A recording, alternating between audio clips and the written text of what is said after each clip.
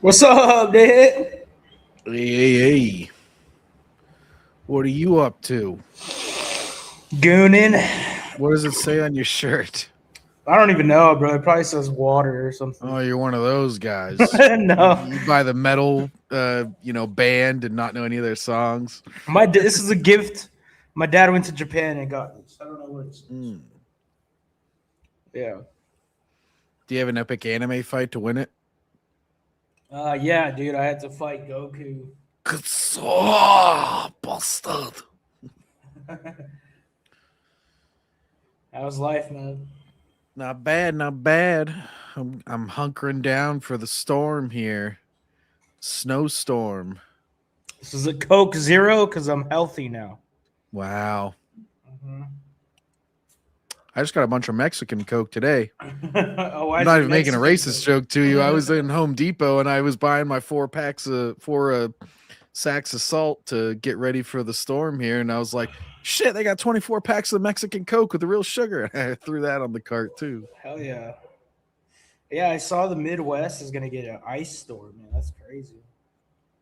Yeah, I'm right on the edge between the red area and the I forget. It's not green, but it's like less severe. So hoping it goes a little south because I'm supposed to go see Return of the King extended tomorrow, but if it hits hard, I'm not going to be able to do that. Yeah, dude, I don't miss the snow. What, in New Mexico? Yeah, it snowed there sometimes. Mm. It wouldn't last long, but we got all Well, 4 seasons. when it snows where people don't know, they the people freak out driving. Like that's what my sister, she grew up here, like in PA where it snows a lot. And then as soon as she went down to Maryland, she's like, Maryland drivers don't know how to handle snow. She's like, they just like freak out as soon as there's an inch of it. They're like either 2 miles an hour in the right lane or they're like just not going out at all. Oh yeah, dude, like like I was in Oregon one winter for Christmas. Like we were visiting like one of my friends' family because I already moved out, like, so I wasn't like spending holidays with my family. Mm-hmm. So I was just tagging along with my homies, and then we went to Oregon to see their family. And like, Oregon gets hella snow, dude. Like, but everybody's prepared though. Everybody's got fucking chains on their wheels. Everybody's kind of like used to it. They're like, yeah, whatever. And there's a lot more to that story. Like, I took acid, and like I like how you tell me the boring part, then you're like, oh, there's a lot more to it, but yeah, I can't talk about it. Yeah, we did some hood rat shit, you know. No, yeah, but those, the big fucking redwood trees, like, so in the winter they're all dead, and it's like a fucking scene out of a horror movie because you're tripping on acid and you're just in the woods, and it's like everything's dead, and you can feel that on acid like multiplied. It's like, fuck, dude, I'm gonna be killed. Everything's dead. Yeah, dude, it was like Game of Thrones, man. I was like a man of the watch, just waiting for the blue skins or whatever. What? I don't know what the fuck the whites. The White Walkers, not the avatars. Sorry. Well, there's White Walkers and there's whites, like WIGHT. I think that's how it's spelled. Oh, they're the like little whites. Zombies they control. The whites are civilized. I'm okay. That's why I spelled it out. Yeah, no. So anyways, what you been talking about for the first 10 minutes of your live show here? Well, we're all about authenticity around here, you know? Yeah, speak for yourself. Wait, are you a VTuber? This isn't even John. What? This is your VTuber model? No, I just lie a lot. No, you don't have to be a VTuber to lie. You said we're all about authenticity. I said speak for yourself. You're fibbing. Yeah. You know. Okay. Usually only if you're like talking to a hot girl or something. You're like, I gotta go to my Corvette with my hundreds of thousands of dollars and you know. Oh yeah. With my dad's money and his yacht. Why would you say that part? That doesn't make you sound impressive. If you're gonna lie, at least make it good. I don't know how to lie, man. I'm self-made. I took over my father's weapons company and converted it into a game company. Now they don't know that I'm just copying Seto Kaiba's backstory, but Wait, so that's actually real? no, it's not real. It's just it's a character's backstory from the fucking Yu-Gi-Oh show. The super rich guy in it, he's like, I was an orphan who impressed my stepfather, who was a super rich weapons dealer. Then when I took over his company that I tricked him out of, I turned it into a gaming company and made giant holograms for card games. Nice. Because that's legit what he does. And then he makes like jets and theme parks and shit off of it. Let's watch wrestlers saying questionable things. Oh my. Big D.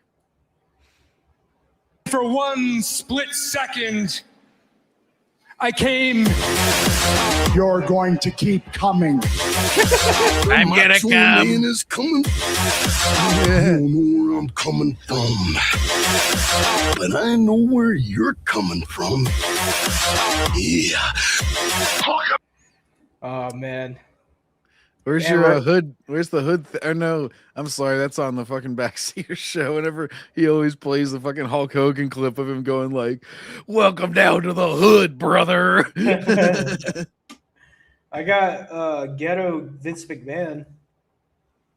What up, G? Does that work? That works for you? That works. That works. Yeah, I don't know how much of this we can watch, so I'm just gonna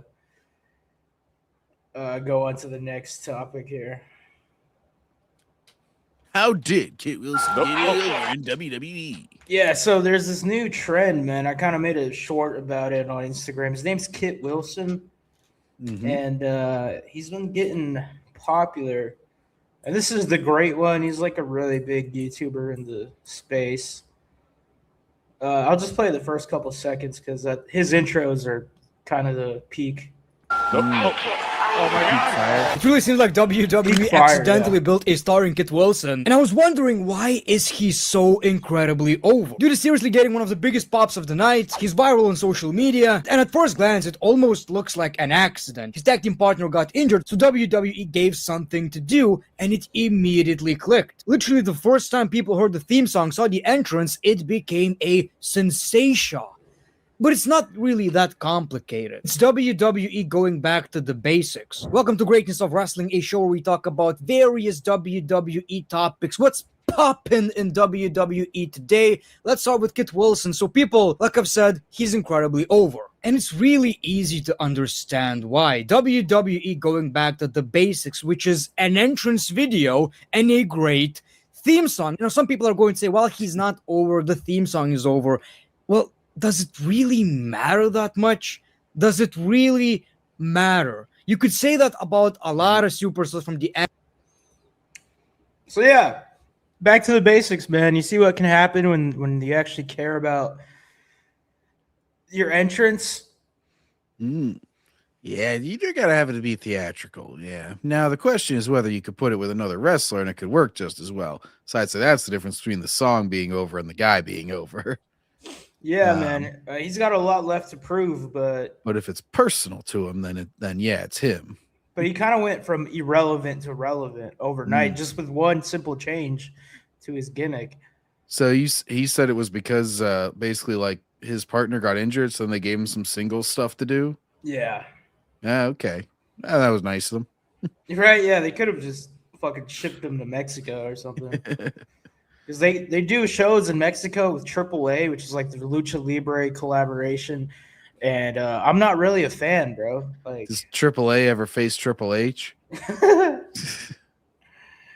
no, I mean they borrow WWE talent, but you know, it's like nothing really. It's just like if you're in the Mexico scene, then it's a big deal because it's like you're getting that main event or the mainstream rub. You know, Triple H is whacking it for you a little bit, but like, yeah, I could care less about AAA. The worst show I've personally, seen in years. I support AAA. That I need them to come pick up my car sometimes. Yeah. I don't know why Tommy's hating on them right now, but they've always provided excellent service for me. Look, like their wrestling is good, you know, like, but it's lucha libre, which is like a lot of high flying, a lot of flippy dippy shit, and I've seen the Jack Black movie. yeah, it's basically Nacho Libre. It's like a lot of acrobatics, though.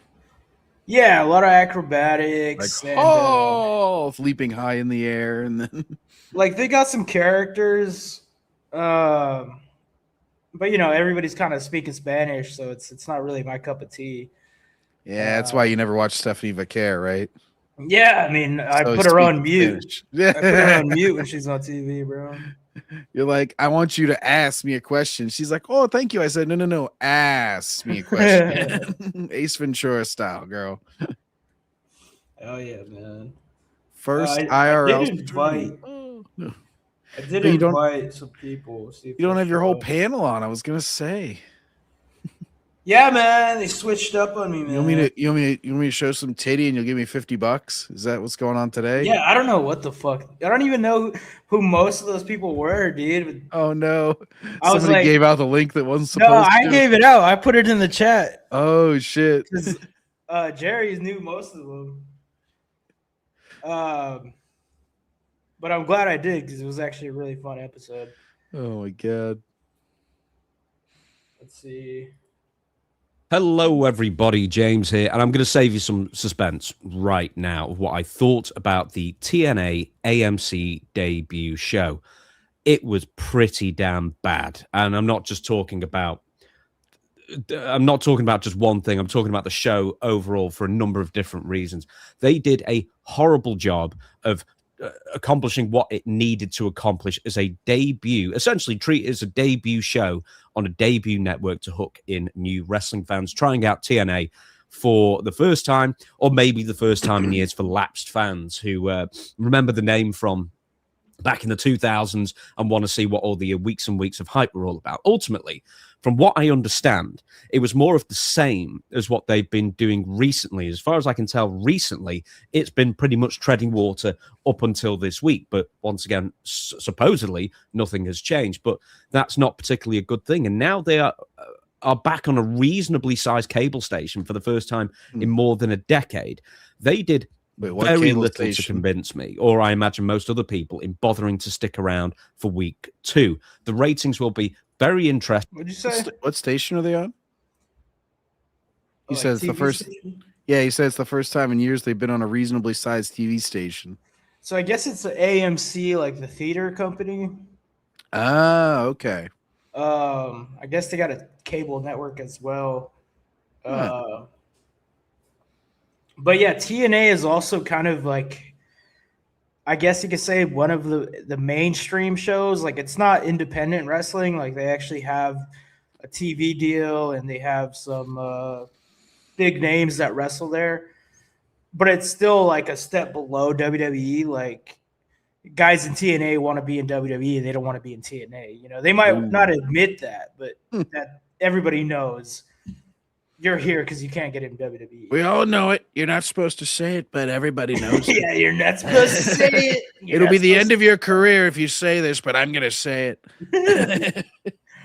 Yeah, I mean, because, you know, it's like, you know, the guys, I mean, there are some guys that are like, oh, I got a show on TV. I made it. But, you know, it's like, yeah, but how many views does your show get? You know, like not a lot.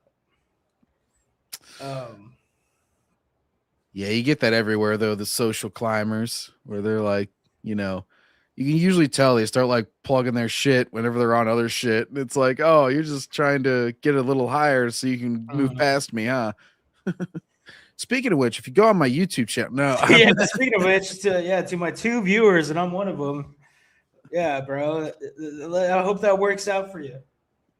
You're just a fake bitch. Oh, screw you, Roman Reigns. Whoa! I think your cancer was a storyline. So there. You're cancer, bro. It's getting He personal. reveals it later. It's like 10 years later. He's like, yeah, Vince, that was a crazy idea. I don't know why he made me do that. Yeah, he's like, I wasn't even a cancer patient, but they injected me with cancer. I was watching some of those old storylines where like Vince's son was like in the hospital and gets attacked, and then they're like sending the car into a tractor trailer and shit. Dude, Vince was a madman.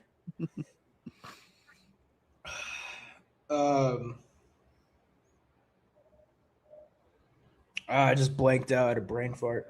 Well, let's go back to this. James Romero, like he's got a lot of credibility in the internet wrestling community. Testing what week 1 will be, and then compare that to week 4.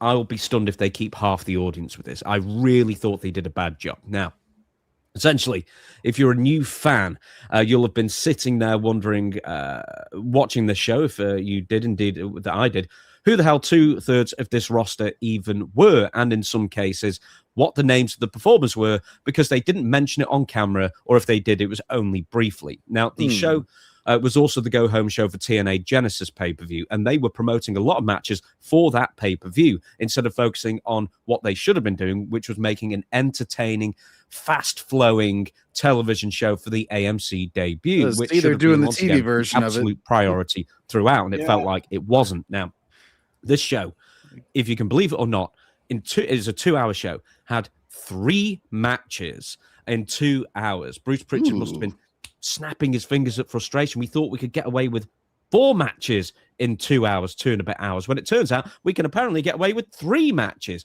It is complete, and there will be swearing in this, completely fucking inexcusable. It was one giant advert, because they even had more commercials, 37 minutes worth of commercials, I think, if not more. Every single match of the 3, then you have 3 30-minute matches, and they didn't even go. Yeah, dude, like I didn't watch this. I got buddies who watch TNA, but I can't watch it. And this was supposed to be a big deal for them getting on ANC, and then I guess they just completely fumbled the ball. Yeah, it's pretty bad. Like when everything's just dragging on, and then you're just advertising constantly. You're like, hey, we know this is crap, but watch the next thing. Hey, snap into a Slim Jim, right? Like the wrestlers in the middle of their match are just like, gee, this Coors Light sure is tasty that I'm having. Buy yours on a local deal. Enter the code TNA. What up, Jerry? We're talking about the shit show that TNA was. Oh, God, TNA. I almost forget about TNA. Yeah, well, recently they just got a major deal with AMC, and John Romero's talking about how bad the show was. He said it was like a 4-hour show, and they only had 3 matches. Wow. Now, I wonder if they're still getting funding from WWE. Well, I mentioned that they collaborate sometimes, but everybody knows TNA is just kind of WWE diet WWE or WWE light, you know? It's like it's not the real Coca-Cola, you know? Wow. It's that Coke 2 from the 80s. Sponsored by Coke Zero.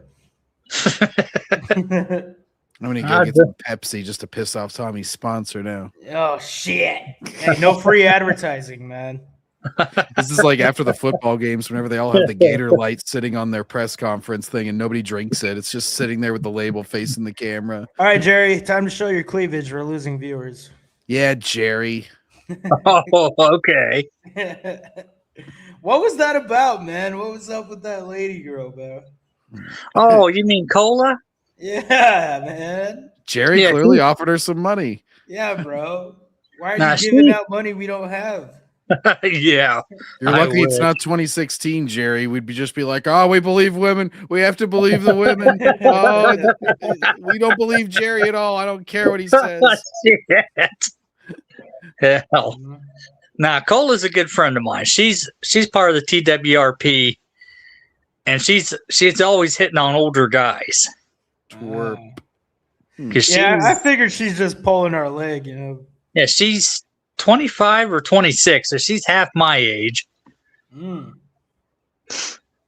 And you know, she's got the hots for Bobby Lashley. Let's see, who else? All the muscular black men. John Cena. No. Speaking of muscular black men. Hey. He can't prove that. All it says is Intel. Yeah, why does your face say Intel? What you call it? My camera's broken. Ah. You should turn. What's going on, Malcolm? Nothing much. There you go. Hey, look at this. The curse is broken, Tommy. You didn't have to drop me. Oh wow. Oh, damn it, Tommy! He caught you. You forgot to do the joke this time. Damn it! We were all supposed to pretend like we couldn't hear him after he came in, like we always do. Oh, Then he yeah. would go away. Did last time. So, Malcolm, I don't know if you know this. You may not realize this, but you're an African American.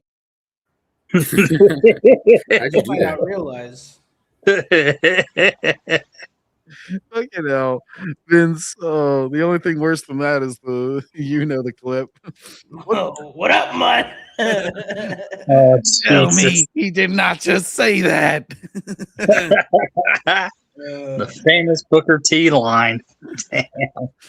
Well, I'm glad Malcolm could join us, man. I know yesterday was chaotic. We had like 10,000 people in here. Yeah, I was going to ask you guys, what'd you think of the TWRP? Most of them are cool, man. What does that stand for? I didn't think I'd stop him with this one. And I say most of them. I mean, all of them are fine. Like, I didn't have a problem with anybody. Yeah.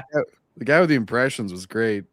Oh, Yeah, he's actually a writer at WWE, or not WWE, but JCW. JCW. Yeah, he's friends with Russo. And I guess he told Russo about me making fun of Paul Heyman, calling him the wobbling walrus and planet-sized Heyman. And I guess Russo, he hates Heyman with a passion. Yeah, dude. Well, we were talking to the JCW writer Brendan, and like he's saying maybe we could get Vince Russo, man, and that would be huge. Yeah, if he could be a guest. Like, I even said I'm willing Yeah. to pay for his time, you know, because he's kind of like a real celebrity. Well, yeah, he's one of the best writers I've ever seen in the history of wrestling. I mean, I know, you know, if you say that to Jim Cornette, you'll get smacked with a tennis racket, but because I'm also a Cornette fan, but and that whole war. Tennis racket you can punch through, yeah. But I mean, in the whole war though between him and Russo, all I ever heard was Cornette's side. Mm. Because Russo's always said hundreds of times he doesn't have a real problem with Cornette, other than he's stuck in the past. That's his only problem with him. Yeah, Cornette's a super traditionalist, and see, I used to be the same way, but no, yeah, Cornette's super traditionalist, and then Vince Russo's like the edgy one. yeah, All about sex and drugs and yeah. rock and roll. And see, even Heyman is kind of a little of both. He was started out as a traditionalist, you know, when he was a manager in AWA and then WCW / NWA. And then when he formed when he became part of ECW, its initial name was Eastern Championship Wrestling. And he changed it to Extreme Championship Wrestling when he made a deal with Shane Douglas when they did that tournament to determine the new NWA world champ. And Douglas took the belt and bounced it out of the ring, literally. What? And It's like when the Penguins had the Stanley Cup and the guy dropped it into the bottom of his pool. yeah. Yeah, no, it was something because he sat there and he was holding the belt and he's like, he does this big giant speech. He's like, damn, this thing is so fucking beautiful. And he puts it over his shoulder and he starts talking about Harley Race and Lou Thez. He goes, the fat man, Dusty Rhodes. And then he kind of pauses because him and Flair don't get along. He goes, and he like makes this face and he goes, and Ric Flair. And he goes, and oh yeah, he goes, even the ultra cool Ricky Steamboat. And then he looks at the camera and he goes, and they all can kiss my ass. And he takes the belt off his shoulder and literally chucks it and it bounces out of the ring. And you just hear woo as he jumps in and grabs it before it hits the ground. And then he talks about how he said he's not going to represent an organization that's dead, that died a year ago, because 93 was when WCW walked away from the NWA. Yo, shout out Wayfarer, our loyal Wayfarer, brother in arms. The NWA, the N-words with attitude. No. The former National Wrestling Alliance. Ice Cube and Easy E. They were Yeah, both I can't believe that they walked away from Vince McMahon. But no, He's like, I think I'll be a Frosty. That'll go with the ice theme. You know, your Ice Cube, your Ice Tea. Yeah. Yeah, I was a little worried when I introduced the TWRP to you guys because I know sometimes they get pretty wild and crazy. No, just Weeb was going, at the end there. Weeb. Yeah. That one guy. What happened at the end? I had to split. Yeah, he's an angry drunk. That's his problem. Oh no. Oh, Yeah, he was there's- just making jokes about one of the juggalos saying he looks like a child molester. Yeah, and that was Bro, that's way too far, bro. Like, yeah. Well, let's see. Hell, there was one night he was talking about he was going to try and drink himself to death Oh my because he just god. didn't. He was just sick of living. I agree, Wayfair. The Attitude Era. That was the one with all the tits. I like it. Yeah, yeah, that's see, why I that was a said- lot of Vince Russo's writings too. Yeah, Yeah. I was watching one again, like now on Instagram. You know, you search for one wrestling clip and then you start getting a million of them. It was some like clip. I think it was from the early 2000s. The chick had a sign, and it's like I forget what wrestler she was calling out, but it was like, "Hey, get a load of these," and she had big arrows going down. Oh, And Jerry the King Lawler.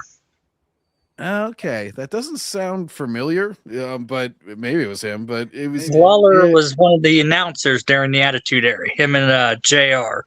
Okay. They were a super team. Well, it was a guy in the ring. It was a wrestler. Oh, was it in the ring? Yeah, because Okay, then I knew someone did one for Lawler. okay, because then 'Cause one of the wrestlers. that's where the whole puppies, I see puppies. That's where all that shit started. Well, the guy called her out, and he was pointing to her in the crowd, and then he was like, "Come on!" And he's like telling her, and then she's like, okay, that would be. Who the hell was that? I know, I knew the name, but Was it I Big Papa Pump. no.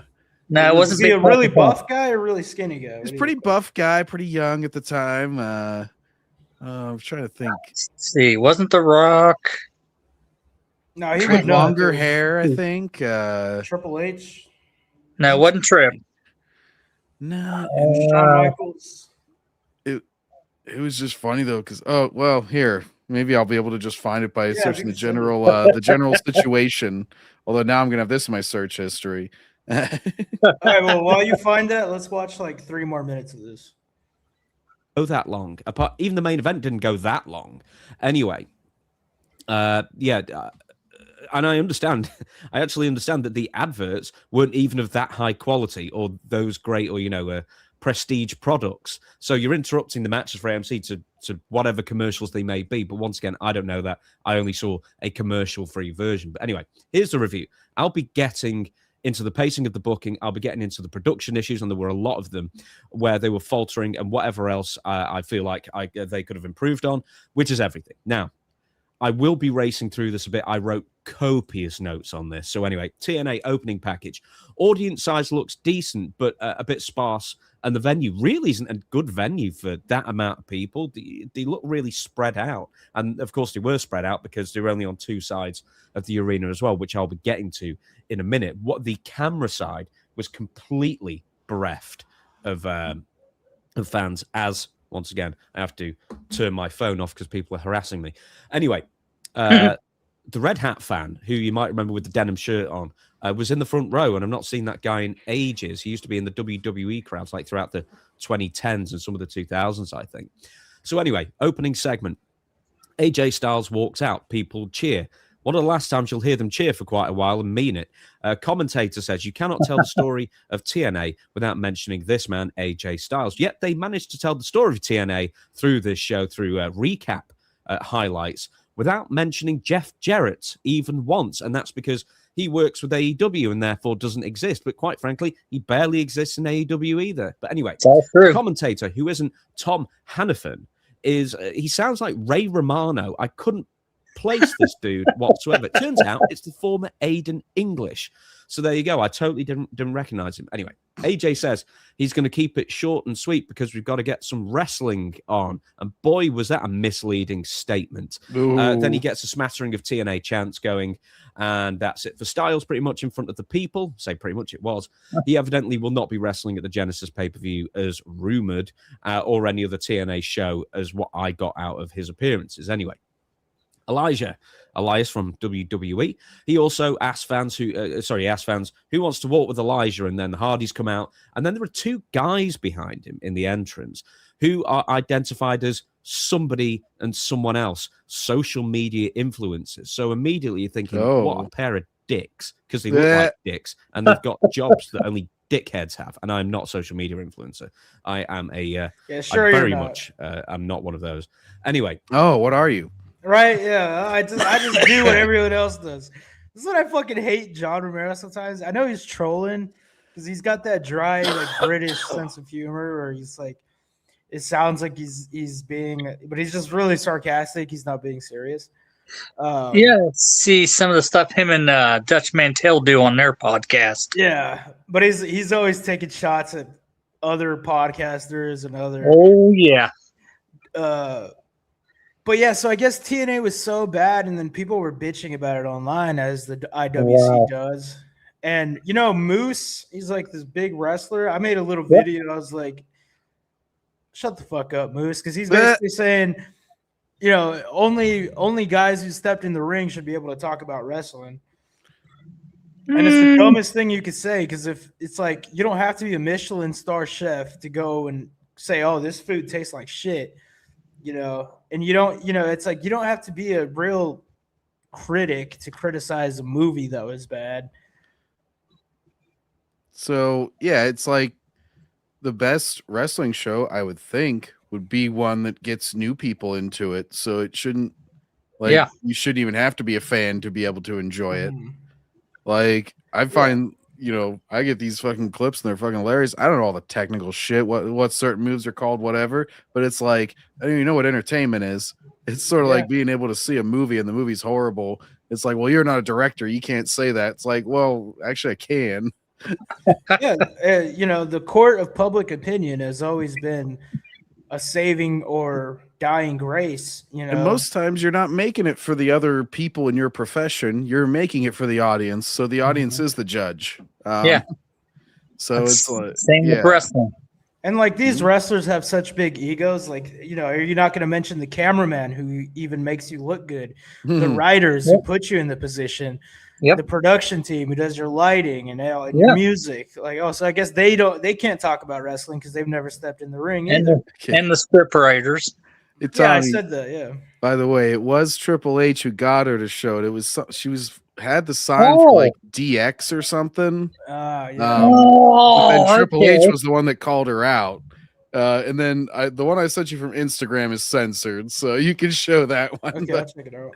It's fucking hilarious. The one from Reddit was not censored. I didn't realize till I showed it. Oh no.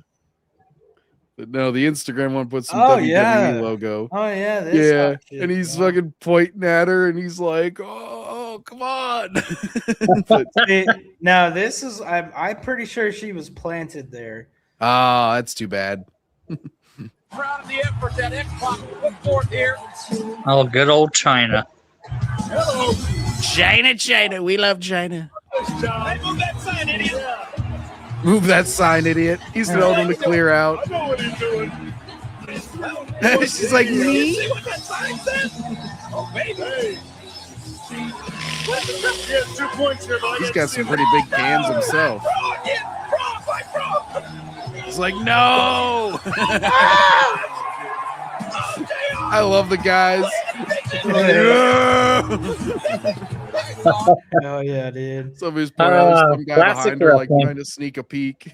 He's like, it's like, dude, it's gonna be on she TV. Was planted there. Back when wrestling was wrestling. It's sort of like whenever they'll have like video game press conferences or whatever, and the guy will make the announcement. Well, back whenever they did it live, now they just do these lame pre-recorded things. But back whenever they did it live at like E3 and shit, they'd be like, "And we have a new game in blah blah blah franchise, and you'd hear one guy in the back go like, "Woo!" and they'd be like, and they're like, "All right, that's the plan." Nobody was excited because Right? Yeah. people actually like it. You hear the whole crowd go up, and it'd be like one person trying to lead it, and they'd be like, "Yeah, guys, that was really exciting." Yeah. The plants have to be good, man. Even if they are plants, they got to be convincing. She had another type of plants. I think. Yeah, those implants. Yeah. I don't judge though. I'll take them either way. Thanks for sharing, John. Yeah, it's always a fun clip. Old Triple H. So I've been seeing this guy. He's been going viral. Steve Nash? Yeah, he's been dressing like a guy in 2005, and he's been going viral. So I guess he meets, shit, that's funny. I guess he meets WWE wrestlers. Like I've been seeing him all over the internet. Let's watch this. Hello, guys. You ready to What's up, man? Yeah, man. I'm trying to meet Trick Williams, man. Oh, yeah. You want a sample? Huh? You want a sample? A sample? Let's get a sample. Yeah, nigga, what you got? Yeah, I got some spike drinks. Spike drinks? Yeah, so I have pineapple, blueberries, and. All right, I'm gonna skip this shit. What the fuck? Where's Trick Williams? Okay. Do. He's from 2005 though. You don't understand. Yeah, man, he's got the Nelly outfit. My man's, man. 2005.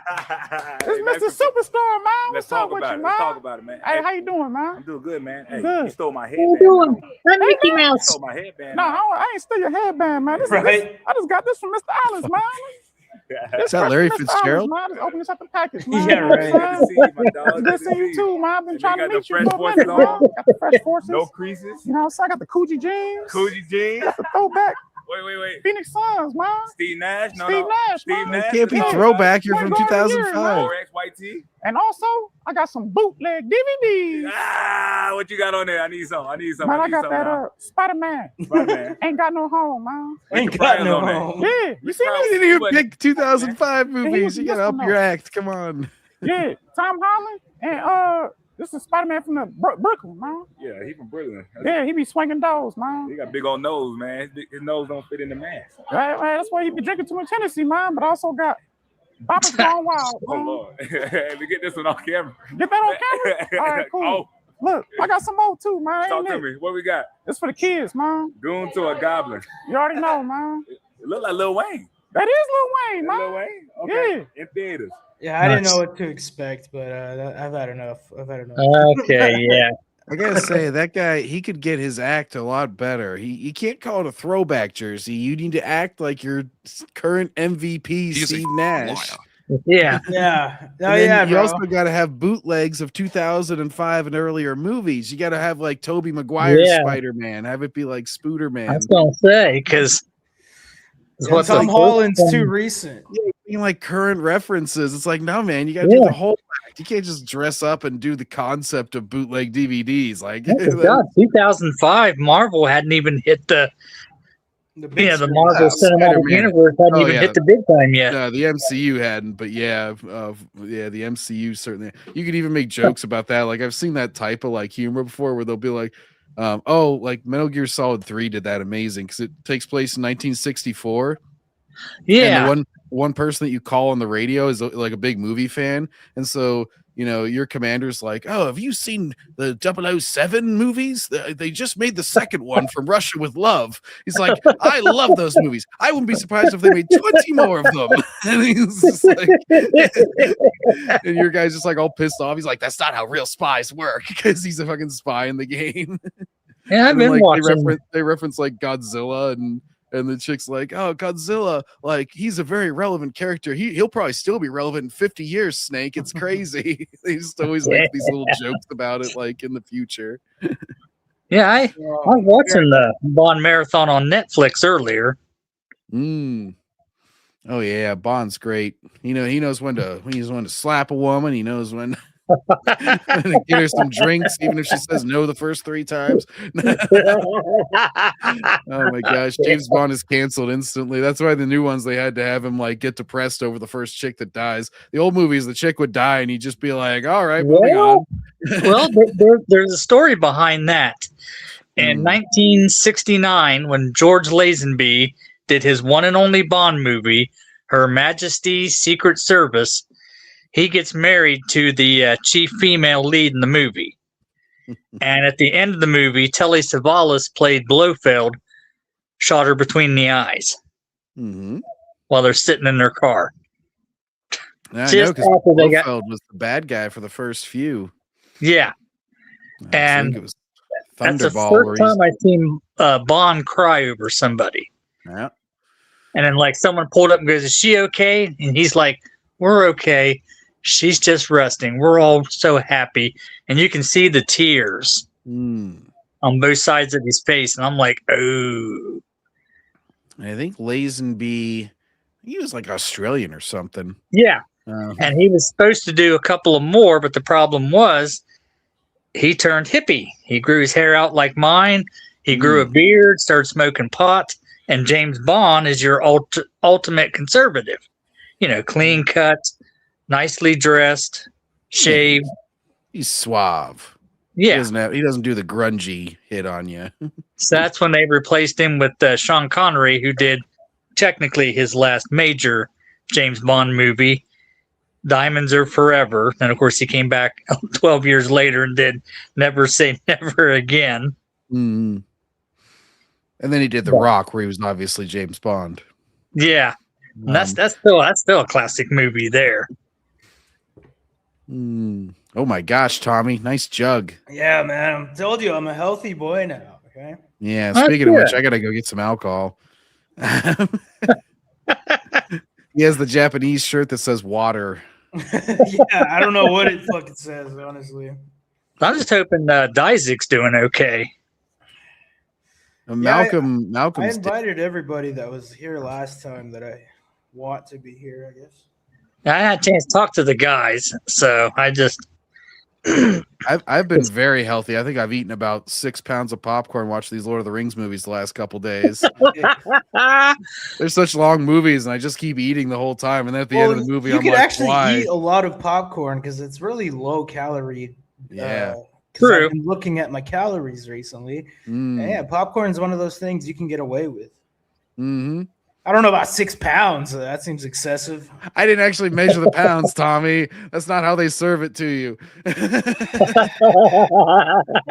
I just tell them extra large, and it's Cinemark, so it's a pretty damn big one because it's the I only told way to them fill it. I want the biggest popcorn. The thing is, it's only like a couple bucks more than the large, and it's refillable. So if you get down and it gets like not so good after the top, you can just toss that, go get your refill, and have another fresh batch.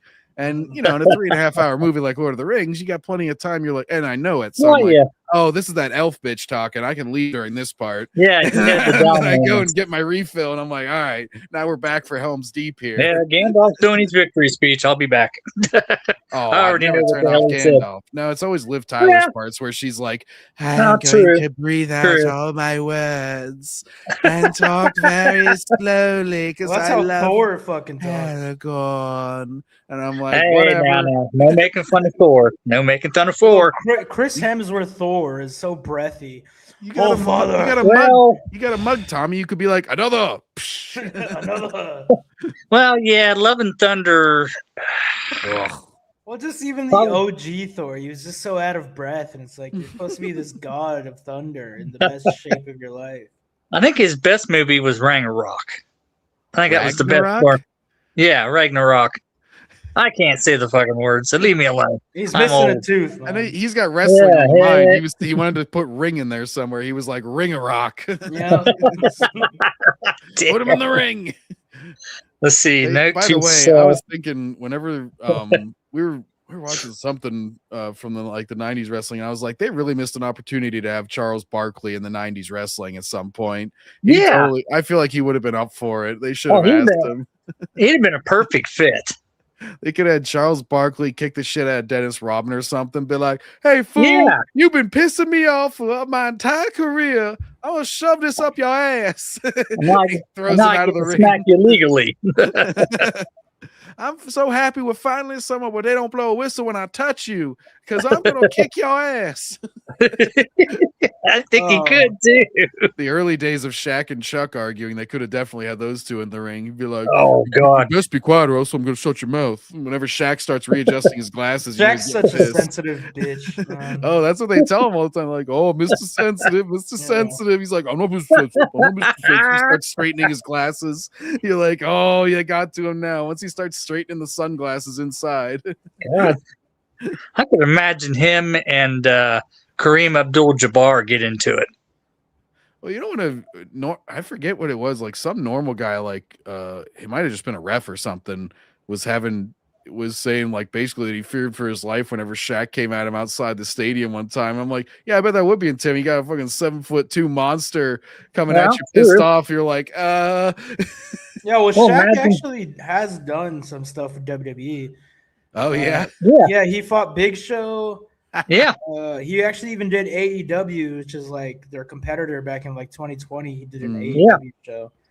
Yeah, I'm surprised he did it that late. He's got to have freaking shot. He's in the video game WWE 2K25. Shaq's a DLC character. So is Tyrese Halliburton and Jalen Brunson. I saw him try to. I'm just surprised that he would do any WWE stuff that late. You know. Yeah, he went through a table. Like, it was crazy. Damn. Because they had him dunk at 50 and he could just barely get up there. Well, I mean, imagine back in the 70s and 80s, you're taking on Andre the Giant. Oh, yeah. Well, Wilt Chamberlain was always trying to box Muhammad Ali, I think it was, but then they kept ducking each other. I don't know. It kept like getting into little tats about money splits and everything, so they were never able to organize it. And then they put Muhammad Ali in a match with Tony Ioki, and that was a disaster. Uh-oh. Well, was Ali bad at it, or? Well, no, that's back when Ali was in his prime, but it was just writers didn't know how to do a boxer versus wrestling match. Well, Ali was at the first WrestleMania, wasn't he? Yeah. Jeez. And really the best one is actually the best scripted one I'd ever seen was Rocky Balboa taking on Hulk Hogan and Rocky 3. Thunder Lips when he throws him out of the ring. he's fighting everybody. And Rocky throws off his gloves. He's got to go back in. It's like, hey Hulk, why were you so mean to me? And he goes, "That's the way the business goes, brother. But it's good to know you." Anyway, Phil Jackson was on acid. What? You know Phil Jackson? Yeah. Okay. Michael Jordan. That doesn't surprise me. He's Michael Jordan, Kobe's, and that guy was in the Jordan documentary. They even talk about how he did acid. I'm not surprised. Before he was in college or like something. Before he was actually professional coach, he was doing acid, and he wrote a book about basketball, and I guess it expanded his mind. You know? Came up with a triangle offense. Yeah. He's like triangle. He also won 2 championships with the Knicks as a player, but I don't think he was a pivotal player. A lot of people don't know that. So he's got 13 rings overall. So eat your heart out, Brady. Times, dude, to the what the hell with Tom Brady? All right, let's watch this compilation. It's about Cody Rhodes. Should be pretty entertaining. Do we have to? No, I'm kidding. Matt Cardona said that you accused him of being a pecker checker. What a pivot. Speaking of Cody stories, Cody also said that you pecker checker, he was surprised that, like, that the information about his WWE return Yes. didn't leak. Goku because always you did. knew it was you were part of the advice panel. I was, but you're a stooge. He said. I'm not. Wait, are you a rat? No. He said that he was surprised that Cody Matt Cardona didn't stooge it off. Cody, he feeds me information that I feel that like guy's so red. He looks like me after I have a I never say anything because I Holy don't. shit. And with Cody, you don't know if it's a truth or a Cody lie. We all know if you know Cody Rhodes, you know Cody Rhodes lie. For the record, you're not a. Yeah, this is a compilation of Cody Rhodes lies. So. I'm not a stooge. Dude's a ripe tomato. Look at that. First I've heard of you being a stooge. And I'm rethinking everything. Cody is also spread rumors that I'm a pecker checker.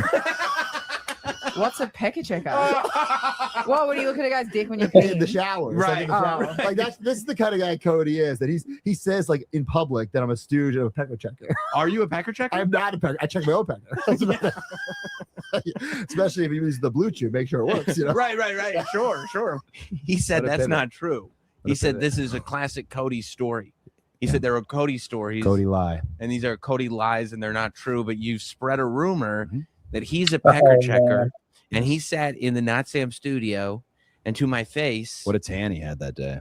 I mean, he was in pain. Yeah, Great. Yeah. And he said he was not a pecker checker. Sure. Is he? So let me address the Cody lie. Cody lie is slowly becoming a thing, and I want to kind of stop it before it gets too far. I never lie about anything that's serious. Now, will I print the legend every now and then to something that is not a serious, dire situation? And also, he thinks I tell him things so that he stooges them off. He's been very warped by this, and I don't want to beat around the bush on the question, the direct question you asked, but there is no such thing as a Cody lie. And there's a lot of wrestlers, if you bring this up, will be like, oh, that's a Cody lie. Cody Rhodes has been known to exaggerate his stories in the past. Tommy. Yeah. And while we're on the pecker checker subject, the video I linked, if you skip to 50 seconds, you'll see the first thing that comes to mind whenever I hear the word pecker checker, because early this is gonna seem unrelated, but I swear it is. Goku at early Dragon Ball, very naive. He didn't know how to tell boys and girls apart, so he had a way to check, and it was offensive to some characters. Goku checks gender. Okay. Oh damn! And skip to 50 because there's a few different clips, but yeah. I'm looking for tall, dark, and handsome. Just give it time, honey. You'll see. I'm the man. Kid, I ain't that kind of pig. You were right. You are a man. You imbecile. What more do you want? You can pause it. The Japanese will get you if you go anymore. Oh, yeah. He does it with a bunch of chicks too. His future wife, she's like, oh, I really like you. And he just goes and starts kicking her in the crotch. And he's like, oh, you're a girl. I couldn't tell at first. And she fucking freaks out on him. He just goes around doing that though. Because he grew up on a mountain, so he never ran into girls. Oh, yeah, there it is. The fuck? Oh, that show's hilarious. That's the first thing I thought of, though. He's like, pecker checker. I'm like, is he just going around grabbing people in the crotch? What's he doing? He's like, all right, I just want to make sure you weren't one of those kind of guys that just says they're a guy. All right. Wow. Band. All right, so let's keep going. They're fun. They're not serious. As far as the lie in question, whether he was a pecker checker, I believe what we were told on Raw was that he had a partner. I'm not going to say his name because I actually like that guy now. Used to not like him at all, but like his partner a lot now. Well, what does it matter if you're not going to name between him? the lines? Yeah. Him and his partner were thrown out of the locker room because they were peeping in the showers with the other guys. And I did I tell some people that? Very likely. Yeah.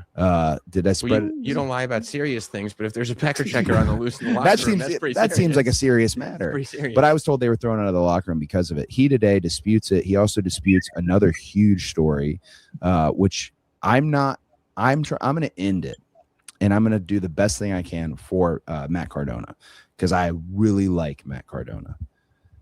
The story about his meeting with Tony Khan, and the pecker checker accusations. I will say that they are Cody lies. What? I will say that. I show Cody speed lies. again. But if you can see me right now, if you're looking at me, know that there's very likely some truth, if not all the truth, in these Cody lies. But I support Matt in this, and no, I have no evidence that he is a pecker checker, and the meeting gone wrong. We can just maybe it didn't happen, or it definitely. I'm going to read between the lines because you said, okay, fine, Matt Cardona being a pecker checker is a Cody lie. But 30 seconds ago, you said there's no such thing as a Cody lie. So I'm going to go ahead and believe my own truth. Last question. What about another Cody lie? There's this famous myth in the wrestling figure world. We're here on the Major Wrestling Figure Podcast. Yeah. That the Hasbro Dusty Rhodes, that there's a yellow Oh man. there's a yellow boots version. Now, no, the yellow boots, it's just from sun damage. But That's Cody, my belief as well. no, it's 100% fact. Sun damage, right? But Cody swears that he has a mint on card, brand new version. And he told me it was in his bag. He brought it to TV and he was going to show it to me. And eventually he said, no, just go in my bag and look for it. So he sent me to go through his bag. It wasn't in there. And then he tells the boys that I'm looking through his bag. This figure doesn't exist. Somebody's thieving. He Somebody set me up. He set me up. Wow. There's truth in that. I was setting you up to tell the boys you were stealing from my bag. That was ultimately the goal. However, I do think the yellow boots Dusty exists. I do. I don't think I've seen the sun damage ones, but then there's ones that I think perhaps the yellow boots Dusty Hasbro does exist. I don't know. I don't know if I have any evidence of that, but I thought it did. We mentioned Matt Cardona. On brand. Yeah, you should try it since you are a connoisseur of the liquor. I don't usually do vodka, but maybe. Well, it's all American, brother. I usually buy the Japanese stuff. Yeah. Fuck the Japanese. Wow. I mean, I Well, wish. turkey Maybe sounds good right about now. maybe the waifus. I'd fuck them, but anyways. I literally have a Japanese Yeah, I'm creation. literally wearing a Chinese fucking Japanese shirt, whatever. Yamate. Oh, damn. Yeah, there's like 30 minutes of Cody lies, so I just wanted to see what that was about. Will you please stop lying? That's all the clip that I can think of. I forget what that's even from. But this is fucking guy. Let's see. The A family few minutes ago, I photo. just seen Cody get put through a table. So But the Saturday night's main event's on. That's why if you notice, I keep moving my head. I got the TV on, just muted. Here, I'll show you. Why are you watching that instead of Darth Melvin, leader of the Knights of Melvin? My big ass TV there. This chick got her purple highlights a little bit going on there. This is Cody's wife. I just want to skip to the Pat McAfee part. Let's all the time. When you threw me into the jackpot, when you and MJF were doing your thing over there at AEW, you're like, I think Pat McAfee wants to come to AEW every single week. You remember when you did that to me, Cody? So I remember not only when I did that to you, I remember last night when I apologized for doing that to you. There is a thing in the business, and it's Bryan Danielson put it out there, and I didn't love it at first, but I have been known to make hyperbole of things on occasion. Come on, it was awesome. I just want to let you know. It's sports entertainment, you know. It's pro wrestling, you know. You can, when the legend becomes fact, you print the legend. Cody Rhodes, who is a very, very good friend of mine. If he ever comes back Way to Glasgow better. and does another one of these inside the rope stores, please come along. He's a hilarious guy, one of my favorite people. I'm buttering it up before I fuck him in the arse. I got along with well. With the nice stuff being said, he is a liar. Possibly the biggest liar I've ever man's met. And I don't mean shoulders. that in a malicious way. He just loves to lie about What? I don't mean that in a malicious way. I just mean he's a fucking liar. Here's our truth. This was the clickbait thumbnail that got me to watch here. Anyone. It's I want you guys to enjoy 100%. that food. That's a lie. Not Because I would have enjoyed a steak. You know this. Who doesn't? I think Demule would probably find it funny that you are the only person who's ever taken Crossroads and somehow managed not to bump. That's a lie. Y'all Somehow been telling managed for a to long pivot time. and No. stay on your feet. How can you do that? Not only did you defeat me, and I believe that the lore of it is 42 separate occasions. There's a dissenting opinion online that says you beat me 23 times. I don't ever recall winning a match, but it wasn't a matter of going over, going under, or anything like that. It was the ways you went about it that will forever be stuck in my brain until we get to this ultimate moment. For example, Dashing Cody Rhodes first week, brand new jacket, got the mirror on the back. Pretty excited, difficult thing to do. You know how hard it is to get gear made. Yes, I do. Not an easy thing, right? I do know how hard it is. So Miss Sandra puts together this great jacket. Here's the mirror on the back. Maybe it's my mistake that I used real glass. And then you told me to jump on it. I don't recall telling you to jump on it. I just recall getting in the ring, getting it off, and the next thing you know, you hit me with your finish, and I see you standing there jumping on top of it, shattering the Dog, glass. look, Eric, look, he Very told first me before I did, he said, hey, you know, it'd be great if you take his jacket off, throw it down, and just jump up and down on it. You didn't tell me that. I don't recall telling you that as much as might be the concussion. If we tell this story, I don't want it to be edited because it's important. All right, I'll tell the story the best way. Mark Sterling there is getting me jealous with his shelves. I mean, look, those are Nerdrotic level. They're deep. Yeah, he doesn't have it camera to camera wall, so Nerdrotic still has him beat, I think, because his wrap around. But I think Nerdrotic's got everybody beat. he certainly beat Star Trek Academy. Yeah. What? Did you not hear about that? The new Star Trek Academy show when he streamed his his action figure and it did 3 times the views. Yeah, it did 3 times the views. I actually watched it. No, I heard Tommy say something about people being ancient. Well, yeah, when you're ancient, you yeah. can have a big collection. Yeah. Once you're over like 50, I mean, you're pretty much dead. Over 50. Oh, okay. Oh, look, it's John. He's stuck in a snowstorm. Yeah, about to be. I got 4 bags of salt today. I got a bunch of pizza that I knew I was gonna have leftovers of. I'm like, I'm not leaving the house for about 72 hours, I think. So we're gonna stock up here. Same here. All right, moving on. Hello all, James here. Now, AI is running James. rampant online and everywhere Maybe else, your producing AI. slop text, slop media, social media posts, and everything else. Well, And apparently you also check it, helping check WWE's creative with future storylines and I did see a continuity. freaky AI video. It was AI is also apparently fucking cat pinning this chick, and then it like has the Oh, belt yeah. on, and it's on the corner, and it's like Yeah. taking in the crowd. It's a fucking cat. Yeah, there's all kinds of them cat wrestling videos. Oh god, it was so funny. So basically, WWE is getting backlash for using AI for one of their graphic art. Why? Well, because you're a $1 billion company, you should be able to pay for artists. creative stuff. I feel like I don't know why they're forcing it on creative stuff so much. It's like, But the thing is that it was sloppy. Like it could have been AI. So check this out. This is what it ended up looking like. One flub so enormous that it has to be seen to be believed. So the 3-minute video has a bunch of real life footage. Let me just flip it through for you. I'm not going to play it for you, but it's got a bunch of real life footage of Dominic It's in the Tommy. back of a car. I'm sure he was probably doing a cameo as Tommy well. can't If grow it, a or it stash would have been like if it was that. Ric Flair. But he's talking totally in could. the back of the car at night, talking about people who are in AAA and what's happening with the promotion and his challenges and whatnot. And then they're also putting in like bits of animation. It's not really animation. I will play this bit. Canelo, ¿te acuerdas de There you go. Which is, just more AI slot, because I even actually know the app that Yeah, they're using for that, because I recognize just look for like frame to frame, just how much Canelo Alvarez like changes completely between frame to frame there. So once again, you can't trust this stuff.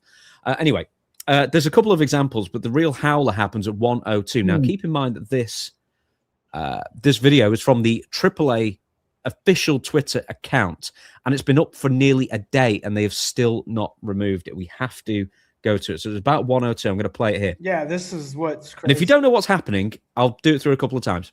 nuevo campeón?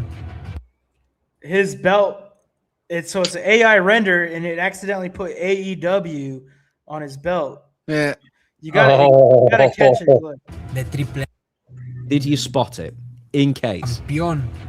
De triple A, el nuevo. Now, you may well already know where this one is going, but I'm actually going to have to go back a few frames here, because you'll catch it on a couple of frames.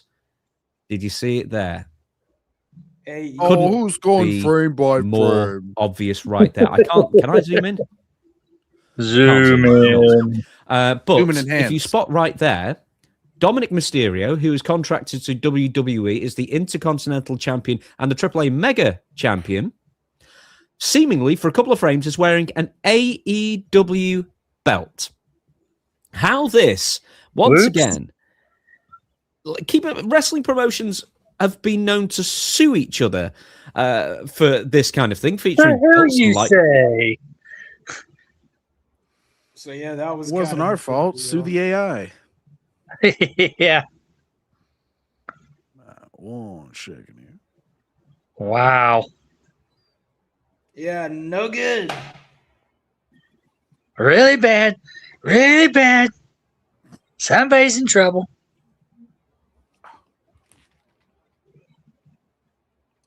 Like my Trump impersonation. It's really bad. Really, really bad. I'm looking.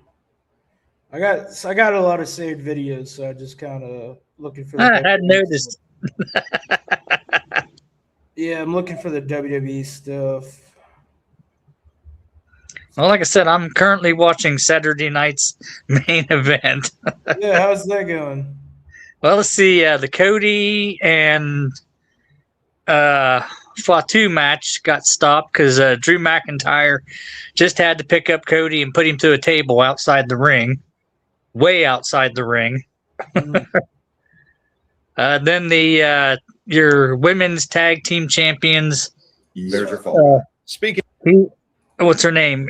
Iro, and of course our own Rhea Ripley. They defended against Liv Morgan, and then what's her name? Oh, Raquel, Roxanne Perez. no, the other one, the little Chihuahua-looking thing. Yeah, Roxanne Perez. Oh, Perez, yeah. Yeah. And I was expecting Morgan and Perez to come out with the belts. That didn't happen. Yeah, because they were the #1 contenders like on Monday or whatever. Well, they lost. And Rhea looks like she's starting to show signs of going back to the old way because Yeah, it's not good. it's not good. It's not good. So we lose John, or is he? Oh, he's getting his alcohol, isn't he? Yeah, probably. Man, He's take like, man, a I'm piss, too calm sober. There he is. I also had to get my Pepsi Cola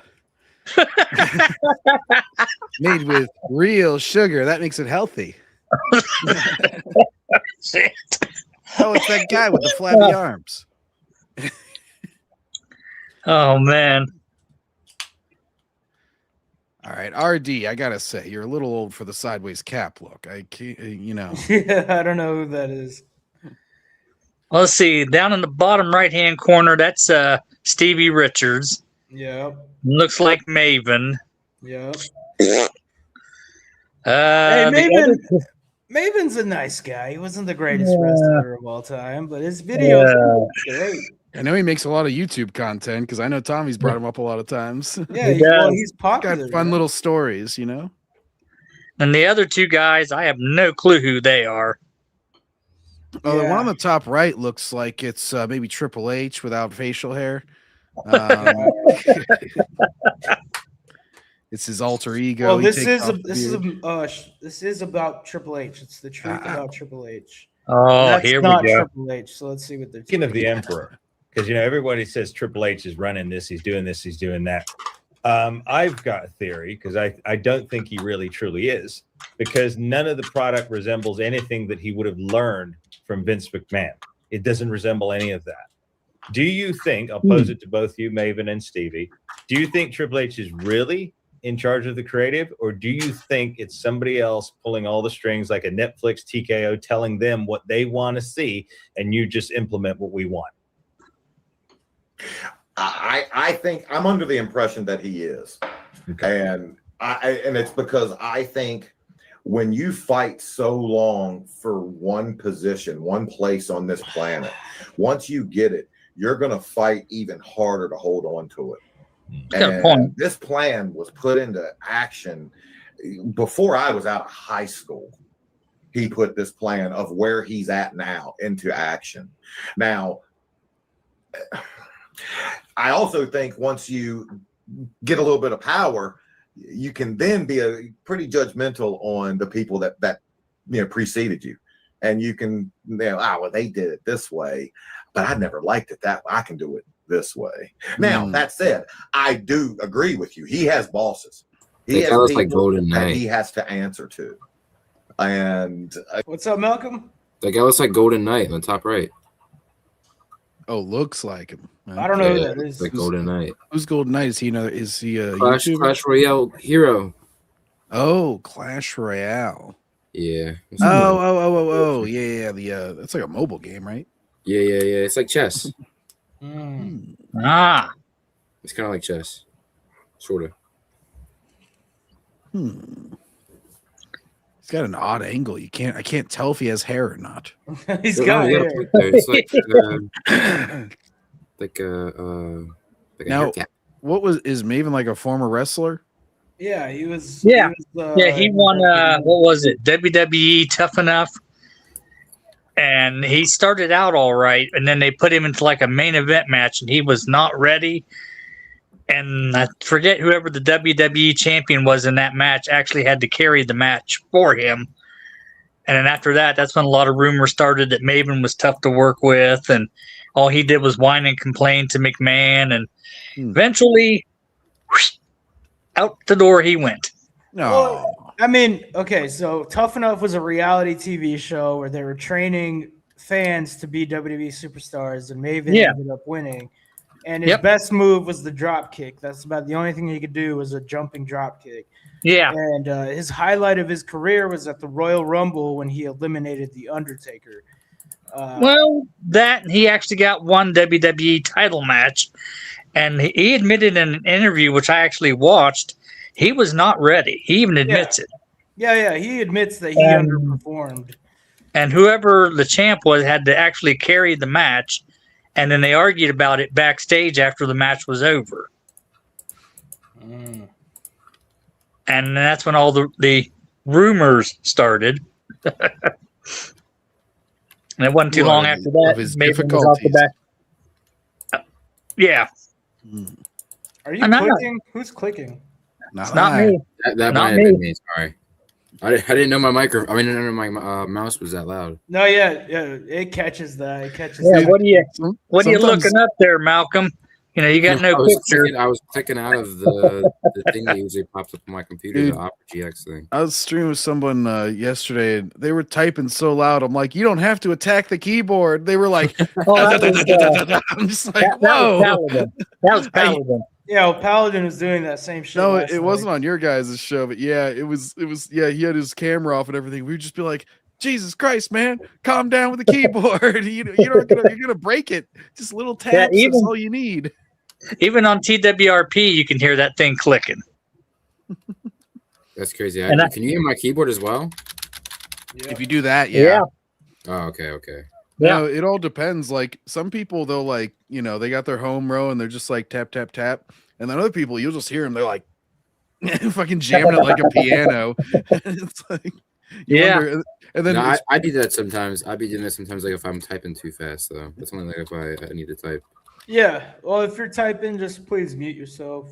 but it'll be those same people that'll go, man, my computer keeps breaking. I don't know why.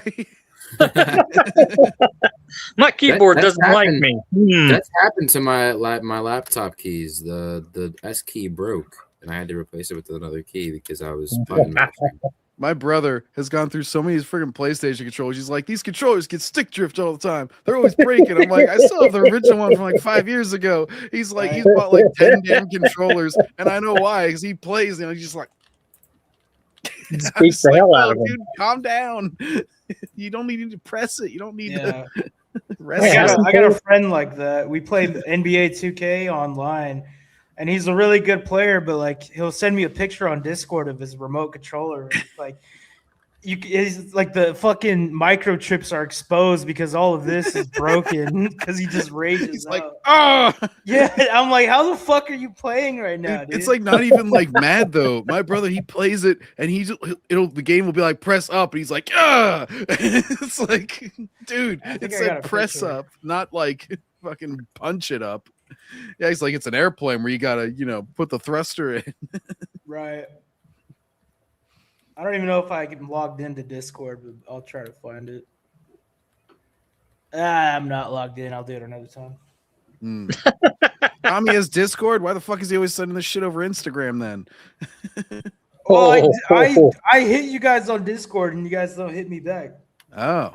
Well, see, I've got Discord, but I rarely use it. I just Yeah, got so many different. I barely use Discord like that. That's why.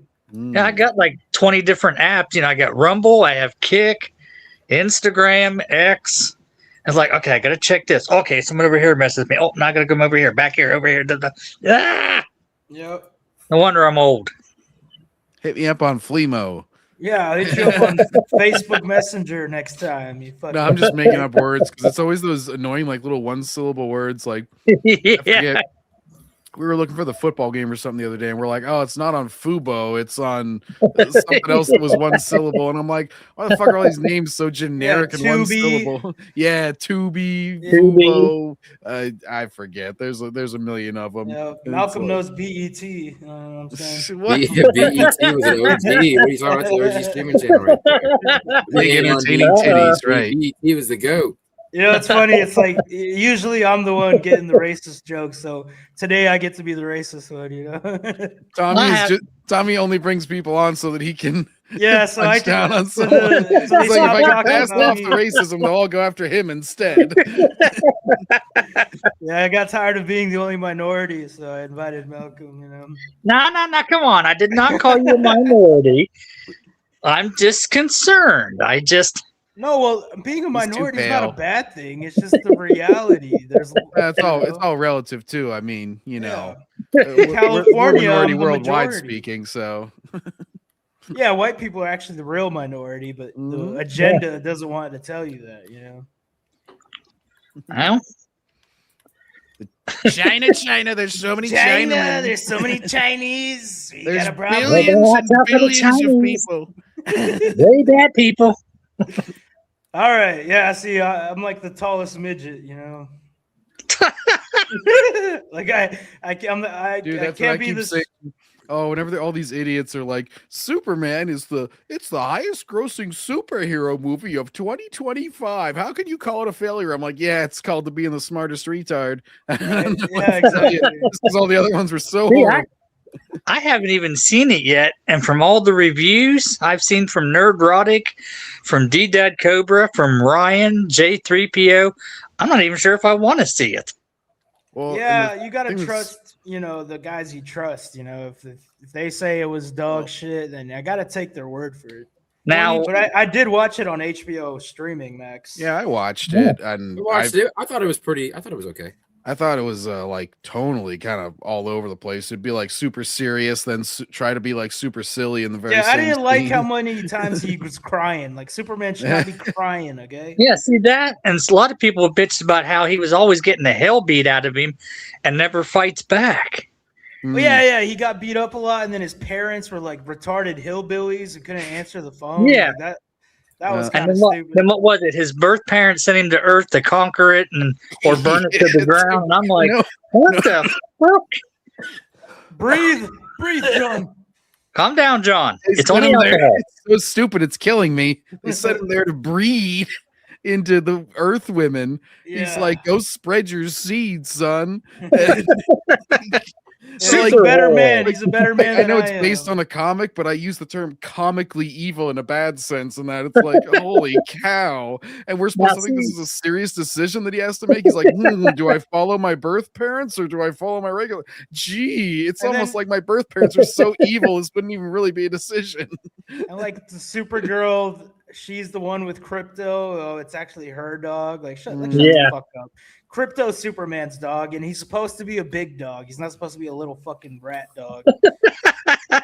Now, see, I've seen like the Fantastic Four, and I can overlook Pedro, whatever the hell his last name is. Pedro Pascal. Yeah, and I enjoyed the movie. I thought it was well done.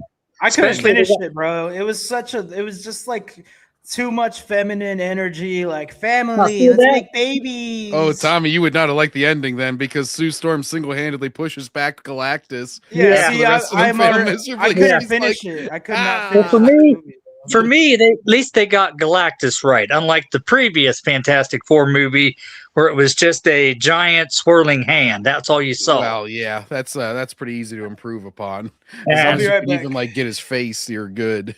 Yeah. So And see, a lot of people and my internet buddies all panned me about this. Like, oh, that fucking movie sucked. I'm like, I enjoyed it. So bite me.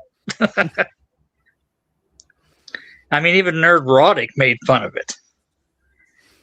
Yeah, I don't know. I was sort of like meh on it. I was like, yeah, it didn't really piss me off, but it also didn't really stick with me at all. You know, I could see the hidden messaging in it, but see, I've learned to overlook that shit. I can just like, okay, I'm just here to enjoy the movie. I'm going to ignore all the messages. And well, I grade them on like two separate scales. It's like, yeah, you can be ideologically terrible. Fine. That's like the easy ones to go after. That's like Starfleet Academy. Starfleet Academy's like, Brandon, it's like comically. Hey. Hello, everyone. We got to, we're being invaded. It's the lead singer of Rush. Oh, wait, that's just Brandon. Is that Brandon's music? Oh my God, he's coming in at the bottom of the screen. This is unbelievable. If I knew it was getting an entrance, I would have got Russo's music ready on my PlayStation. Shit. He's got the Carolina Hurricanes Stanley Cup coming in. And he's gonna bash me over the head with it. Wait, and hang on. And I got one of my custom jerseys here with my last name on it. Trying to find my camera. Oh, nice. Nice. Well, not a Carolina fan, but well, you know, we beat Carolina on the way to one of our Stanley Cups. I think it was the 09 one. Yeah, that's last time before Brendan Moore took over.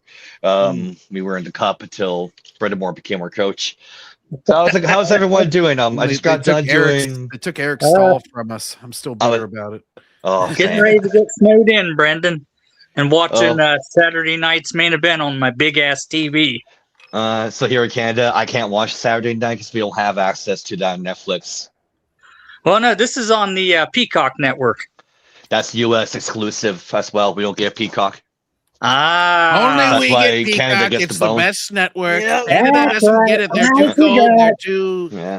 They have too much Brandon's maple Canadian. syrup in their servers, and it clogs them all up. We can't give it to them. It sucks. Yeah, so I just got done doing Paladin podcast. Figure I would join y'all.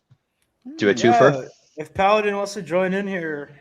We've been very organized, very on subject this whole time. I definitely haven't brought up like anime, random movies, and like random old clips of chicks showing their tits. And I mean, we can really talk about anything, like I said. Yeah, and we, Brandon, we also learned something about Tommy. Uh-oh. He's a bloody pecker checker. Hey, I don't know. Okay, so does that mean we're still calling ice on him? No. You know, Tommy, look. Ooh, it gets to a point. Not that kind of ice. I like the idea. It's not funny. It's just not funny. It's overplayed. Okay. What do you mean overplayed? You've done the joke a million Wait, times. Jerry, what's Tommy's favorite song of all time? Ice. That's my last one. No, I'm doing this show solo from Tommy. now on. No, Tommy, you need the clip. You need the clip from Tropic Thunder. Whenever he's, it's like the fake movie trailer. Whenever Ben Stiller's character is having the movie where everything turns to ice, and he's like, "Somebody leave the fridge open." That's good. So, like Scorcher 6 or whatever it is, like the ice box. If Tommy was going to be in a Marvel movie, wouldn't he play Iceman? Okay. Well, Iceman is gay. Am I getting bullied on my own show, man? This is what an invasion is. This is, you're doing the promo right now or whatever. Yeah, we're building up for the next lunacy next Thursday. We need more matches for the card. I'm coming back for all of you, and I'm gonna back up with me, and he'll bring all of his. He'll go down to Mexico City and get all of his dudes. And I don't have dudes in Mexico City. I got it. Right. The ultimate. Doesn't mean he's going to go to the island of Samoa? No, I got this here. So Tommy's gonna go through the gauntlet, right? Of ice agents. He's winning. He beat 10 ice agents in the gauntlet match. There's one major ice agent left. As the Ultimate Warrior, he is the commander of the ice squad. The Ultimate Ice. That's his new name, the Ultimate Ice. And now we gotta decide: Ultimate Ice gonna do business or is Yeah. Tommy gonna go over? He had But to since fight I'm a fair Ice guy, Cube, he had to fight Ice-T, he had to Yep. fight Tom Homan. he had to fight the Ice Taker, Brock Eisner, Bobby The honky tonk Isley. ice. Yeah, Iceman Reigns. Ice Talk Man. Triple Yeah, Ice. John Ice Isley. Tray, the giant. Yeah. Hey, fuck Ice you, Hogan. Holmes. Fuck you, Holmes. Hey, no baby oil. God. Scott Eisner. You want to call ice on me? I say I'll fucking put the elbow on your Oh, face. he's got his papers and he's blinding him with them. Oh no! Yeah. Holy shit! It's Ray Mysterio. Wait a minute.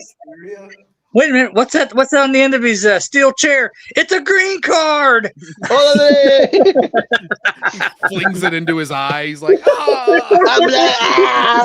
just Look, he's digging the card in his forehead. He's got Abdullah the Butcher. cut in his you know, head. if they weren't worried about being politically correct, they could make a totally entertaining match out of this whole situation. You know, just have like, Oh, I would watch Stephanie this. Becker like wrestling, and then like the Ice Agents come in and she starts beating them Oh, up and shit. stuff, Yeah. and then like, Then we need to finish King Kong Bundy. 1, 2, 3, 5, 4, 5.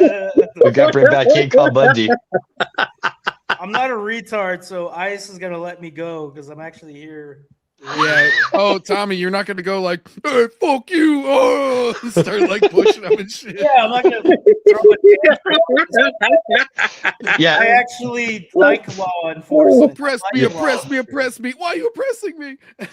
Yeah, and then say, hey, if you touch me, you're transphobic. I'm trans, man. Let's fucking go. Oh yeah, Tommy, Ezra Miller be like, please stop calling me sir. I like to identify as a they. I identify as a sausage. Call me damn. sausage.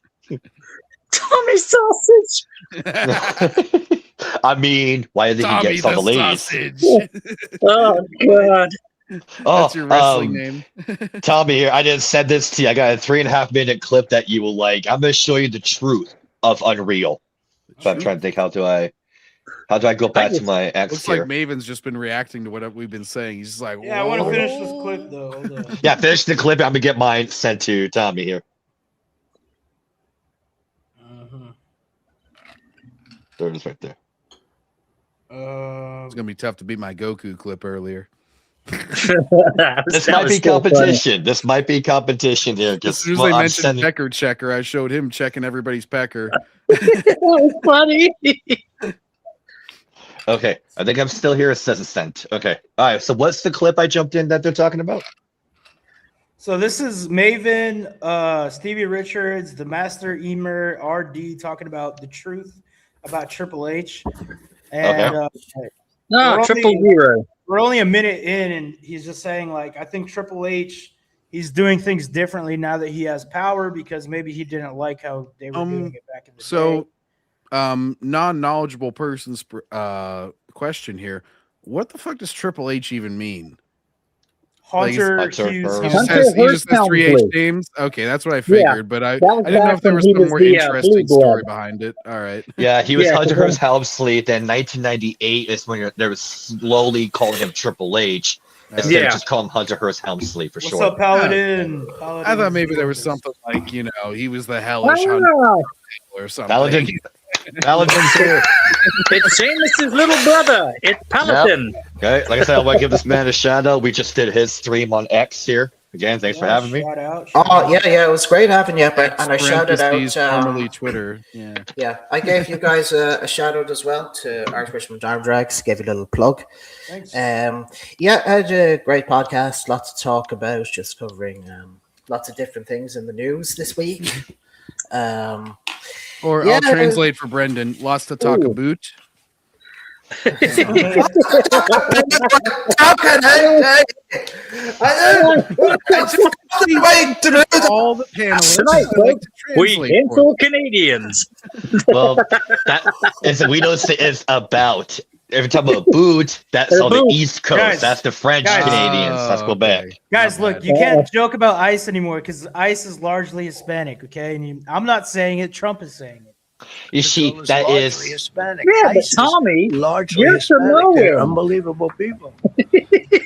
High fried nigga. Oh God! Tommy just put the N word on his podcast. We apologize to Malcolm.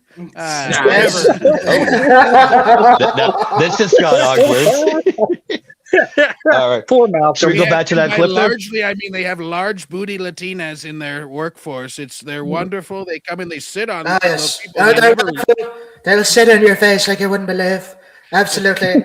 I've been talking to Jared here this week. Does he want a hot booty Latina? I have to sort it out. I'll have to sort this out. I'm just picturing an Irish Trump now. This is actually a strange combination. All right, let's watch this. All right, let's do it.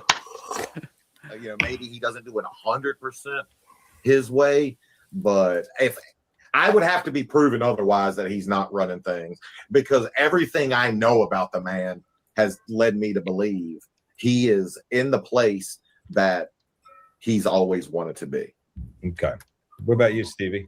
I think it's a mixture of both. I think both things are true in a way. I think it's not so much TKO, Netflix. I know the networks don't have any input, because if they did, they would definitely be louder or as loud as ESPN seems to be right now with their distaste for what they're looking at.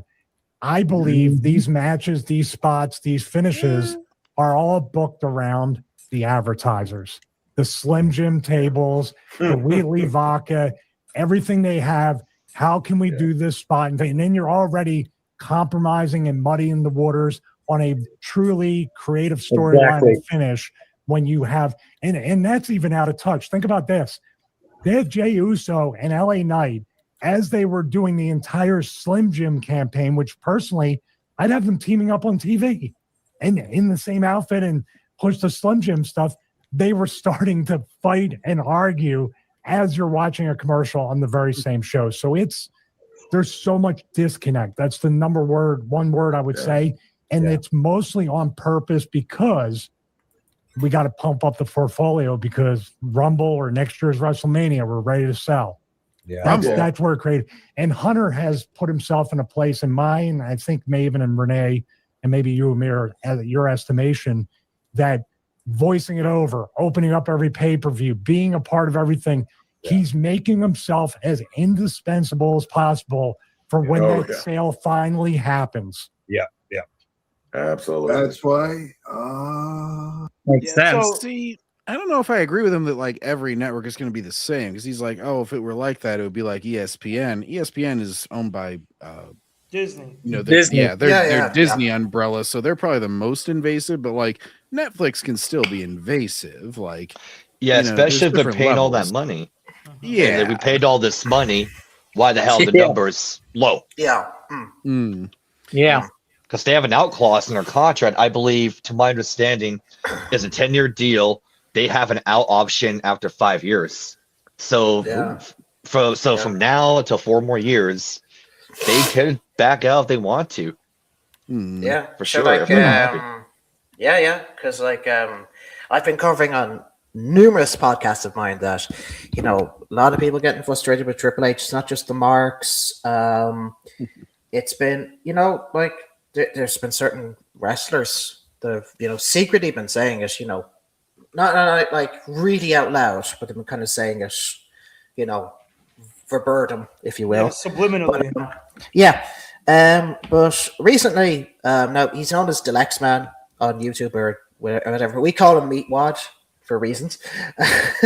He's like the Brian Stelter of the YouTube community. Sometimes we just can't take him seriously.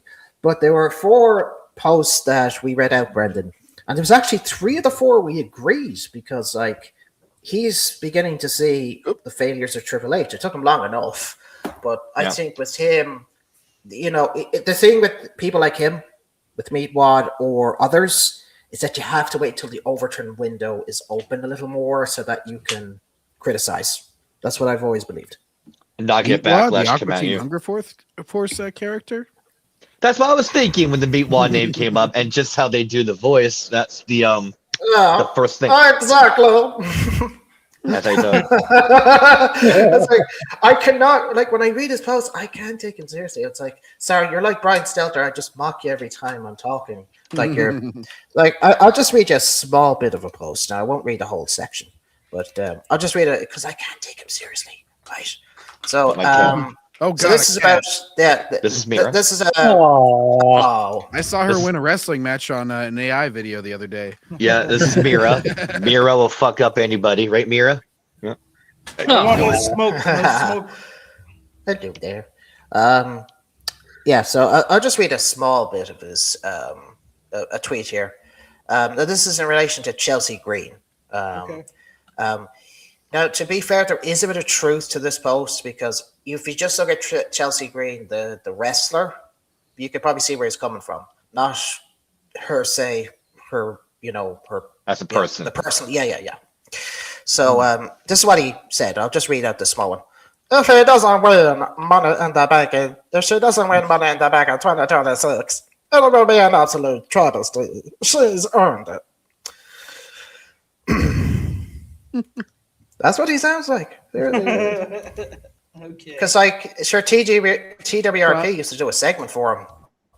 Oh, Tommy would be their neighbor, the guy in the beater. He would always, I forget what his name was, but he would always, I'll my cat up. he would always I'll be bring like, back guys "This back is a later." load of crap, Meatwad. You're gonna get out of here."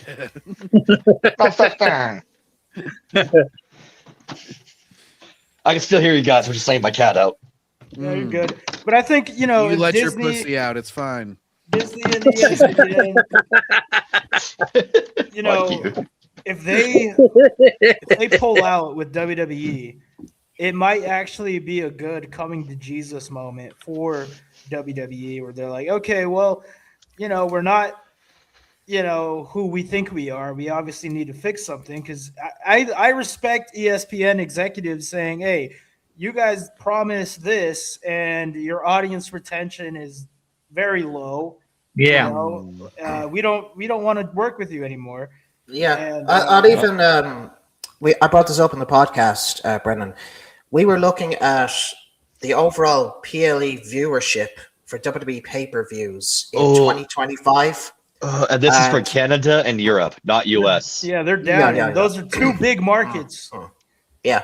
So for anybody who says, well, in the bullpen, guys, you're wrong. So it started from 3.2 million, right? It ended the year with 1.8 for a pay-per-view. So Hey, it's like still over 50%. Come on. Oh, there's like 1.3. Sure, like their lowest was 900K, and that was Evolution. Ouch. Well, it's like go back into the kitchen, love. Make me tea. Go on. Look, we're Go on. still doing like 900 times better than the new Star Trek show, so we're good. There's a private chat. If you guys want to send me a link to anything, you could just drop it in the private chat, and I'll be able to pull it up. To anything you say. Anything relevant. Anything relevant. But the thing is, like, it's embarrassing. I mean, as a wrestling fan of 29 years, I've been doing this 29 years. That's heartbreaking, because I never thought I'd see numbers like this in my lifetime, and it breaks my heart, because I'm probably seeing the very worst time period ever. Like, forget Jerry's timeline. This timeline right here is the worst, and I'm witnessing it in real time. Because you see a decline, and a lot of people brush off a decline, and they'll go, it's still, this much or whatever. And the thing is, like, especially whenever it's a socially kind of contingent product where it's about talking with your buddies over it, once you see a decline, you normally see a sharp decline. Yeah. And then things snowball, because then you're not paying people as much, or, you're not getting the contracts as much, and then you lose eyes that way. And so it's like it can be a very precipitous drop once a drop starts. And this is how it always starts with any sort of declining brand. Like, if I can, I brought it up jokingly, but like Star Trek kind of started like this. It was like, you had a pretty popular product with a loyal fan base, and then you saw a little bit of a decline, and then it takes a while to kind of break loyal fans. But once they break, they're like, whatever with all of you. Then it's really hard to win them back. It's momentum either way. You get positive momentum, but then you get negative momentum, and it's like, oh, now we had 2 good matches, guys. It's like, yeah, we don't really care. We've seen 100 bad ones or whatever, Oh yeah, amen, brother. Amen. That's how it is. And we see it like even with like the MCU. Like if they have a good movie now, it's like, well, it's still not going to make as much as the bad movies did in their heyday because they had positive momentum then, and it was kind of like everything was getting held up by the franchise. Now, you know, everything's kind of held down by the franchise because it's an albatross. So the unfortunate thing of everything kind of being connected and everything being in a continuity is that it works both ways. So you really have to maintain a positive overall image in order to benefit from that. Hard to turn around. It's like the NBA and the NFL, you know, once they start getting politically correct, it's like, I don't give a fuck about Black Lives Matter or any other of that shit. Yeah, you just want to play fucking ball. Yeah. Same with hockey. We had the issue in NHL, not last year, but 2024, where a lot of the players were like pushing back on some of the agenda themed games. Nights where they had to come out and and it's like we don't hate the people, that's their lifestyle, but we're here to play hockey. We're not going to get involved in that. We just want to play hockey, drop the puck. And now it got to the point. It now got to the point where the NHL commissioner announced that we're not going to do any those kind of themed nights. They're going to bring it back to what it was before the politics keep the got social involved. activism over there. Like no one wants sports for that shit. Exactly. Yeah. There's a difference between a hot dog and bobblehead night and fucking like, you know, we're gonna put a gay rights flag on the ice. Like, keep it fun, Tommy. Simple, you know. That's why you go to the Super Bowl to watch the Steelers beat the Seahawks. You know, that was quite enjoyable. Yeah, Seahawks might be winning it. You can't brag for too much longer on that one, Jerry. Yeah, I'm gonna let him talk. So Tommy, I tried to. Tommy's like a little videos I sent him with the Seahawks. I tried to bring the video I was wanting you to play, but it doesn't let me sign in my YouTube, so it's on your X when you get to it. Yeah. Once we're done, it's 3.5 minutes. But I recorded it for tonight. But yeah, let's get this here. Okay. I'll go to X right now, but did White you guys see Castle. this before we go? Let's see. AEW Stars Takeover. No, I have not. So this was kind of funny. And White Castle are bringing you the AEW Bacon Brawl Combo. White Castle is bringing the bacon, and we are bringing the brawl.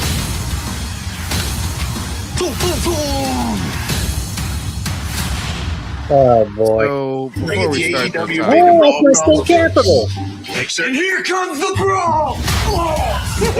Hey, Darby, can I get your autograph? Boss, here you go, boss. Thanks, Darby. Yes, sir. Appreciate it, man.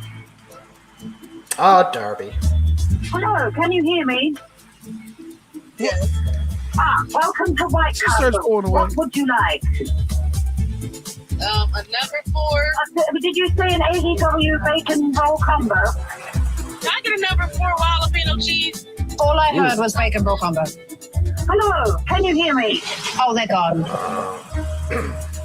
Wonderful time with Tony Storm. Don't say I didn't warn you. Good morrow, and welcome to The Castle of White. morrow. This is Tony Storm. Who the bloody hell are you? This is the Tony Storm? Who else sounds No, like the other this? one. Yeah, how you doing?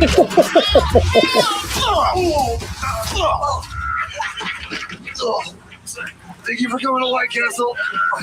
This is so cringe. Could I do a number 3 Yeah. combo? Number 3, no, I'm sorry, we're all out of lobster.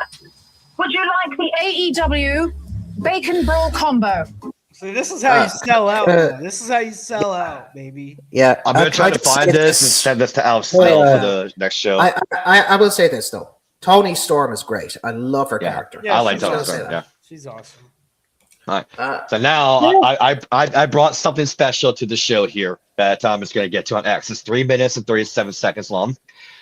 Unreal is lying to everybody here. Okay, you're going to see what really happens behind the scenes. Can you Oh send it yes. to- Praise the Lord. We'll see the light. Send it to my other X because I'm not logged into. Oh, Yeah. one sec. Because I got 2 accounts. Jerry's all perked Oh, up. He's like, Yep. Tommy, I just got a big breaking So, story. go. It has nothing to do with anything wrestling, but Dragon Ball Super: The Galactic Patrol has just been announced. New Oh, it Dragon Ball has? series. Right? When is it coming out? I don't know. I just opened up. and Did it send there? Toriyama, we miss you so much, buddy. Should be that one. That's where I sent it to. I was just saying, Toriyama, that is for you. I hope that we make you proud. Mm-hmm. Hope we make you proud.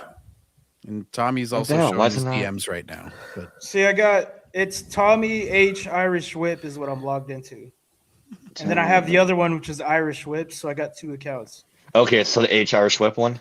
Yeah, Tommy. Okay, try H. that one. The H Irish Whip You're here. familiar with off topic, but y'all familiar with Urbex? Urbex. Like No. Urbex Nope. Solution? Yeah. Okay, I sent it to the Tommy H Irish Whip. 'Cause I've been thinking about getting into it, like for photography wise. You know, taking Oh. pictures in abandoned places and taking pictures. There's a lot of abandoned places that I've been seeing on Google Maps around where I live, and they've been abandoned for about 10, 15 years now. So I've just been thinking about going. There's a power plant, couple like a different. Yeah, I'm not getting it, bro. Oh, different try again. couple streets down from me in Dundalk, where I live. And Okay, let me resend it here.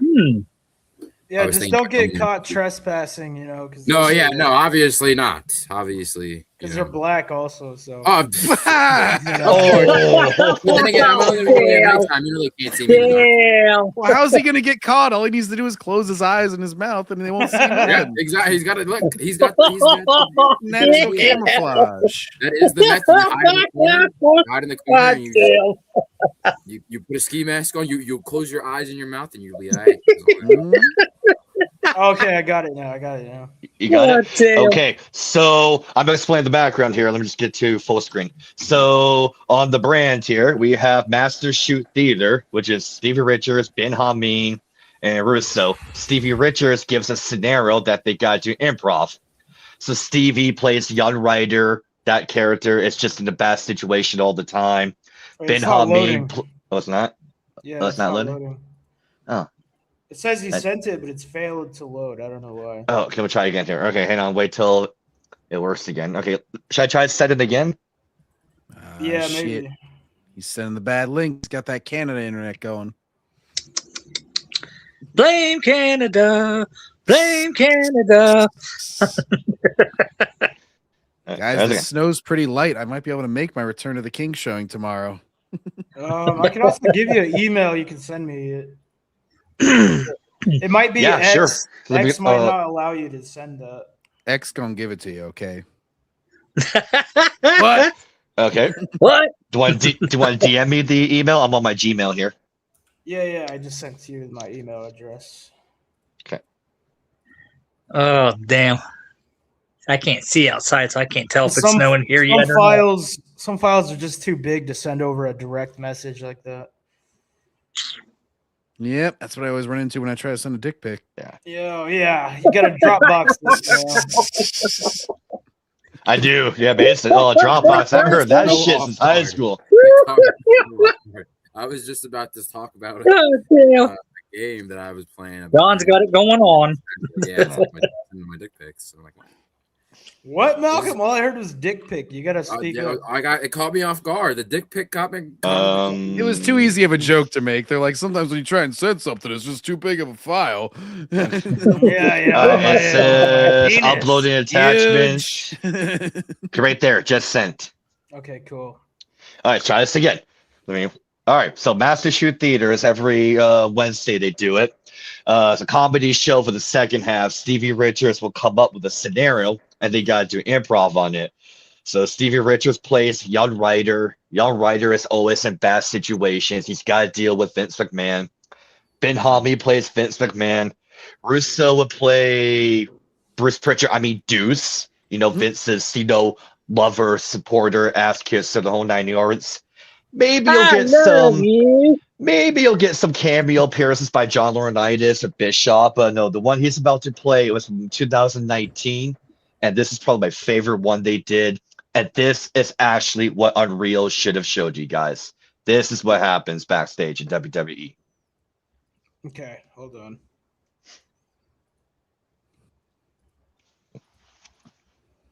Can you guys see that? Yep. Joe. You guys saw the video pop up? Now it's the folder on our end. What about now? Nothing yet. Just Nothing. the file screen there.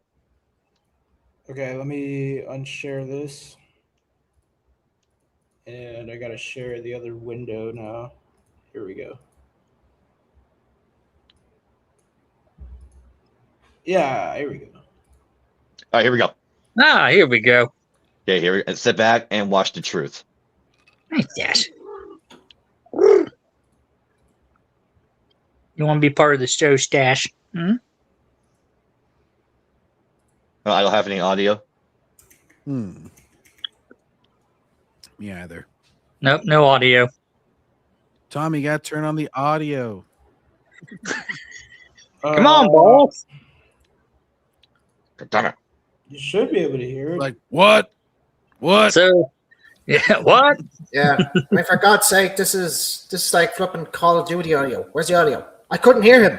I couldn't hear him coming from behind me. Where's my snare? I got no snare in my headphones. So- Oh. So your new middle name should be Eric Bischoff then? Oh, my just drums give me in a the minute. basement. I'll find it. Shit. Oh, come on. I forgot. I don't think anybody could impersonate me. Oh, God. Oh, I'm sorry, I'm holding in this shit that I've done for 83 weeks. Oh, God. Which is why my name is Eric Pissoff. Yeah. Oh, 83 weeks. Oh, I think I feel much better. Oh, damn, I quit my pants. When I worked under Vern Gagne's table. So I'm gonna play it because now I got it downloaded. It's gonna, but it's gonna mute everybody. So we're gonna have to save our comments for after the video. Yeah. But let me know. Yeah, so as a reminder, so 2019, so you have Deuce with another appearing character, Vince McMahon, a young writer. And they're, well, having a meeting and something happens. Okay. It's loading. All right, here we go. Still loading. How is it Built up. loading when you downloaded it, bro? I don't know. It's taking a This is Tommy with the women. He's just like, hang on, it's taking a while. Okay. All right, here we go. It's I actually going want to in. talk about something very, very tough to talk about. I know you said that you had to let Eric Bischoff go. Yeah, I had to let him go, pal. I mean, who are you going to replace? You're just smiling. Yeah, what? Not another goddamn writer. Come on in, pal. What's this? Yeah. What are you doing here, Deuce? What? Ooh, yeah. This isn't Duke. Oh, yeah. Vince, it's Eric. Somebody said that you wanted to see me, that you had something to tell me. Yeah, Can well, you shut the good to music see off, you. Vince. Why are you playing Celebration? It's a good time, pal. We're doing well. The 6.0 rating, everything's doing great. Yeah, we're doing great. Oh, Vince, listen, I got to go run the show. You know, I'm the executive producer of this show, Vince. I got to go do my job, but I just ran into Deuce, and he said that you wanted to see me, to talk to me about something. Oh, yeah, pal. I think you've been doing a great job around here. Everybody appreciates all of your creative abilities and your wrestling acumen. All the guys feel valued because you know their names and you patted them on the back. Yeah. Yes. And I think, pretty much everything we needed you for, you've served a great purpose, pal. So, on behalf of, this writer here, who will probably be fired at the end of the day after I let you go, we wanted to say thank you for everything you've done for the WWE, and we wished you the best in your future endeavors, Eric.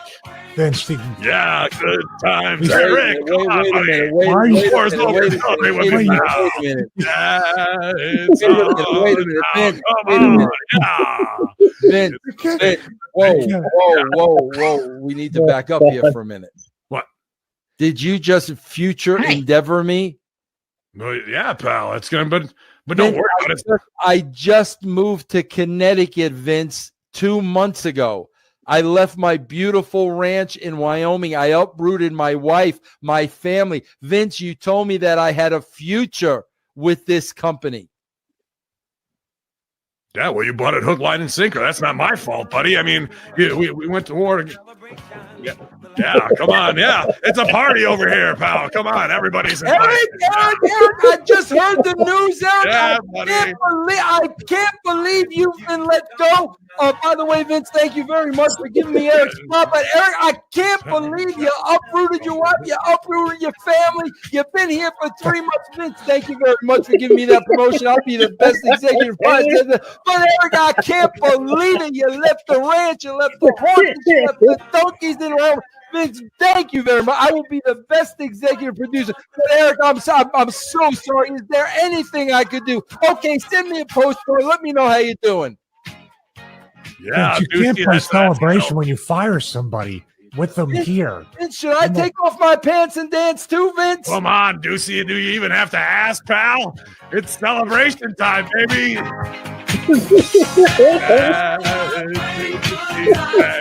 on, yeah, pal. Eric's on his way out. Yeah, that's just how we do it around here, pal, because you try and screw me. No, I'm going to screw you. There we go. So what you guys think? That's my favorite. I love that. Oh, yeah. Speaking of Vince Russo, make sure everyone wishes him a happy birthday. Yep, I did. I left him a voicemail this morning. Wish him a happy birthday. 65 years old today. Yep, I sent him Happy birthday, Bruce. All right. Yep. Happy birthday. Yeah, so that's Deuce. So Jerry, that is Deuce. I love Vince McMahon. I get him coffee. I love him to death. As a matter of fact, I actually killed my own wife so I could be in that bed with him. Oh, damn.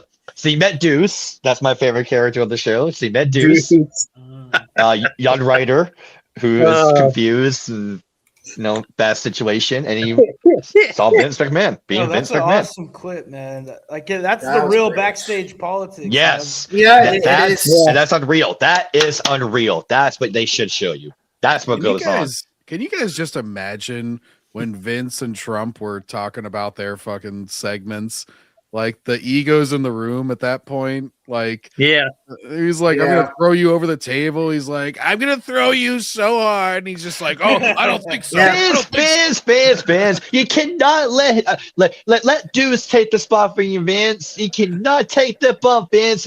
You're too good. I want to punch Vince. I want to punch Vince. In the Yes, face. I want to punch him. His nose. You can punch me. You can take a punch. Me, Deucey, will fight you. It'll Let's be the go. greatest punch like you wouldn't believe. That'll be a great punch. We'll sell it like $1 billion. And don't worry, I'll pay for the expenses, Vinny. I'll always pay for it. You know me. It'll be unbelievable. Oh, Vince, he can't do it, Vince. Please, he can't do it, Vince. What if I just threw him over a table, like a very soft, very beautiful table? It would break so beautifully you wouldn't even. Oh yes.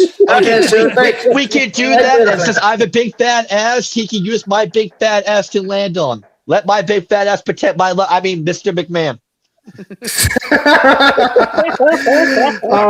Shut up. Dude, you're not supposed to know that. I'm so sorry, man. Please don't get mad at me. It's probably the only time Trump's been in a room where there's someone crazier than him. It's like he's like, wow, that Vince guy is really crazy, you know? Right. I think I'm psychologically normal. I don't need a psychiatrist to tell me I am over the top. Sorry, Vinny, but you take the kick. You take it. You know, Kane is a politician now. Yeah. He's the mayor. He joined Mayor of the Knoxville. politician Ventura. He's got a message here. Christmas. I hope your pink bunny suit fits just right. I hope your leg lamp shines bright. I hope the bar of Life Boy doesn't taste too bitter. I hope you don't stick your tongue on a flagpole in the middle of winter. I hope Santa brings you a Red Ryder carbine action 200-shot range model air rifle. Just remember to wear your safety glasses.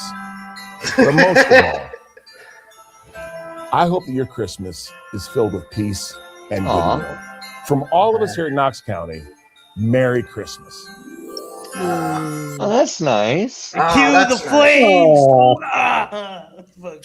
Yeah. I am a Rudy Poo candy ass. Santa comes down the chimney and he fucking suplexes him into the Christmas tree. So I got some retro footage of John Cena training at Knox Pro Wrestling. Oh, there he is, Wow. right there. So this Or is not before Knox. he became. This is before he became Vince's son. Yeah.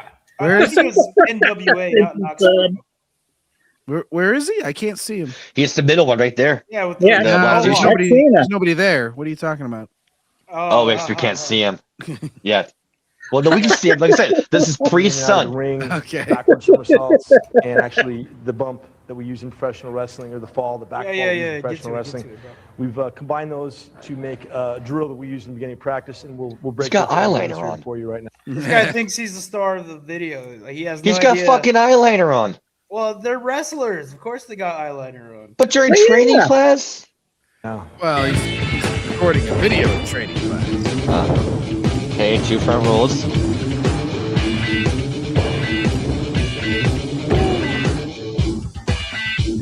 That's right.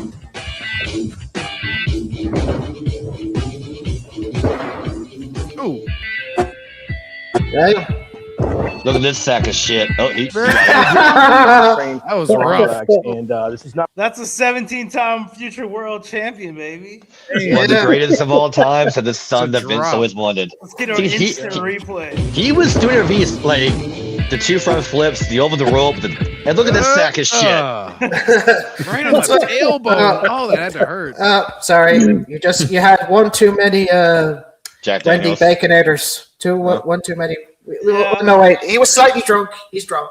Yeah, the Big Bacon Classic. I always tell him, give me that big BBC. I want it in my big mouth. Yeah. I can't take this fucking guy serious with the eyeliner. Oh, teaching a class. See, even Cena does it. He didn't sell it. Not What? okay, arm tray. That's a Cena trademark. Oh yeah. Oh, there we go. Yeah. That was a good arm tray. How about this one? Yeah, And that was good. there's so much promise from him. Oh yeah. Oozing with potential. And He's got a good- he's got a good didn't- look. Yeah, like we didn't think, right? We didn't think he would do it. No, because he was on the verge of being let go in 2002. And then Yeah. the rapping And saved then him. he did the slap her around the wrestling world. Conspiracy Oh, yeah, he theory. got that ass, bitch. Yeah, conspiracy theory. That'll have my sound cue. Vince is gonna get mad at me as I broke the rule. Maybe it's that why Noseman held a grudge through all these years because Cena did the one thing he never did. Because Noseman never smacked her on the ass, but Cena did. Yeah. I was like, I don't like it. I like it. I fucking him for doing that. And I like how my father-in-law fucking he put his face over my picture. My face is the family picture. He's like, all right, now thrust. All right. Hey, it's not that kind of video. Oh, okay. Oh, yeah. Hey, that's my private collection with my John. Okay. That's my private collection. Shut up. All right, so we got arm lock here. Yeah, it's a Okay. wrist Oh, lock. Cyborg Cena right there. You can see a little bit of Cyborg Cena right there. Oh yeah, that'll come up. That'll come up. Does Yep. not compute calculating best wrestling move. Oh, good side headlock there. My time is now. It's like this tickles. Ha ha ha ha. Headlock again. We've got a hammer lock. Get him. Basically what he's doing here, he's Oh, ow. hold on the arm, push I on the headlock, programmed to push on the headlock. sell. Ouch. Ouch. Ouchies. Ouchies. Help. Compute. And there's really no rules to these. Whatever looks good. That's the beauty of Scream set at 40%. Awesome physical conditioning and presence is Right. guaranteed to Damn. Initiate workout session. Flex. The importance of a wrestling school, breaking into the business, and his future with Flex. the World Wrestling Federation. You know, you can ride a bike, learn how to ride bikes, you can wrestle, learn how to wrestle. It's just as far as wrestling and moves and psychology and whatnot, they focus on that. as Nice opposed to air. conditioning. A lot of places will condition you for the first X amount of weeks before they even have you do a hammer lock. You know, pretty much from day one. Oh, is that Vanilla Ice? We'll tell you that. His eyebrows are as thick as his head of hair there. He does look like Vanilla Ice. Holy shit, Jerry. Madison Square Garden, full house. He's about to help the Mutant Ninja Turtles beat Shredder. He's just like, School is awesome. You just learn how to wrestle. Yeah, You know, exactly. I can't compare it to wrestling anywhere else, but as far as my experience goes, it's awesome. totally awesome. I have flames coming out of my mouth. Shit. Oh. Here's a promo. Oh boy. How dare you? Smelly. Mock an engineered genius like the prototype. I look in your genetic lunchbox and find a peanut butter and jelly sandwich with the crust cut off. Understand this. That sounds You, pretty like great. the rest of the humanoid scum, look into these eyes, and you go from a wrestler to a victim. Understand, when you get in the ring with the reigning UPW champion, you have no chance. I am 50% man, 50% machine. Discovery you are Channel. 100% fatality. But that wasn't bad. That's the Yeah, if you watch or listen, you hear something in that guy. You hear there's something there from day one. Yeah, I can kind of feel that, there's something there. He's trying, he's really working hard, and he's building himself up. I mean, at the time, I didn't even think he was going to become Mr. Main Event. I was just looking at him going, see you in the Funny Pages, bucko. But I was wrong. Yeah. He proved everyone here wrong. And, Dr. Thugonomics, Chain Gang, Hustle, Loyalty, Respect, C Nation. He got it all over. Yeah, the first time I saw him, I didn't think anything of him. It just shows what you can do if you believe in yourself, Like he did. What? It's like he believed, like the fans believed because he believed. Yeah. We got Rhea Ripley's biggest botch of the Yeah, of the career. so we're gonna. I'm just kind of shooting these. I'll just videos say out. this. I'll just say this about John. I will always love his never give up slogan. Oh, Because thank you for saying that about me. Because it's for you, John. Yeah. John, I just met you yesterday. Really You needed got that my boost hero. today. Thank you. Aww. Yeah, but that slogan, it just resonates with everybody here. Because, like, if there's something really difficult in our lives, we might sometimes think, well, what would John Cena do? He doesn't give up. He doesn't When I have surrender. a gun in my mouth, I say, "What would What Cena the do?" fuck? Cena initiate grab gun sequence, terminate sequence. Ha ha ha ha ha. Time to die. So Initiate hug. No, initiate hug sequence. Hug Tommy. Hug. Back. Come back. Perfect. Oh my god, he's brilliant. Wow. Okay, John. Okay. So if Tommy's getting arrested by ICE, he's going to be singing, "My time is up. My time is now. You won't see me. I'm in Cuba now." Not even Cuban. Then Jerry, the officer is Robot Cena, and Robot Cena will be nice to Tommy. He's like, "Hey, you're a good guy. You have one opportunity to make this easy for me." Exactly. All right, let's watch this. Let me say right off the bat, she looks very confident in whatever is about to happen, but you're telling me she shouldn't be, right? Yeah, absolutely not. It's absolutely terrible what happens. Let's see. I've never seen this yet. Oh! Ooh! It's Rhea Ripley. It's Rhea Ripley who stays down. Damn. So it looked like she was trying to do. Landed on her? No, not that. If you watch, Selena starts to slip and fall forward, and with Selena falling forward, Rhea's now going back, which makes Selena's body pivot more forward, landing around her head. Yeah, she landed right on her face. Oh, I'm trying to see what wrong here. Okay, so she Perez here. is finished. Now Okay. he made him sound drunk, Tommy. Yeah, well, it's in slow mo. It's like, Yeah, as she finishes. Right there. So she's one arm right there. Right there. yeah. She drops her right there. She doesn't have a good grip, which makes Selena fall, which brings Rhea with her, which then makes Selena's body pivot upwards, With landing it. on her head. Yeah, with her legs still up. Oh, that's gonna hurt. Oh, fuck. What was Jamming this? down that neck. Oh. Now, That I ass. have said this. Now, Okay, Tommy, you're gonna have to this get past is, this part. Yeah. Do it slowly. Do it slowly. Again, like this is the darkest thing that I've ever said. This is the darkest prediction I will ever make for this year. There needs to be an Owen Hart to happen. Yep. I said the same thing too. Me and Al Snow. Yeah. It's gonna take, God forbid it happens, it's gonna take a draws situation or an Owen Hart situation to happen for a lot of these wrestlers to finally wake up, like, maybe we're doing all this shit that's too dangerous. Look what just happened to so and so. It's gonna take an unfortunate event for the business to change. And I hate saying like, that, but it is going to happen. Because I saw the Owen Hart. I was there. And I remember the next night after Over the Edge, and it was very sad. I did cry. You know, I was upset that he died. You know, I thought to myself, I thank God, maybe this won't ever happen again. You know, and people will learn from it. But it was just The like, draws happened shortly after that. Yeah. But like in today's era, you know, I guess what I said was wrong. They didn't learn, and it's getting to that worrying scenario. I'm like, you know what? If someone dies, I'll say I told you so. I told you so. 'Cause Al Snow's going to say it. Cornell say it. Yeah, I hate being the cynical man. I hate being cynical. I don't want to be sitting here in front of everybody and just saying, you know what? I told you so. I told you. Well, and if you say nothing, it's more likely to happen is the thing.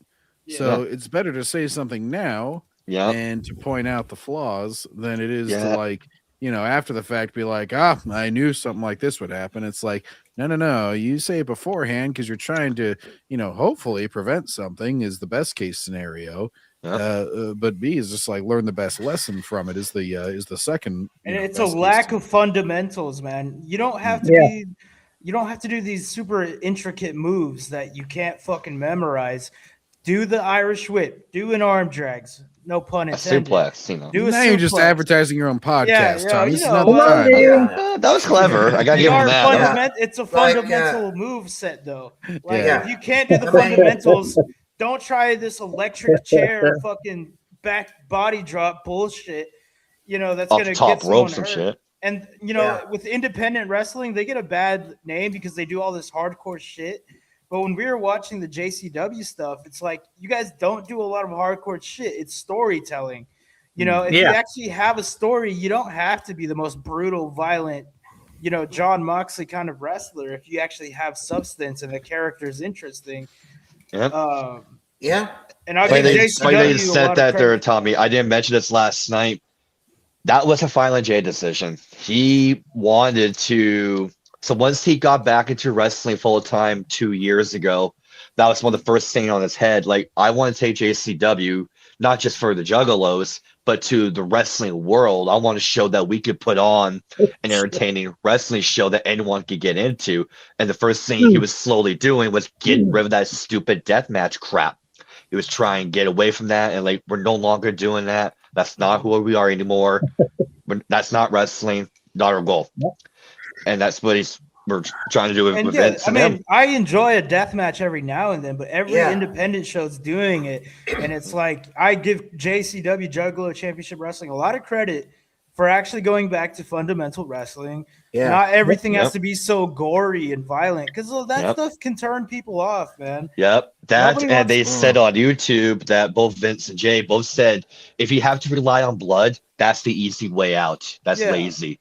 It is. And they both say I'd rather have a creative storytelling, or at least the challenge to come up with something creative instead of relying on blood use. Yeah, exactly. But again, the marks be like, "How dare you? Don't give it away." Yeah, I hate it. Like, hey guys, I got to interrupt for just a second. The main event of Saturday night's main event is over, and Sami Zayn is going to the Royal Rumble to take on Drew McIntyre. Do it. We're gonna watch the business die. Royal Rumble. I'm telling you, Sami Zayn's gonna beat Drew McIntyre. Yeah, we're gonna watch the business die. Oh, speaking of which, here I'll show you guys. See. Oh, you can't watch too much. There, I flip back. Yep, I flip back. Yeah. What, you know Triple H? I was suck your dick. Please. I'll do anything. Please. All right, Sammy. You gotta set my Yeah, I hope Sammy gets stomped out and buried in fucking Saudi. It's not gonna happen, Tommy. It's not gonna happen. He's a boy can dream. Okay. Same. I want to be wrong. I really want to be wrong so bad, more than my fucking life. They've been planning on making Sammy some kind of champion, so it makes sense. But he is not championship material. Okay, I look from him head to toe. He's a nobody. Yeah, he's Okay, tall, but he's very skinny. Ooh, there's some good stuff. I was supporting speaking of Brendan. which- I was showing my Canada Dry. Ginger ale. love it. Speaking of which, I got to show you this. This is a Guinness glass. Oh, I got my water. Real Irish man right there. Yeah, I got Maker's Mark, but I'm also mixing it with some Canadian. I'm still here though. On our let's say like our coins, like this is the harp. That's kind of the main symbol of Ireland. All right, Malcolm, where you at, bro? Where'd you go, Malcolm? Well, Malcolm. Don't I'm die here in the for snow. You need to put Malcolm in the middle, Tommy. Damn it. Life is unfair. Yeah.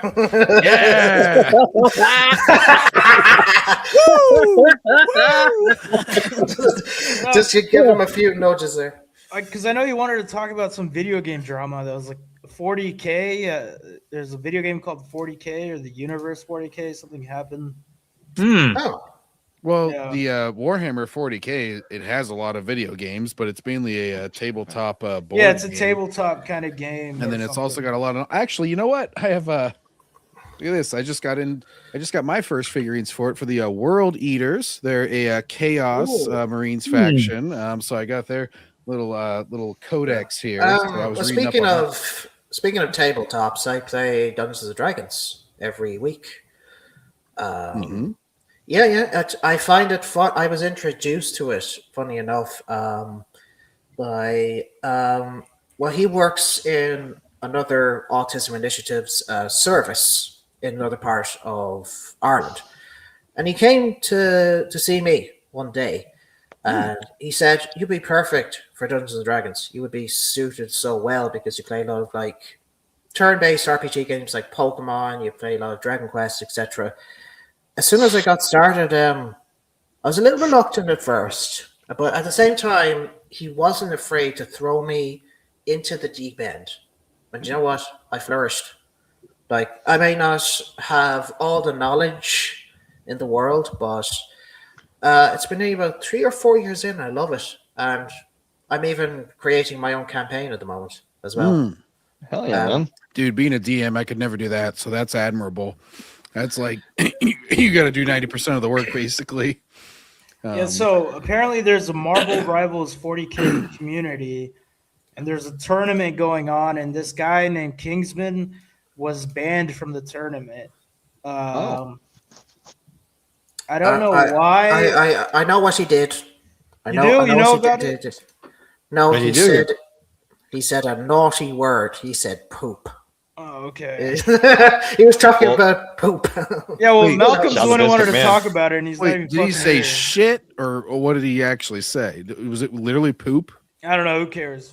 I was joking. It was a okay. lame joke. A lame joke I'll never get over.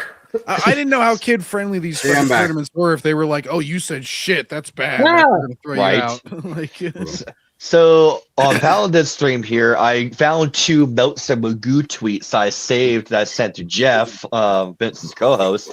You guys ready to have a headache over some stupid shit he said today? Oh yeah. Okay, so I'm gonna read you word for word the tweet here.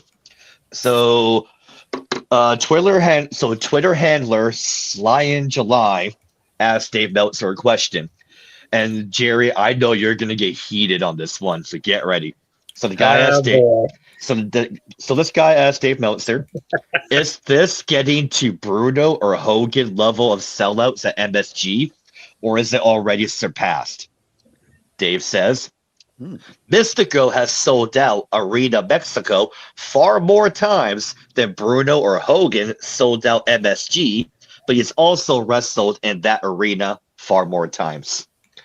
So Jerry, take it away. You get the first one. Well, practice for casting the marks. Where the hell should I begin? Yep. So this is me giving you practice for casting the marks. Yeah. Jeff, tweet. Before Jerry goes off, there was a reason why they said. There's The a man reason who- they said. Sorry, I'm interrupting. No, you're good, Paladin. You're good. It's. I was just going to say there was a reason they said Bruno was Uno. Yeah, the man single-handedly carried a company for 7 fucking years. Mm. Then who was after Literally on Bruno? his back. Yep. Then who was after Bruno? Talk Hogan. that shit, Jerry.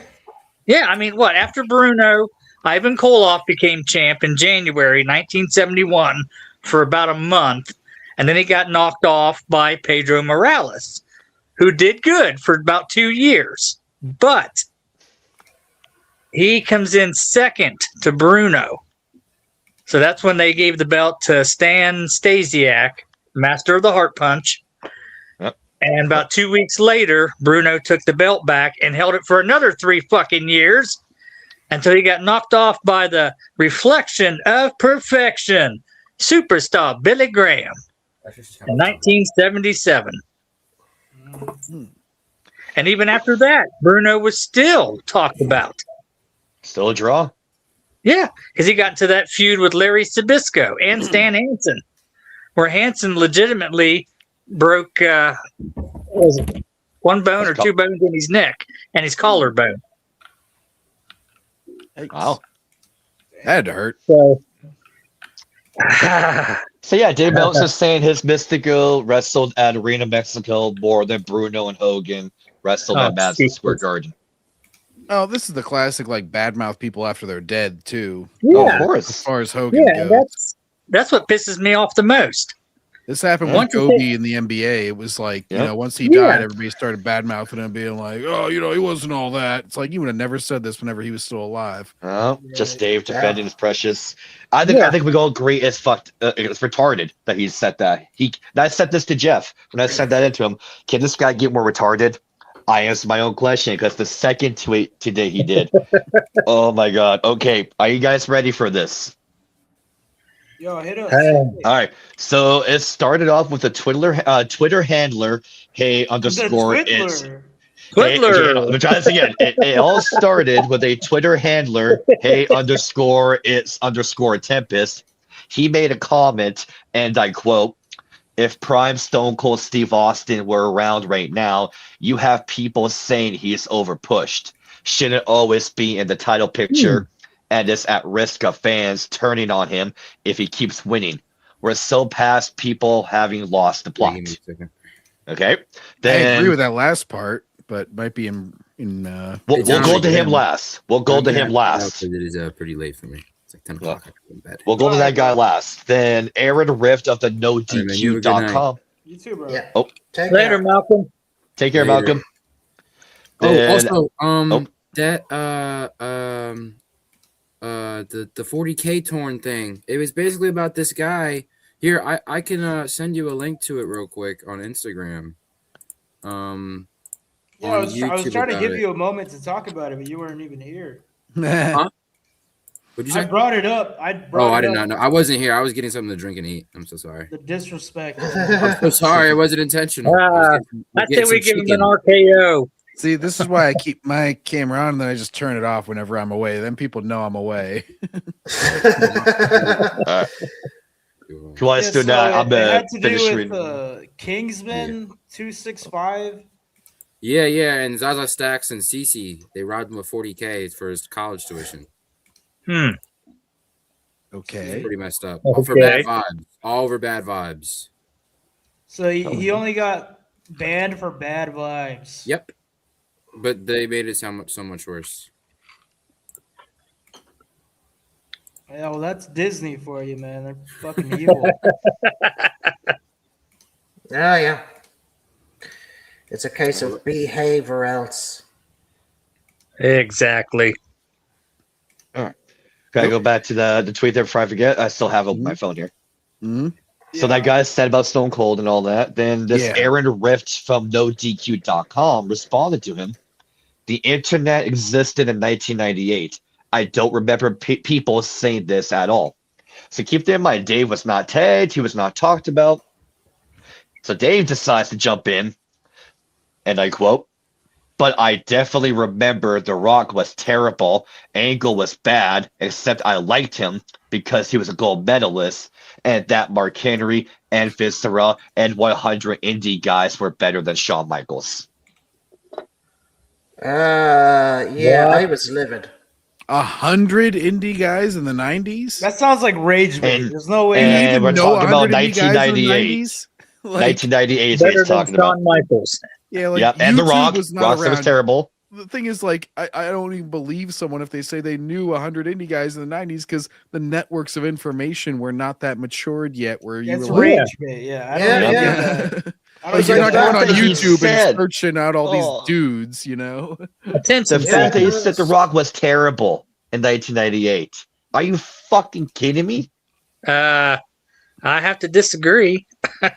And, like, no, all due respect to Mark Henry and Fistera, they're not. Shawn Michaels and those two are two different categories. Big time. Oh yeah. Shawn Michaels is Big like the time. Michael Jordan of professional wrestling. Like, he's that damn good. He can perform, he can don't- talk, he can do all of it. Don't say that to Tommy. He's gonna want you to call him the LeBron James of it. And as for that first guy talking about Stone Cold, here, let me go back to the actual tweet so I misquote him. Because me and Paladin, we debunked this guy when he was talking about how people back in 1998, if the internet. Yeah. Well, oh, hang on, your mic cut out, or is that me? Yeah, I think his mic did Yeah, cut out his for me. mic is off. Oh, okay. I couldn't tell if everybody was frozen or if it was just him. Yeah, like I will say though, like in 1998, the internet, I barely knew about it because I was just, and I barely heard of like vlogs or people AOL saying, Instant Messenger was around. yeah, or it's like, oh, everything sucks, blah blah blah blah blah. For one, all the time. He never did. For example, Brendan, you you've just came back. You Yeah, cut out. your mic cut out, my friend. We couldn't hear anything you said for the past 2 minutes. Yeah. Damn it. Okay, I was reading the guy's. Okay, so I was responding to that first guy about Austin. When he was talking about if 1998 Austin was around today. First thing he was complaining about was being overbooked. How was he being overbooked? I'm sure we can all agree he was not overbooked. No. All right. Second thing he complained about, always in the title picture. Not always in the title picture all the time. Not always. Not always, no. I can attest. I'm a Stone Cold Mark, and I Yep. can say to you that throughout like 97, 98, a lot of the time he wasn't in the title picture. 99, he wasn't as much. Year 2000, no. 2001, bit. But like he did lose a lot. Like Yeah. a lot of matches he was in had no titles at stake. And then the last thing is said, won too many matches. Okay, for example, I'll use WrestleMania 14 to Fully Loaded of 99. He won at WrestleMania, lost to DQ at Unforgiven, won at Over the Edge, lost at Came in the Rain, won at Fully Loaded, won at SummerSlam, lost at Breakdown, lost at Survivor Series, won at Rock Bottom, lost the Royal Rumble, won St. Valentine's, won WrestleMania, won Backlash, lost Over the Edge, lost King of the Rain, won Fully Loaded. About even, I say. Yeah. Like he didn't always win, and that's where I feel like when Roman Reigns was trying to be the top babyface in 2015 and 2016, he was working against other babyfaces that would book better. Because at least guys like Rock, Hogan, and Austin, you had moments where they were not always on top and not always overcoming the odds. They had moments of vulnerability. Yeah. Austin had That's moments character. he was vulnerable. Yeah, that's character development. You can't have a guy that's like, and this is what hurt Cena and Roman. That you can't have a babyface always beating the obstacles. There has to be something in the middle there that makes them go down a few steps. People will focus on the negative. that. Yeah, well, people Yeah. focus on the negative and say like, "Oh, see, in modern times, everybody hates everything." It's like, but hang on, there's some modern wrestlers that like everybody loves, and like people aren't like complaining about the Rhea Ripley's always being in the mix and stuff because they think she's like a great woman wrestler. Well, no, they are though, because everybody says she's Triple H's lapdog. Well, some people Yeah, are, they're- but Well, also no, it's- with the internet, that's the other point, Tommy, is that like with the internet, everybody's voice is amplified, and so it's like they'll say, "Oh, people say," and it's like this. It's like you have to scroll down in the comments, 20 comments to Sure. find a negative one, and Yeah. it's like, and you get a lot of people that are loving it, and it's like, you know, so of course somebody is going to have a problem with it, but it's like if overall you have a positive, if you get 80% positive approval or even 60% approval, you're basically winning over the crowd. It's that thing that she's winning all the time. It's like you can't build some like a hero if you have no sympathy for them. That's why Spider-Man's a great hero, because you sympathize for him. You got to overcome the odds. They can't always be on top. Michael Jordan with the bad boys, they're beating him up, right? You sympathize with that. The skinny, scrawny guy trying to score. Yeah. You know, you sympathize. And then he had to leave for a couple years just to make himself the underdog again. And then he was like, I'm going to win 3 more. He did, the fucker. When you're Superman, you have no sympathy for Superman. You know, because you're fucking Superman. Like I can't relate. And you always run into that. I mean, like the Lakers, after they won 3 straight, everybody was fucking tired of them, and everybody was rooting against them for several years after that. Same thing. Same way with the New York Yankees in the late 90s when they won 3 World Series in a row. And then you had that Super World Series in 01 when they took on Arizona. Yeah. And that's right after 9/11. You know, you'll get that stuff, but it's like, I don't know. You sort of you got to give them ammunition at a certain point. It's like you have to give them a reason to hate you at a certain point. And so certain people certainly give that ammunition, and other ones it's just kind of like, yeah, there's going to be complainers, but they're going to fizzle out because they really got nothing to go on. So yeah, I mean, I don't think like the internet age, it certainly brings exhaustion faster just because people's like media cycles are faster. They're like, you know, oh, I've been watching this on YouTube for so long because I'm seeing every match and everything. I think like actually like in gaming, this is kind of relevant. Like Nintendo, the reason that their franchises endure is because they don't release like Mario. They do 1 3D Mario a generation and they hold off. And it's sort of like what Brennan was mentioning with Stone Cold, where they're not making him win all the time. They know that they probably could capitalize on his popularity when he was at his peak and just make him win all the time. But then people would burn out on it faster. So you got to have a long-term perspective of like, you know, we got to pace ourselves a little bit here and not overplay our hand. And a monkey wrench, you know? Yeah. Well, you throw a monkey wrench in, and you also have that sort of perspective of like, this guy's a star, and he could be a star for a pretty decent amount of time here. But if we make him just win for 3 years straight, everybody's going to be tired of him in 3 years. Yeah. So let's hold off a little bit, and let's make him lose a few times here, and then bring him back up, bring him back down. It's juxtaposition. It's kind of like what I talked about with I Show Speed in the last thing, where it's like when you're 100 all the time, the 100 gets real boring real fast. Yeah. Very fast. And at that point, it'd be the same old shit, and people want something new. Yeah.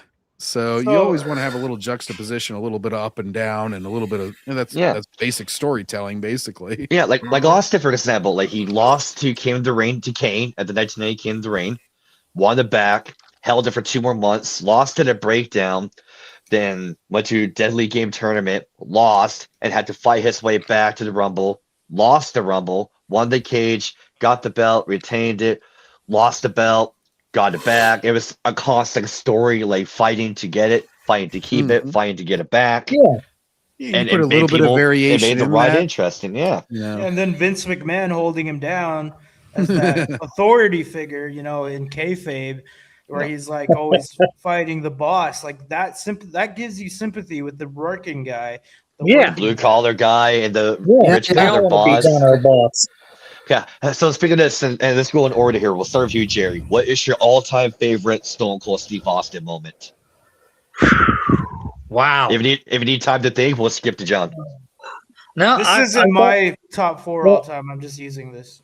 Well, I've got 2 that, to me, when he lost the belt to Kane and then got it back on Raw the next night, you could see the excitement he was putting into that match when he took the belt back. Yeah, that was a hell of a match on Raw, for sure. And then the beer truck incident. That's my favorite. The part where Vince McMahon is swimming in the rain.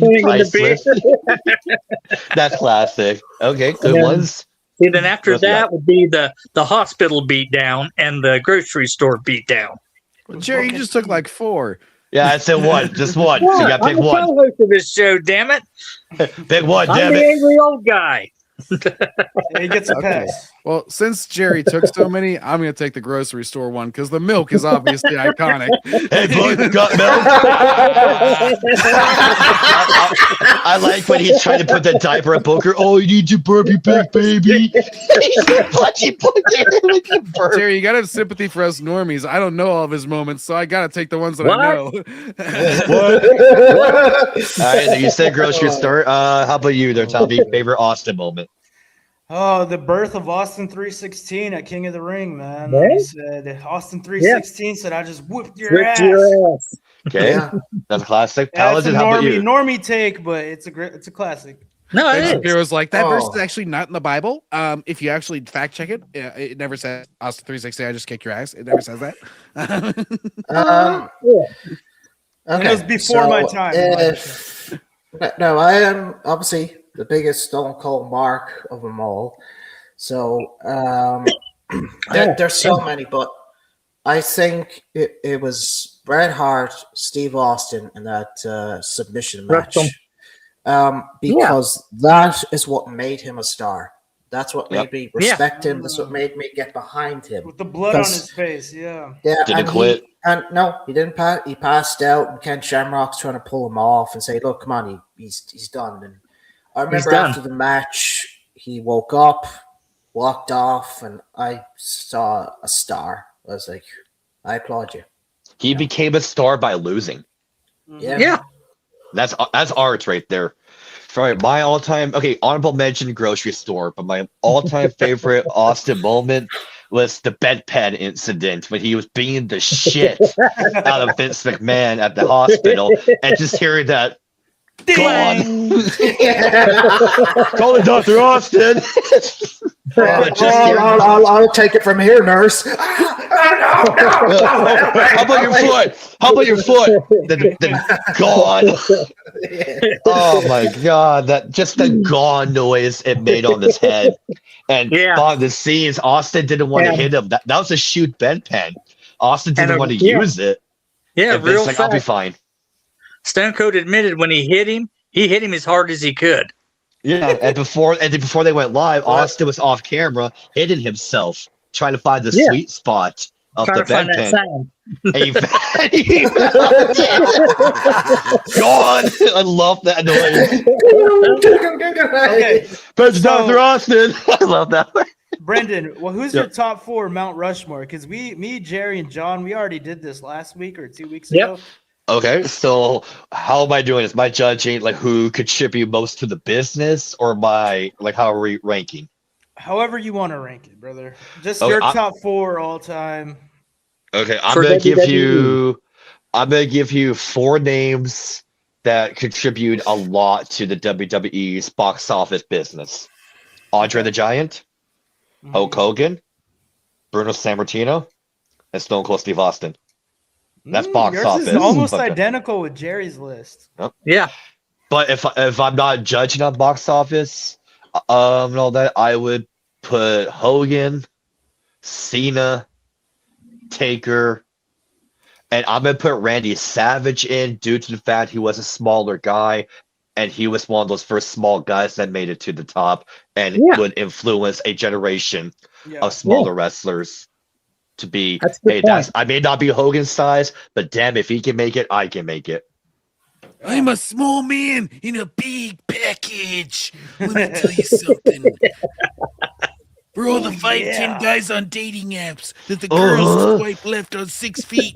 I'm looking for my Stephanie McMahon. I'm looking for my new Stephanie. All right, Paladin, what's your top 4, brother? I got a feeling Stone Cold's in there. Well, come on, he was my all-time favorite, you know.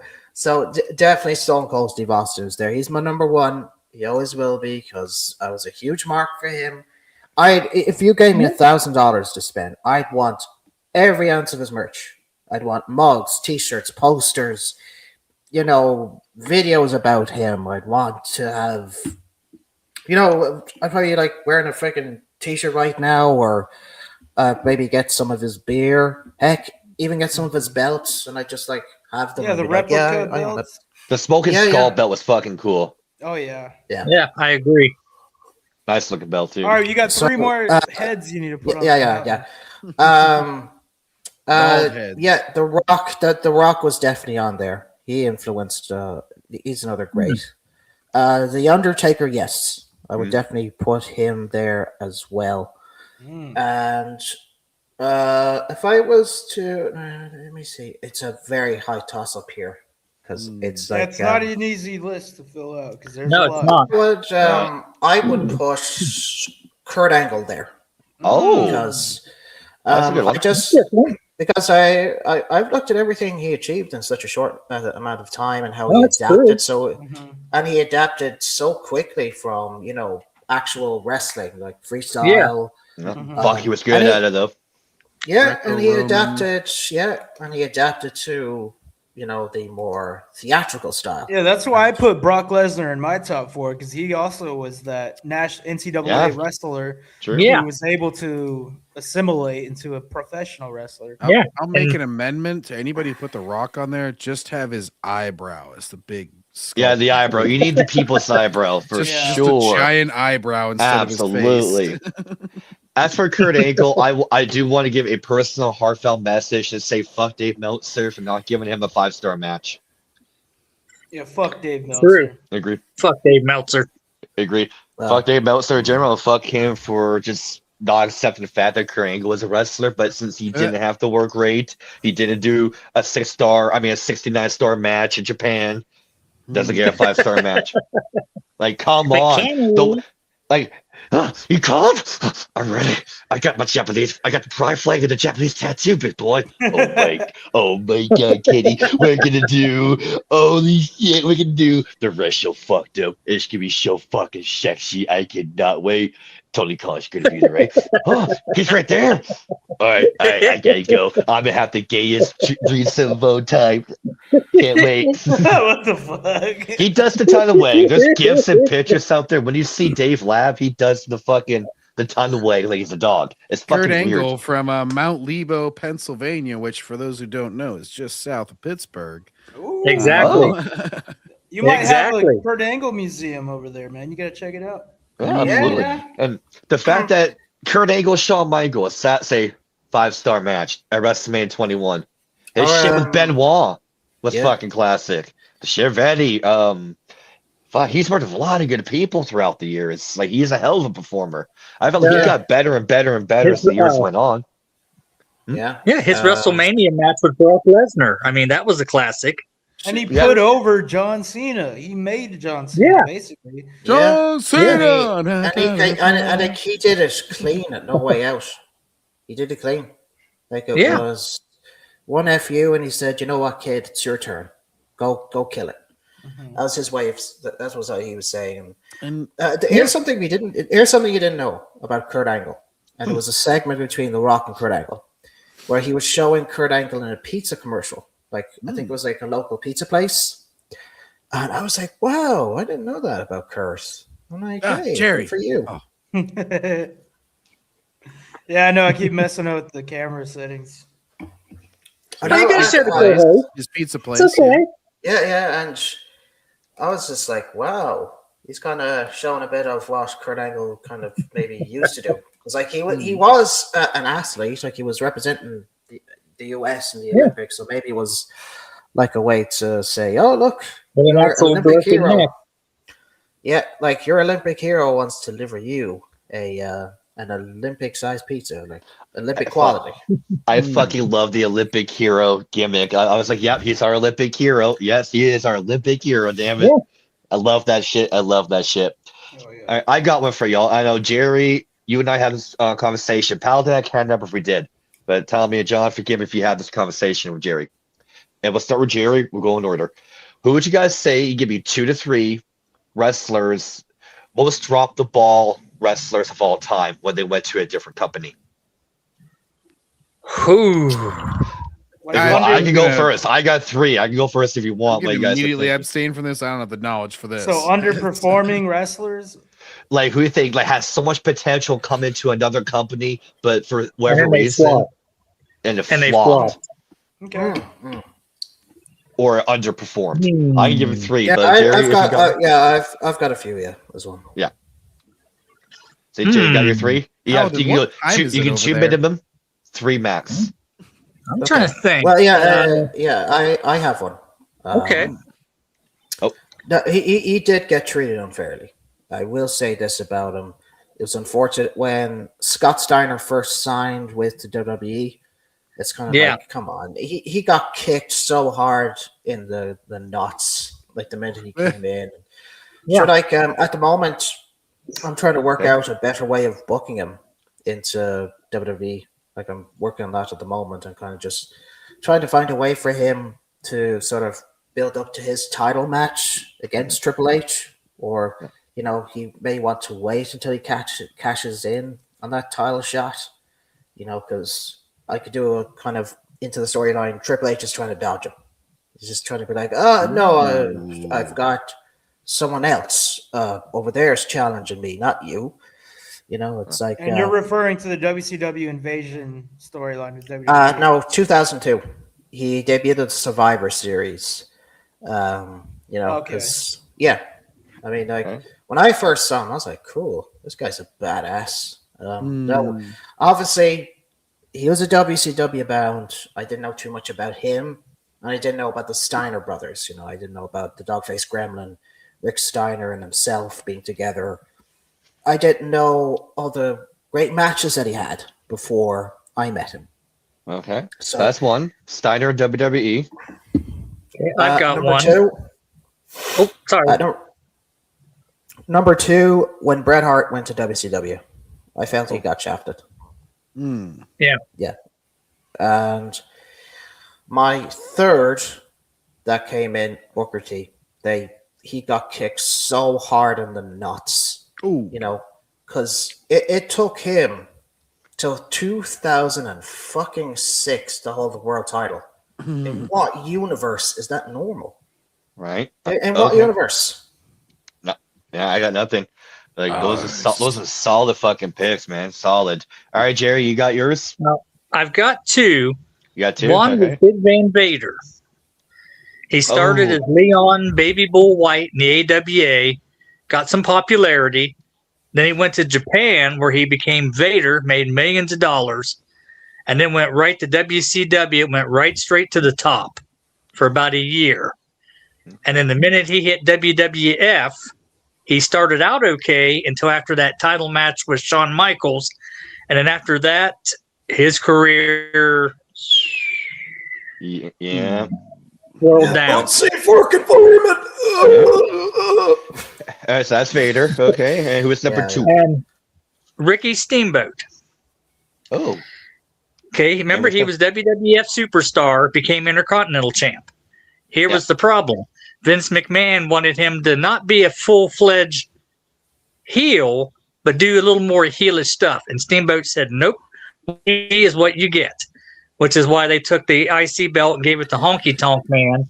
Steamboat got pissed. He left, jumped to NWA, became world champ. As soon as he lost, he went back to WWF. And what happened? They made him the Dragon. I remember that, yeah. He was what? He had some TV time. He got a few autographs and nothing. Yeah, definitely dropped the ball on that one. Yeah, John, do you got any? 2 or 3? I immediately abstain from this because I just don't have the wrestling knowledge to know that. Okay. Tommy? Yeah, I mean, I think you guys named most of them that would come to mind, but for me, it was Rey Mysterio from WCW to WWE. Like, he used to be such a shit-talking heel. He didn't wear the mask, and then as soon as he got to WWE, they cut his balls off, and he was getting Damn, that's an interesting storyline. They cut his balls off. Night. Yeah, little butter knife. That's the only one I could think of. Is just he was Rey Mysterio Jr. in WCW, and then he became a bad guy, and then he goes to WWE, and then he's like, it never happened, basically. Yeah, it never happened. Yeah. Okay. Well, like when he first came, I liked him. Regardless of his. That's what she said. His status. Regardless of his status. When I thought he was great. He looked amazing, and my friends like told me, oh, he's a great high flyer. He's very the crisp with his luchador, moves. he's one of the best. Like, it's undeniable.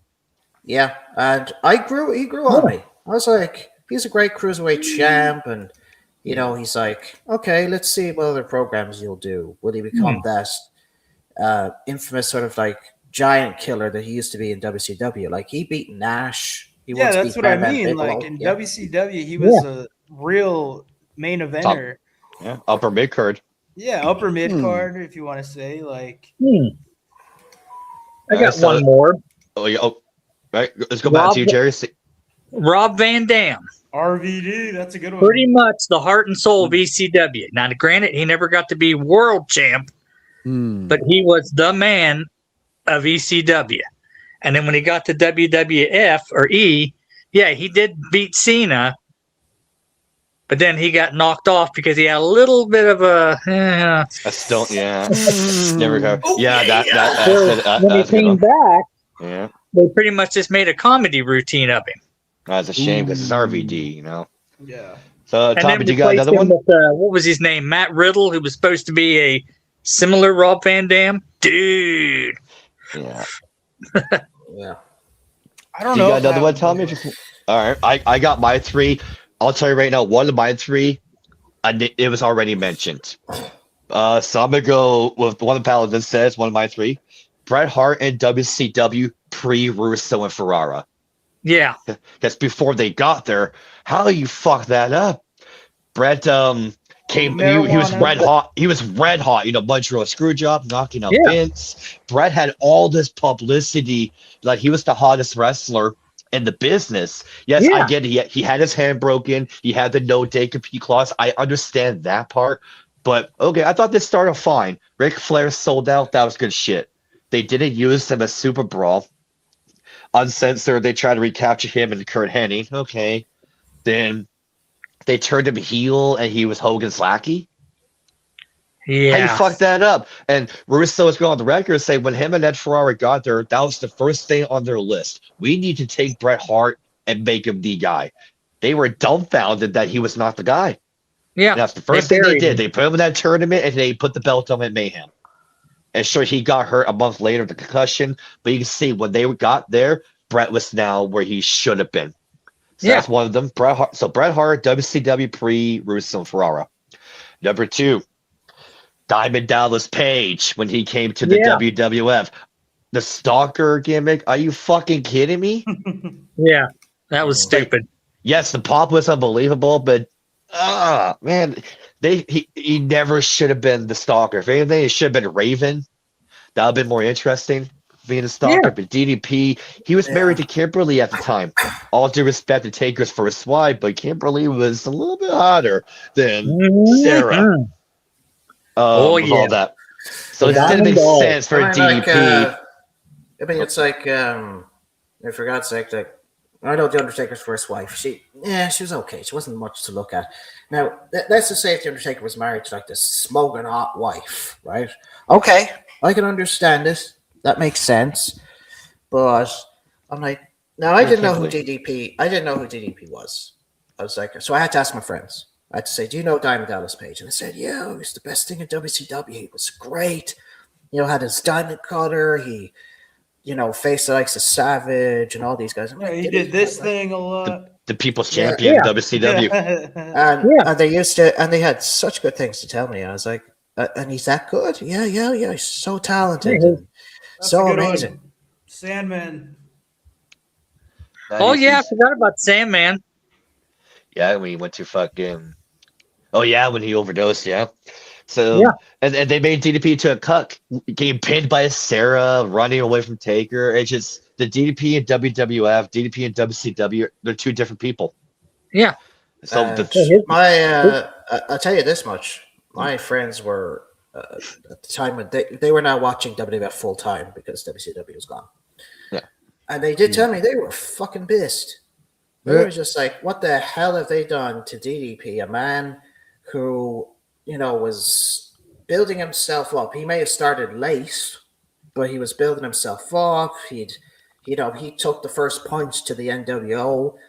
He fought Savage in a great program. Oh, with on Goldberg. He Fogelberg. He eventually became the Ben champ. Wall was good.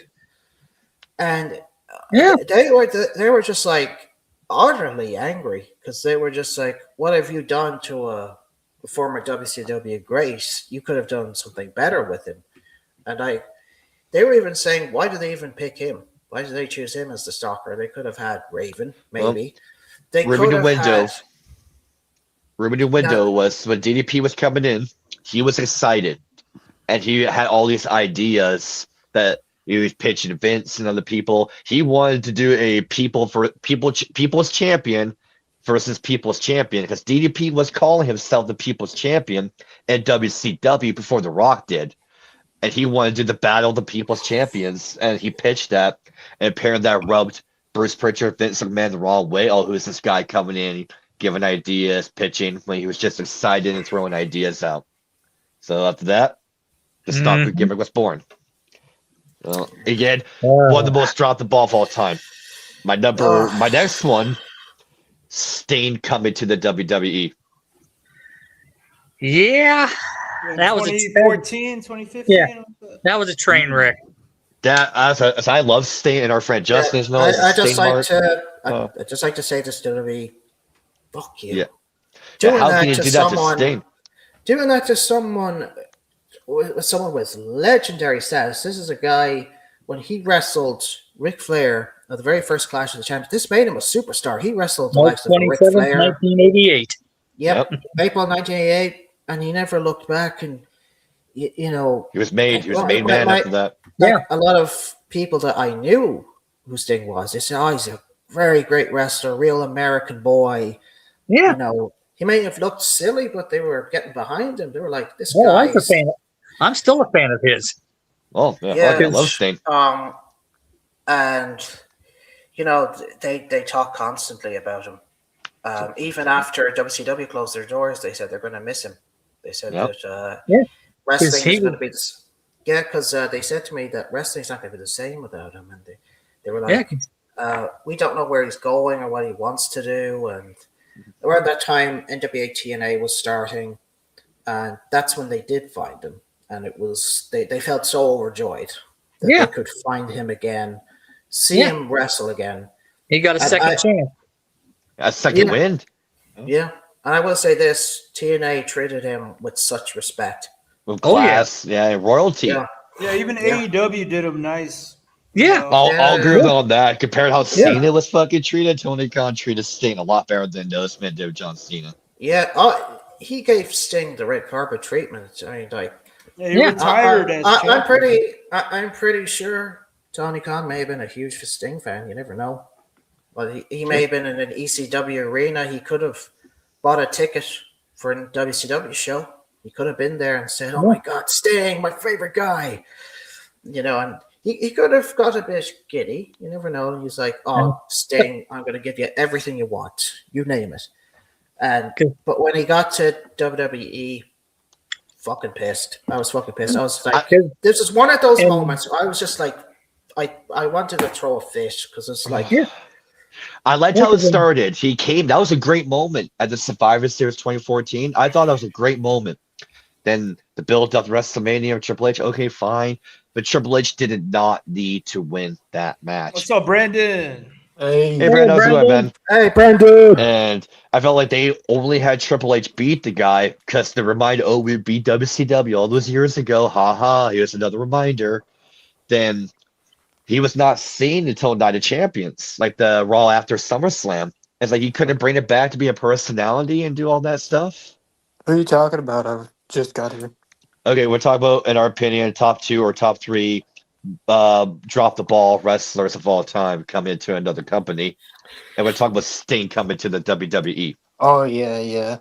You know, and they put him with Seth Rollins, takes that dangerous buckle bomb, nearly fucking put him in the wheelchair. And this is where they could have used him as a personality, like they did, AEW did. He could have been a Raw GM. That would have been interesting. He could have been a mentor with somebody. They could have still used the guy, just not in a wrestling role. But they didn't. It was like when he cut that Hall of Fame promo. This is not goodbye. This is I'll see you later. We never saw him later. He left. Yep. Yeah, And there's so much misused opportunities and matches with him. One point on that, he should have been the guy to knock off the Undertaker and the streak. That would I would have. We wanted to see that match for so long, but we didn't get it. And could have done it at 31.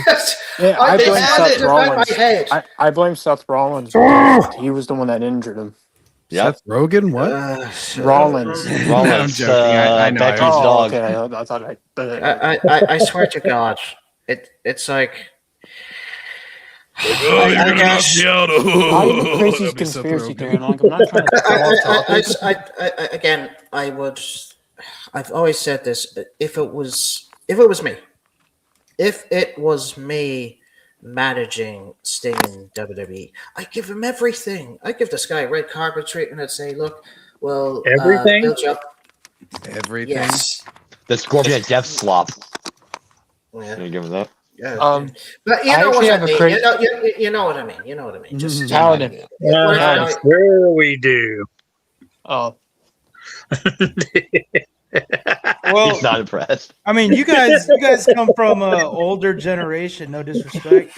Like for me, who I think underperformed, at least in the WWE, was like CM Punk coming from Ring of Honor, ECW, and then once he got to WWE, they did not use him properly. Same thing for Bryan Danielson, Daniel Bryan. Like that man was so talented, one of the best technical wrestlers to ever live.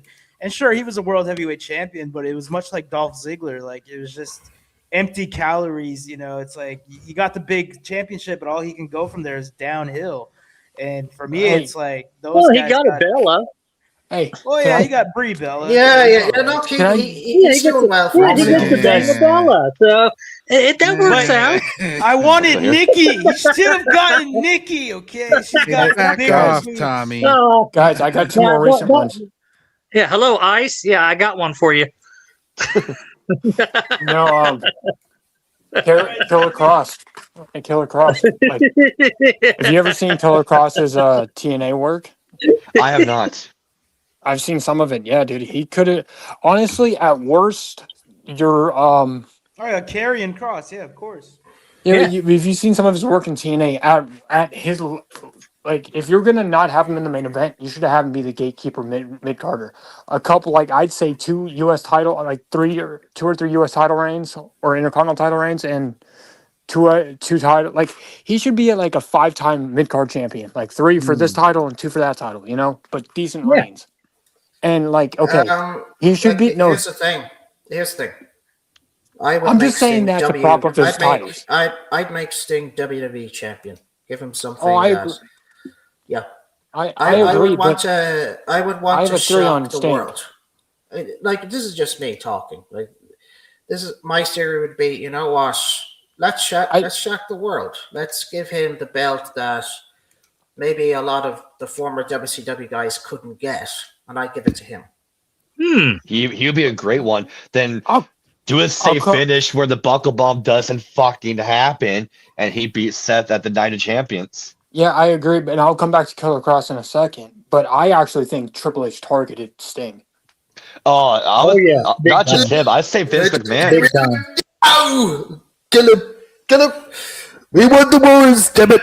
We don't remember this. I honestly think that CM Punk was told to target Braun Breaker because, like, it's like you have so many botches targeting the more talented people. Yeah. Yeah, that's very interesting. Oh yeah, War Games when he almost broke his neck. Yeah, dude, and I'm telling you, like, I have a theory, and it's like not a theory, but I have a statement. I know I have a statement that I always make. If wrestling ever makes a comeback, WWE is not going to be a part of it, or not going to be the start of it. I will say this though, to all those wrestlers who keep trying to wreck themselves, I hope an Owen Hart happens to you. I'm saying it now. I hope it does, because this is how you're going to learn. Yep. That you do not fuck yourself up. All right. So if someone like Will Ospreay, if you end up in a wheelchair, I'm not going to cry. If someone like Kenny Omega ends up in a wheelchair, that was your fault. No, yourself. No. Here's what I got to say. If it happens to a talented wrestler that is just taking the move of the untalented, uncharismatic indie darlings superstar, then I'm going to be sad because I'm like, okay, you fucked up. You never actually learned how to wrestle. Yeah. And You know? God forbid that happens to somebody, but keep in mind, these are the people that tell guys like Al Snow, Bischoff, Russo, Cornette, people that worked in the business, oh, you're old, the business has changed, it's passed you by, it's evolved. Yeah, okay. I don't think LNI does that, but you know, like No, I think LNI is going to be. I think LNI would be a targeted. Yeah, I think possibly, Braun but- Breaker is a target. I think Trick Williams is a target. I think that in the NFL, like I'm no longer an NFL fan because they're getting so woke and whatnot. But back in the day, when the Saints won the Super Bowl, there was a targeting scandal. Like target these stars on the Cardinals, target these stars on like they targeted Brett Favre, they targeted Kurt Warner, and those two retired the next year. I think that's happening in WWE. It's like, hey, if an injury happens, well, it's an injury. You know? You think there could be a conspiracy behind this? I got a There- conspiracy theory, but I don't have my soundboard here for Vince, sir. It's just a theory. It's not. I'm not saying anything. I'm not saying WWE is actually targeting anybody, but I'm just saying it's a theory. It's interesting that Sting would have a couple more years. He went to AEW, and that was like 5 5 years, yeah, because it was 2015 he got hurt. Then during COVID, Yeah. that's when he went to AEW. 2020, I believe. Yeah, so it's like 2021. it's like, dude. So he could actually still wrestle. I mean, And he that's can't why now. I don't think you'll ever see MJF in the WWE. I'd be too afraid that they're gonna fucking bury MJF. Yeah. Especially if Noah's Man's still there. If Vince Yeah. McMahon was Dude, there, they buried you Braun have a Breaker. chance. They called Braun Breaker the future. Anytime somebody And they tried to fucking say buried him. something, Vince was like, Would you shut the fuck up? Yeah, basically. Yeah, Braun Breaker. I think we talked about this last night and on Paladin's stream earlier. Like, it's just frustrating. There's no big stars being built. There's no future Well, up and coming not rise. even, there's no not one. even WWE stars. Like you don't want anyone mainstream. You don't want no one bigger than the Did you guys company. see the new But there's AEW nobody. belt? Let's Look see. at No, this I don't bad know. boy. yeah, I saw it on the AI earlier. Real diamonds, real platinum. This belt costs more than all you miserable losers could ever possibly dream of having in your bank accounts. Real gold, real diamonds, real platinum. Keep the title on him as long as possible. Now, can I finish what I was going to say about Killer Cross? Yeah, Yeah. sure. I just wanted to show that off. That's a nice belt, man. Real gold and is. diamonds. Yeah. It looks almost like the original. I mean, what the hell? Gives me a man boner just looking at it. Yeah. What kind is there? As I was saying about Killer Cross, guys like Killer Cross and LA Knight, they could have been your gatekeepers. Like, hey, this person's ready for the main event. Okay, he's gonna go. Braun Breaker's ready for the main event. He's gonna go over Killer Cross tonight. Or if this person's not ready for the main event, you're Killer Cross or LA Knight. You're gonna go over. You know, you could at least have them be gatekeepers for the people that were ready for the main event and not ready for the main event. And then the trustworthy is like thumbs up, thumbs down, kind of like how Scott Hall was Yeah, back but in it's the day. like, but it's like you could also like, he didn't get pinned, but he got counted out because maybe fake an injury, or he got DQ'd or whatever. I don't know. Speaking of Killer Cross, or Killer Cross, sorry, whatever you want to call him, I don't know if this is 100% true, but I'm really hoping it is. So at the recent JCW Lunacy, the promo Violent J cut, TikTok, TikTok, TikTok. What about Oh, yeah. TikTok? That's a new social I hope he's media. a future JCW world Yeah, that's a champion. reference to Killer Cross. Yeah. It's Cross coming to JCW, representing Violent J with Scarlett. I want that too. Because that I hope he promo, does. like that promo, I know we were watching some of JCW last night, my video there. When we get to last week's episode, this last week's episode, and you see that fucking promo, that Violent J cut, goosebumps, man. It was like, holy shit, is he coming or who's he talking about? Like, who is he bringing in now to go after Vito and all that? Right. I was curious who else is going to be coming in. I don't know who else they're bringing in. Yeah, I've been watching your compilation on YouTube. I've been trying to catch up, man. Well, here's nice. the thing. It's like, Did you finish it? How far did you get into it? No, I mean I only watched like an extra hour after last night, but We'll have to keep going one this time so everyone can see it and see if we get everyone caught up here. yeah, man, we can play some of it. I gotta get my charger for doing that. But yeah, if you guys, I'm not gonna make John stay here all night. I know he's got his own streaming schedule, so you let me know when you gotta go, bro. Mm-hmm. Yeah, I'm gonna check Steven Chris' message too. I still check my phone. I don't know what he's doing. Yeah, I'm not gonna be able to stay forever. Yeah, like we're not gonna be on much longer because I'm getting kind of tired too. But we'll watch a little bit. Hey, a bunch of youngsters. No, it's my fault. I can stay on for like another hour or two, realistically. But my phone, I don't know. Look, I got a big day tomorrow. I got to get up for a 10 a.m. showing of Return of the King extended edition. I had a chance to look there. And I will say this: if you're not watching the extended edition, you're not watching the entire film, dude. Okay? It was funny. You're not watching the film at all if you're not watching the extended version. Well, I went to go see it with the Pittsburgh Symphony playing in front of it, which was awesome. Oh. But they were playing the regular version, Nice. and it was weird to watch. It was like, oh shit, they just skipped over that scene. They just skipped over that scene. It was like, John, dirty beggars. Oh, John. I think my phone Speaking charger. of Pittsburgh, what'd you think of our new head coach? nah, I'm not too enthusiastic about it. I've seen him kind of been there and done that. Mike Yeah, McCarthy. it's Yeah, kinda Who did you guys? I'll be right find? back. I'm gonna take over. It was Mike McCarthy. Mike Oh, McCarthy. hey! I thought they he's were going to a go with cool someone guy, young though. because he's like, yeah, I know he's from Pittsburgh is probably why they hired him, but That's one I of was the hoping, reasons. I was hoping they would go with a Shula or a Flores, someone younger. That, And they're also it's incentive to maybe keep Rodgers around for one more year. that's true. That would be a reunion for those two, the Super Bowl champs. Yeah. Yeah. That- Since, we know what team they beat to get that Super Bowl title. No names mentioned. Won't be mentioned. Yeah, it didn't happen. Didn't happen. Yeah. False story. Yeah. False story. Yeah, at the moment, I'm just checking out the Premier League here at the moment. yeah, we were supposed to get all this snow, and it really hasn't been coming down. So I'm hoping I can go tomorrow to the theater. Yeah, I haven't even looked outside yet. So It's only been a couple inches. So cold here. Yeah, I know it's early days. Now, I would love to watch the NBA. I'd love to, but it's crazy hours when it's over here. But Boston Celtics. Who do you see getting to the finals, or let alone the playoffs? Who could you see? Gosh. I mean, If I have OKC to looks good, do- obviously. As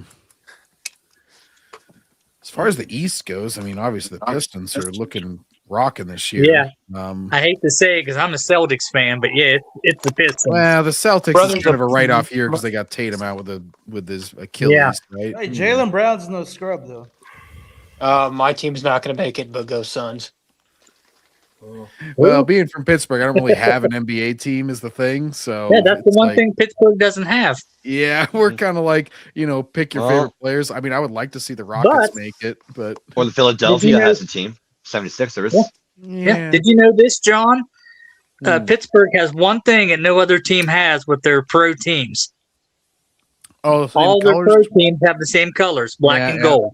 Yeah. The Penguins, the Pirates, and of course the Steelers. The Penguins are rocking, dude. They were like second in their division recently. Like an Speaking old of, man Crosby, speaking of old Philly, man Malkin. Yeah. Yeah, and then you have like the Philadelphia Flyers, which are like practical derby rivals. when it comes Oh to yeah, hockey. they won a couple back in the 70s by being thugs. Now I'm not Yeah. Canadian, but I think hockey's underrated. Dude, I I think hockey's actually, underrated. I'm from Ireland, right? Like, Guys, I'm from- if you I'm haven't maybe been to from Europe. one, Go Mammoth. Go Like, to a hockey. Go yeah, to a hockey game. It's great in person. Oh yeah. I obviously, I'm Are you from gonna pay Europe, for me? Because I don't have the money. So, right. Well, I may be from Europe. I'm from Ireland, and obviously, I've learned so much about the United States, like your sports, some of your traditions, and all that. But when I first looked at hockey for the very first time, I was like, God, that's so physical and brutal. It's like Yeah. they're really going for it. And that's what I love to see, and I do see it in rugby as well. If you haven't watched rugby in the Six Nations that's now coming up, God, it's so physical. And I miss that in a sport where you're just out to get physical and you just got back up, you brushed it off, like you're just getting in there. That's my puck, you little prick. Yeah. Oh, and it's like, I will use this hockey stick to kill you. Well, and it's entertainment value. It's continuous. hockey has very few commercial breaks compared to like a football game where every change of possession they're getting a commercial break. Sponsored by Gillette Shave Yeah. Razor. Yeah. The only time you'll get like commercial breaks is during the intermission. We're sponsored by a pen. Buy us, you fucking. Even when you go to gobshites. watch a hockey game, they don't let you go down to like sit back down in your seat until there's a stoppage in play. Because one time I was at a Penguins game and it was something like crazy, like 10 minutes between a frozen puck, and I was sitting up on the balcony, like waiting to get back to my seat with my food because they had like little guys at the top of the stairs, like hold Guarding on, against the camera, so you don't walk in the shot. Yeah. Yeah, well, and just like blocking other fans, they're just like, hold on, you got to wait for a stoppage and play. Okay, you're good to go. And That's excessive. It's a little excessive. I get it because the camera, because you'll walk into the camera. I'm fucking hitting that security guard. Get the fuck out of my way. You know what? I had immigration. Yeah, I would love to. I miss like good rivalries that actually meant something. Yeah, but I would. I'm obviously a hockey fan. I'll go thumb real quick. Yeah, I would love if someone brought me to a hockey game. That'd be very good. Or a basketball game. I've always wanted to go. Yeah, well, speaking of basketball, the Toronto Raptors are really fucking. Because my father, he loves to play basketball with his friends every Friday. Oh, nice. He's big into it. He actually likes it, and so does my. I played a lot. I played a lot of basketball. Yeah, as far as playing basketball is the best that I've done. Yeah, my older brother has watched a few basketball games, and he does like it.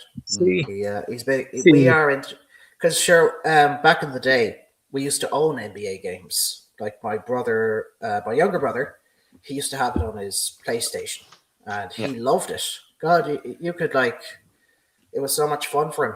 And from there, it's like, I do love the NBA. If I went to like an NHL game, absolutely. Now NFL, I'd say hell no. It's too boring because it's just that with rugby, it's more. It's still fast enough. Yes, they're getting very. It can get very physical, but at least they're really trying to push out their play. They pass backwards. Well, that's they don't why pass college forward or anything. They're just and they're better running alternative, fast. I think.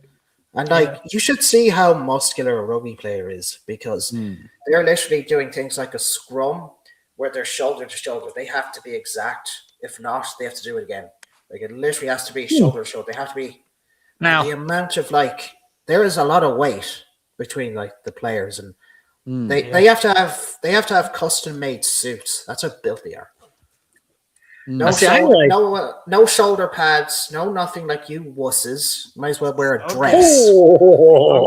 Hey, Paladin, come here. I was a lineman, bro. I was telling you, a lot of that boys, big boys don't take them off and just be like. Urgh. They're a little bigger, a little more physical because we get a lot more concussions somehow, even with the helmets. What up, Isaac? Just penis. No, but I mean, if you watch college football is a lot faster. They go play to play to play. In the NFL, they're purposely taking forever to get from the first down to the third down. Yeah, because they want those sponsorships to go in. Now, you're going to hear me say this. I'm actually rooting for the Seahawks.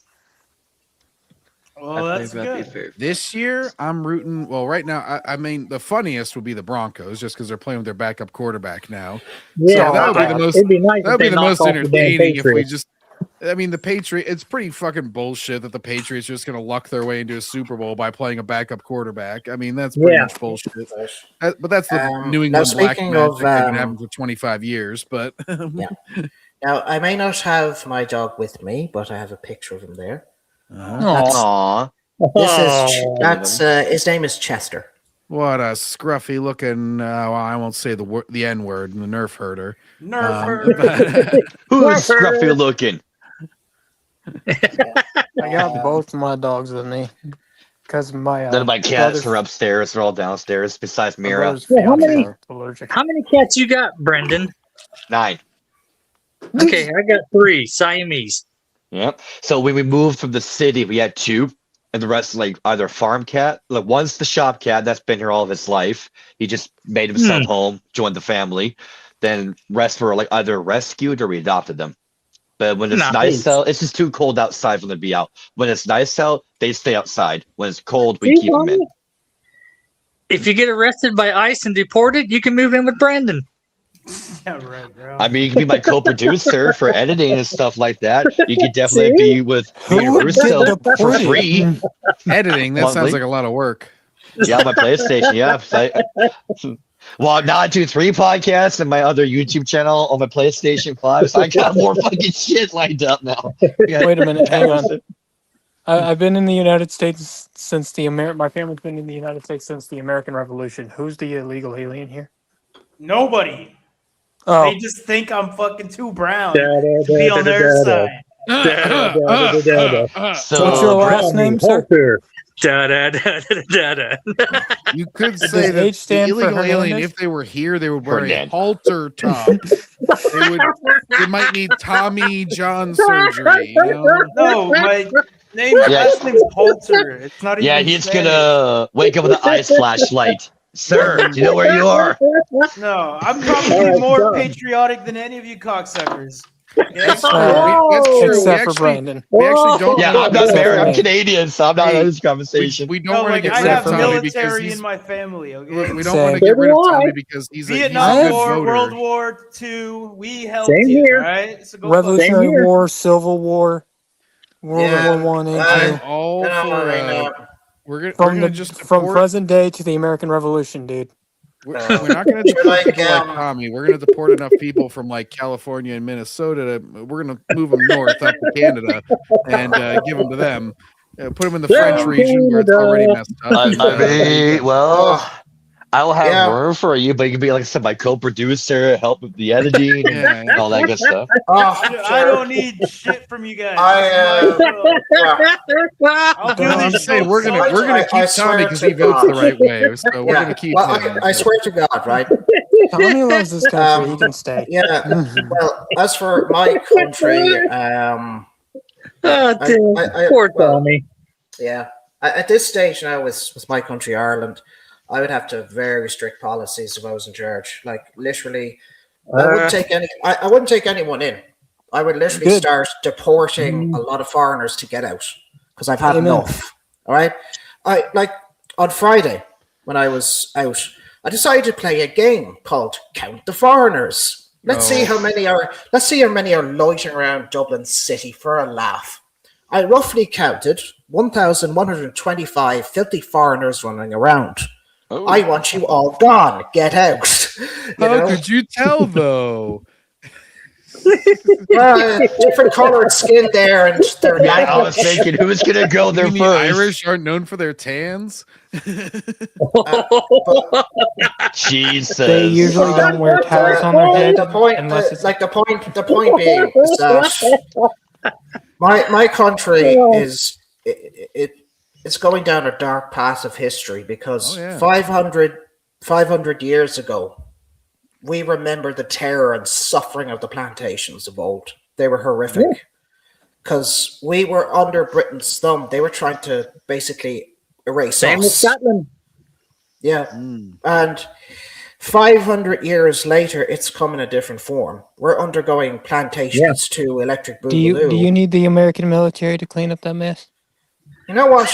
I would love it if Trump arrested every last politician in my country. Dude, I would love it. I would have loved it if Trump be saying- Conor McGregor became president. He's like, He's a Trump lover. after we're done with Minnesota, we're gonna go. I love Ireland. I love Braveheart. It's Well, Scotland, fuck that. those No, are not fuck- no. whatever.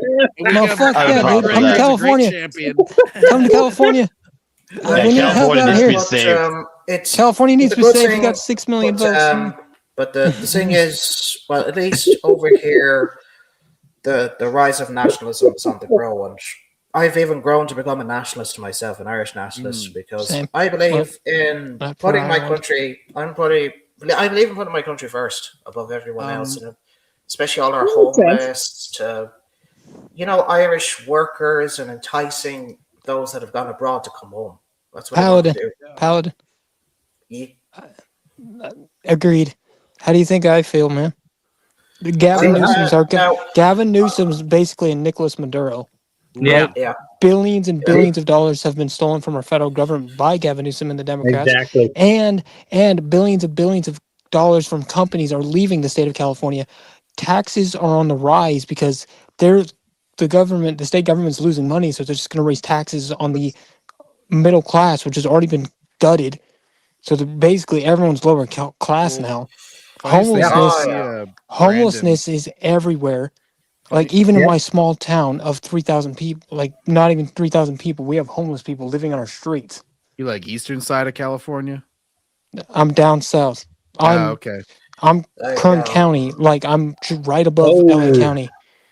Yeah, and I'm like, dude, the state of California needs to be declassified as a state and a U.S. territory and in a mass military takeover of the entire state. I lived in San Fernando Valley. I moved to Florida. This is why I say to Pork, because I'm like, you know, people are always like, oh, like wall it off or whatever. I'm like, no. You don't give up good territory. Like California's a beautiful state weather-wise. What you do is you get rid of all the fucking people that are insurrectionists. And you just, it's basically like surrendering. You're basically tapping out. It's like, yep, we'll just give them a territory. What's happening at the moment, and this is very, very true, with even Europeans, we're undergoing a process known as suicidal empathy. That no matter how bad things get, we're too afraid to speak out on it. We're just saying, "Oh, you'll always be welcome." It's like, no, that's not going to help. By the way, illegal immigrants aren't all brown. Look at these fucking white crackers who shouldn't be here. Okay. Dude, Tommy, you just need to find all the crazy liberal white women. I'll deport them faster than a lot of brown people. I heard they're moving to the UK. Oh, there's one. Oh my gosh. Rosie O'Donnell, she already moved to Ireland. Yeah, here's all the liberal white women who are. Yeah. Oh, yeah. I've said this before and I'll say it again. Liberal Hey, white women is that are the biggest Tommy? threat to the West. Look, there's Tommy. Biggest threat to the West. Yeah. Fuck you, bro. Okay, I want to say this. Maybe not classified as a state, but the state of California needs a full-scale military takeover. Like you need to like have all the military bases just storm their surrounding areas and just take it back over from the state government. Well, you basically treat it like the South after the Civil War. It's like once you try exactly, dude. Then like, you just kind of do a little bit of a takeover. Yes. All right, And I'm like, Trump is going to Minnesota. Then he's going to Iran. Then he's going to freaking Venezuela. I'm like, sir. I could look at this all day. What the fuck? The thing I like about him is that he's quick and he's in and out in those areas. It's not like a 20-year nation building kind of deal. It's like I agree with Tim Pool that the military should be in California for the next 10 to 15 years. Like deployed on our streets. California's as big as bigger than a ton of nations. Just do it in the major cities. I can literally address like some of the biggest problems that we have. And it's not just the West. Like, Isn't you even guys in the have United an States. England territory in Ireland that's like on the upper north side of Ireland is part of England? Well, let me just explain. I'll explain. So I'm Isn't part that of the Wales? Republic. Jesus, people. Yes, I'm part of the Republic. So I'm in the Republic of Ireland. Okay. There's the Irish Northern Republic of Ireland. Ireland? There's Northern Ireland, yes, that pledged their allegiance to the United Kingdom, except if you're going into Derry, make sure you're not on the Londonderry side. Make sure you're going to the Free Derry side. No, I'm familiar with the history. Is that where the It clown is? Derry? In Derry, that's where Bobby Sands did like his hunger strike from. There's even murals of him. When I went to the Free Derry side on a school trip, I saw that mural of Bobby Sands, and it was very good, very well colorful. But it's just right now in my country, and this has been a big problem since the very founding of the Free State. We have been stuck in what you would call Stockholm Syndrome. We're in a very abusive relationship with all these different parties that have just been the same. They've all kicked the can down the road. They've done nothing to actually make things better. They're all in bed together, essentially. But what we need to happen, and this is what needs to happen, is number one, we need a nationalist uprising, which is happening at the moment. Number two, we have to start doing well now. Say if local elections came up and also general, so we can get some voices in. But I'd say the main target that we need is to become the majority. That's just the only way you could really make the actual change that we want to make. Yeah, if we were a majority in our house, in Leinster House, for example, we could do it. Now, let me just get you the information. There's the map of Thing Republic is, of Ireland and the Northern Ireland. It can start off. It can start off locally, but it can also start off nationally because, like, that's what all these people, you know, the whole uniparty thing. That was like the U.S. in 2012. Basically, it was like, you know, oh, we're all nicey nice with each other, and we're all basically the same. And then like Trump came in and just basically shook the whole thing up, and then like it kind of trickled down to the whole party afterwards, where they're like, oh, now it's been taken over by the evil MAGAs. And it's like, yeah, we got rid of all you uniparty cucks. That's why I wanted Conor McGregor, because Conor McGregor met with Trump, and I'm like, if Conor McGregor gets in there, he's gonna go to Trump and be like, hey man, do you have any advice for me now that I'm president of Ireland? Yes. Here's what you're gonna do. All right, you're gonna say we're going to allow the U.S. military to do deportations in Ireland. All right.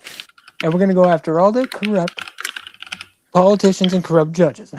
We have to deal with crazy Gavin Newsom, and California's a lot bigger than Ireland. And we could get rid of Ireland in almost no time. It could happen very quickly, and we could send in billions and billions of dollars, and people would love it because we love the Irish. We love potatoes. We love a lot of things. Well, so for our next election, the number of seats that are set to increase is to 174. So currently, you'd need 81 to be a majority. I say no, way past that. I'd say if we got 100 plus, like say, Jesus, now this is, you'd have to do a total wipeout. What you would need if we got maybe, well, I know it's a pipe dream, 150 seats, you could practically eliminate a lot of these parties. They would be terminated. They would not exist. Good. That would be the turning point. They could be made up of different nationalist parties, is what we need to survive. If we want our Irish culture to live, if we want our language to live, because right now, I even see it in my own town, I'm getting replaced. I see it the whole time. And I'm like, where did they come from? Who the fuck are they? I say the same thing. Why, it's like, why are you leeching off the taxpayer? Where's your whatever? Dude, people joked about it here for years and even decades. It was just like kind of like the known thing. It was just like, oh yeah, there was Irish immigrants that came to the United States, you know? Yeah. And let me tell you something, the Irish suffered more than the fucking Italians who are still, you know? Yeah. But the Irish were enslaved, right? Yeah. One of the greatest presidents in U.S. history was Irish, right? His name, you ready? John Fitzgerald Kennedy. Yeah. JFK. Man, the only Catholic dude one. was I never only- wanted that guy. But like you guys came a long way and you guys actually proved yourself. And honestly, you guys should have never been enslaved in the first place. You know? It was, I don't know it was why that was indentured happening. servitude. What They was signed those happening was contracts. We we have thought been our through culture was hell. going to die. You know, We've been through hell. Like Yeah, we've I been think- constantly conquered. We've been under different rule. We've separated. We've been through civil wars. We've been through, say, the troubles with the North. Those were very, very rough. the what happened with the when you guys came to the United States during the potato famine is like these guys don't share our values. They didn't fight in the Revolutionary War. They don't believe in what we believe. You know, but I'm a familiar lot of with you the guys. troubles. I know about the I hate to say this, but I think you guys now that you guys would share a lot of our values is because you guys did suffer. It's like you went through hell in the United States. and it sucked. You guys inspired our revolution. Like you guys taught us that you can. You're win. welcome, Ireland. It's like we can You're win, we welcome, can Lottie. do it, and we did.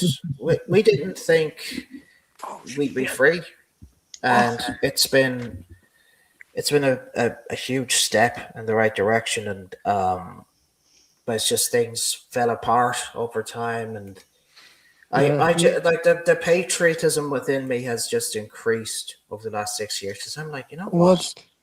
I am sick and tired of like all these like clowns thinking they can just do as they please. Where I'm like, fuck off. Yeah, well, let me tell you something right now, man. I'd say a big portion of the illegal aliens in the United States is in California. You got rid of them all in California. Like, our illegal immigrant population in California is bigger than your entire country. Well, there's an old saying about California. There's an old expression about California. If the state of California falls, so does the nation. Usually that's the first one to sort of go. And literally, it looks like not anymore. It used to be like that, but not anymore Yeah, because Newsom ruined it. I'm telling know you, what like Newsom is so bad Yeah. that if he should automatically. And like your country has now entered its 250th birthday. That's a big birthday. Yeah, I got a hotel room reserved you in know what the Washington worst part D.C. about for that Newsom is? 250th. We're gonna go see Someone's the going to take fireworks. his place and be even worse than he is, unless something is actually done. Do you know who I wanted to be the next governor of the state of California? Who? I want President Trump to be honorary governor of the state of California. Honorary governor. There you go.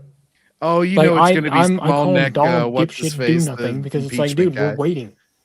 6 million votes. Yeah, I mean, he has done nothing to help us. it's just the thing with California. It's like for it to turn Republican, it's like a pipe dream at this point. Well, It's not a bit of a actually. pipe dream. It's not a pipe dream, right? Yeah. But it's getting more and more of closer to being a pipe dream because nothing's being done. Well, as You far could- as what you could do is you could deport all the illegal aliens, denationalize a lot of people who were. This is why I hate Reagan, because the Amnesty Act, right? That really took California away from the conservative Christians, right? But you could denationalize all of those people. Get them rid of them all. We probably have I will we say probably this have now. 12 to And 15 this million is, illegal aliens. This is the most worrying thing, and it is the most worrying thing, and it's coming to life now. I've noticed it. I see it with my own two eyes that the rise in anti-whiteism continues to grow. It's not it's not a one-off incident. This is I tell the happening. Germans this, you know what I would say to this generation of Germany? Stop feeling guilty for something you didn't do. Yeah. You feel guilty for World War II. and You weren't there. And then we Yeah. have I have these fucking Africans in my country lecturing me about racism. I'm like, fuck off. We know nothing about oh, it. dude, we get that with the fucking. It's oh like, my gosh, excuse me, my country has never had an empire. We never expanded. We were an island that was like You that. know what I would do for Ireland? Take back Becky Lynch. I was even talking to this. I was even talking to this this internet friend that I talked to on Telegram. She's from the state of Ohio, and I've often said to her, "Look, if Trump could arrest Maduro, could he do the same to my country to liberate it?" Because honestly, I always keep the dream alive that Ireland will belong to its sons and daughters once again, that we can have it back. Because I'll tell you this now, and this is the frightening thing, and you need to kind of keep this in the back of your head. You're slowly becoming a minority in your own country, and if that happens, that's happened in California. you're going to be there's going to be prejudice. There is going to be persecution of you. Yeah. There is literally. There could be, us being shot. I could walk out my door and I could be just ambushed. At that point, I think Trump would get involved. He'd be like, okay. Because Trump has Irish roots. His family came from Ireland. Trump's an immigrant. Yeah. Trump's family was immigrated to the United States. Here's another thing, right? So I think he would actually go through with it. And there's so many factors. You've got, obviously, communism has now planted its roots in your country, and it's obviously come to fruition. Number two, white liberal women are the biggest threat to not only Europe, but to the United States because of this constant nonsense that they spew.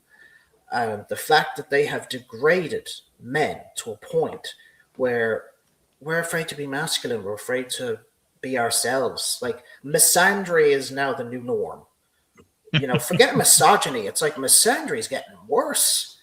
I mean, I've never seen anything like it. Like this, a lot of stuff that I'm seeing now is stuff I thought I'd never see. You know, I thought we were behind that. I thought those days were behind us, but I was wrong.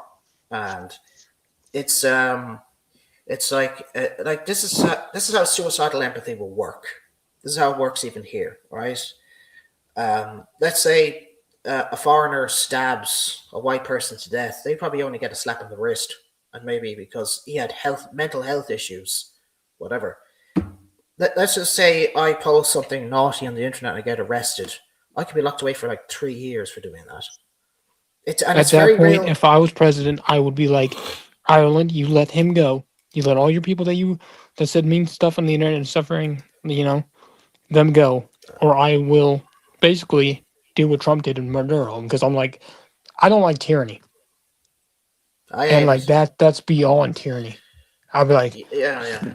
I'll be like, you want to become Prime Minister of Ireland? The UK is undergoing that at the moment. It's so horrifying.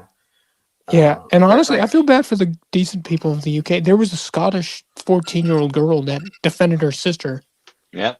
From that and fucking she got stranger. arrested. And I'm like, at that point, I would have freaking lost my fucking shit on the UK. I'd be like, you let her go. Yeah. Or I'm going to go sign a military pact with Russia. Yeah, just ignoring rape gangs, not doing a report on that. And literally, like, if you look at a lot of the mayors of a lot of like English cities, they're all Muslim. There's no actual English representation. They don't exist. I hate to say this. It's kind of sad. Even I hate to say this. There needs to be an ethnic cleansing in my country. We need to go on an ethnic cleansing and just wipe foreigners out. It is about fucking time. It is about fucking time. Europe belongs to the ethnic Europeans. Hi, Tommy. Your ethnic. Listen to me. All right, America belongs to the Americans, right? And Europe. No, and honestly, you could be any color you are in the United States as long as you are loyal to this country. The problem with people coming here, their allegiance is to like Somalia or something. But Europe, the thing is, Ireland belongs to the ethnic Irish. The British own Britain. Scottish own Scotland. And it's so on and so forth. Like the Germans, and I want to bring up Germany again. No, I have to say this. Right? Go ahead. Your founding fathers were way ahead of their time. So in 1790, very first Congress that they held, the Nationality Act of 1790, they ensured that any sort of congressional position was, say, only for whites only. But I think that's changed. I don't know. But the whole point of that first Congress was to ensure that no foreigners would get into positions of power because they would only serve their own interests. Case in point, Ilhan Omar, you've got Rashida Tlaib, you've got all these others that are not serving your interests. They have not taken that oath to the Constitution. And it is clear as day they have their own agendas. They both need to be deported. Yep. Oh, I know. In a sane universe, they would be in a sane world. So my roots trace back to Germany and I think Ireland. I'm not 100% sure, but like Germany was like, I was watching this German YouTuber today or yesterday, and he was like, sorry for World War II, sorry. I was like, what the fuck did you do, dude? You're like 30 years old. And I'm half German. Yeah, I was like, if my ancestors, I like, if they ever owned slaves, they could apologize to your ancestors that were slaves. I didn't own slaves. That wasn't me. Yeah. I'm not responsible for their actions. Are you responsible for your ancestors' actions if they did something bad? No. I wasn't there. Fuck that. I wasn't even born. No, I would that's offer, what I'm saying. So it's like this whole racism shit. Oh no, John, you were going to say something. Sorry. Oh, I would just say I would offer a bit of hope as far as I think a lot of this local stuff where like they're electing like Zoran in New York and stuff. It becomes more concentrated and it becomes. I can't hear John. Nope, can't. Maybe Brandon. I'll have to kick you and you come back. Because Can you hear Tommy? StreamYards does that. Can you hear me? I had to do that too. That's why I took can't that hear 1 second. Brendan.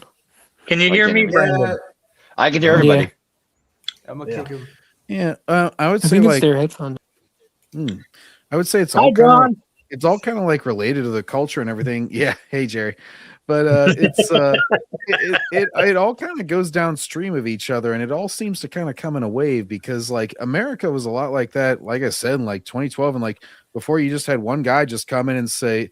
Because the prevailing attitude after the 2012 election was basically like, well, the Republicans, they all just have to like give in to all this stuff because demography is destiny. It was just like demographics are too far in that favor. They're not going to be able to get elected anymore. So they just got to give in to all these agendas.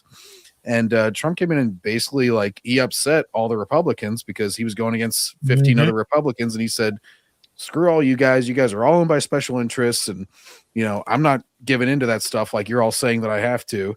And he basically threw a big monkey in the wrench, as John McClane would say. Oh, bad. And it was basically just like, yeah, it was basically just like a big turnaround. And since then, and it didn't all happen at once because he still lost the popular vote in 2016 and everything, but he managed to sneak in there.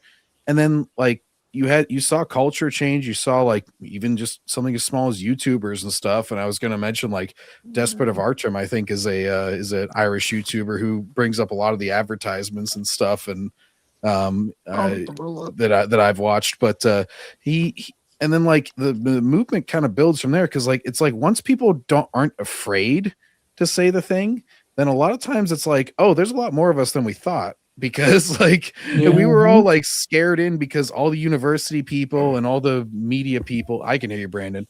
They all said, they all said like, oh, this is all an old attitude. This is all, you're all dinosaurs. It's like, no, you're actually the dinosaurs now because we moved you the fuck out, and we're just gonna say F you. And then all of a sudden it kind of like avalanches into an actual like big movement to where. 8 years later or so, you get an even bigger wave than the initial one. And it's like, oh, wait a minute. This was actually a popular idea. Everybody was just afraid to say it for a while. Well, for me, for years, I'd say over the last 10 years, when things were beginning to unravel for the very first time, when my eyes kind of opened for the first time, like I woke up, I was like, what the hell is that? What's been really going on? Like, you wake up for the first time. And then, when I was seeing everything, it's like I was pointing out, but I always thought I was on my own. I always thought my family couldn't see it, but only I could. It was like from John Carpenter's They Live. I just take off the glasses. Yeah. I put them back on. I see the world for what it really is. You've woken up from a dream. But here is the reality. And I just saw it unravel, and it's like, God dang. And it's like 6 years later, what these eyes have seen was probably if you're feeling a little bit uncomfortable because you were just like, good grief. Like, I didn't see it coming. And just the stuff I saw, and I thought to myself, well, if no one's listening to me, I guess I'm on my own. And I once said to myself, if I have to fight the world, I might as well just get a shotgun and go out with a blaze of glory. But I then discovered I wasn't alone. I found people like yourself who said, yeah, I noticed the patterns. We've been looking ourselves. Because I thought, I was a one-man army. No, and it was honestly like that's why people are so fiercely loyal to Trump, because like he said it before it was popular, before anybody was really like brave enough to say it, like 2015, before the year that he ran, whenever he was just announcing for the primary. And he said, like, we got to get these people out of here. And initially it was complete media, all the legacy media. It was like the beginning of their erosion, because they all said, that's crazy. You can't say that in 2015. You can't, that's racist. And it's like, and it was all this stuff. And he was just like, screw it. I'm going to say it because that's what I'm seeing. And it was just like, and then he ended up winning, and so all the legacy media completely took a hit after that because they were like, we all said he was going to lose because he said all these horrible things. Turns out most people didn't think they were horrible. Most people thought they were perfectly sane to say. And then, like you say, like you think you're insane because like everything, it's really just the establishment telling you things though. It's universities and it's media, and it's not Like, media that's popular on its own. It's media that's popular because of big corporation money. As much as people like to say, oh, we're anti-corpo, we're for the working man. Really, they love to lick that corporate boot, and they love it as long as it's saying what they want it to say.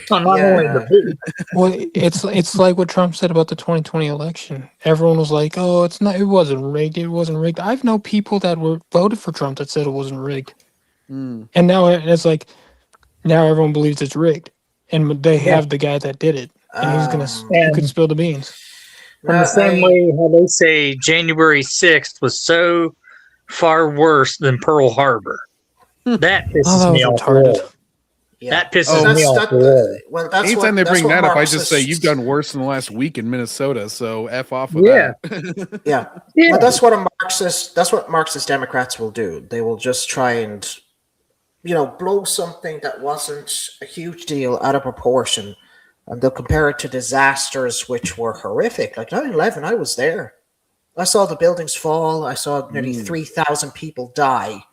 Yeah, and I was like, let me tell you, it was way more than 3,000. That's what they tell you.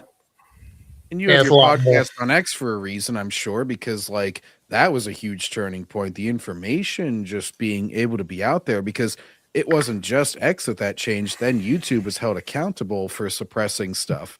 And then all of a sudden they started allowing a lot more. And then, because that was like 2022, I think that X was bought.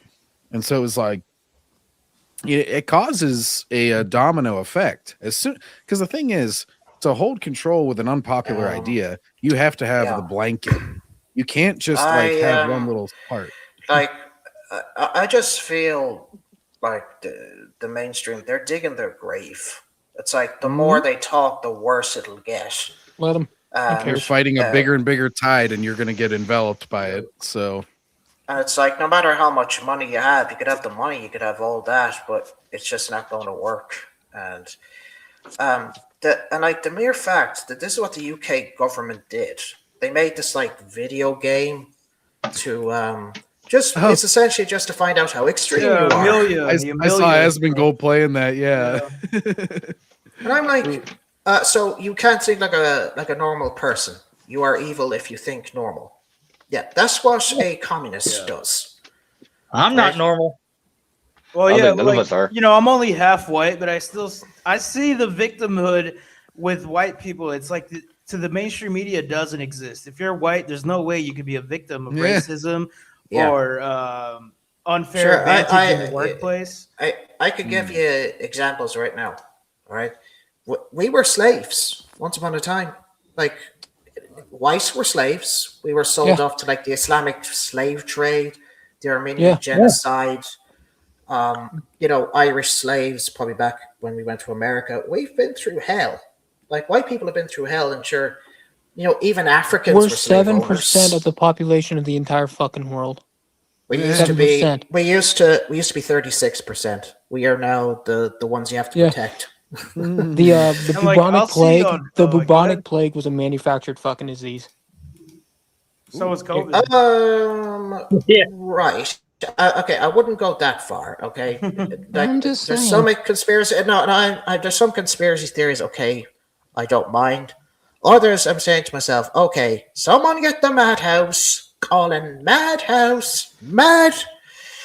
But someone fucking hates Europe for some reason, and they're trying to wipe out the fucking ethnic Europeans. So, like, I've even got a small clip of Hungarian Prime Minister Viktor Orban talking about it, and how essentially a country gets eroded, and even a cardinal from Rome explained how if one culture overlaps another, that's the new one.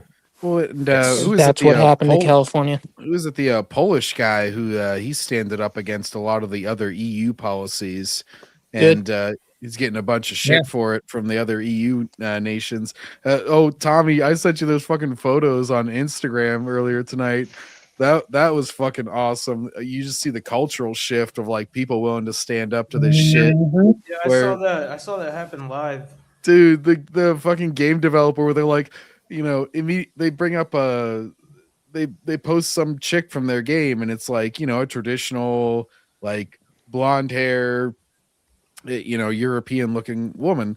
And immediately the question is like, and they respond to every question. To be fair to this developer, they respond to a lot of like nice questions too. But one of them was just like, "Oh, are there any gay romances?" And they're just like, "Nope."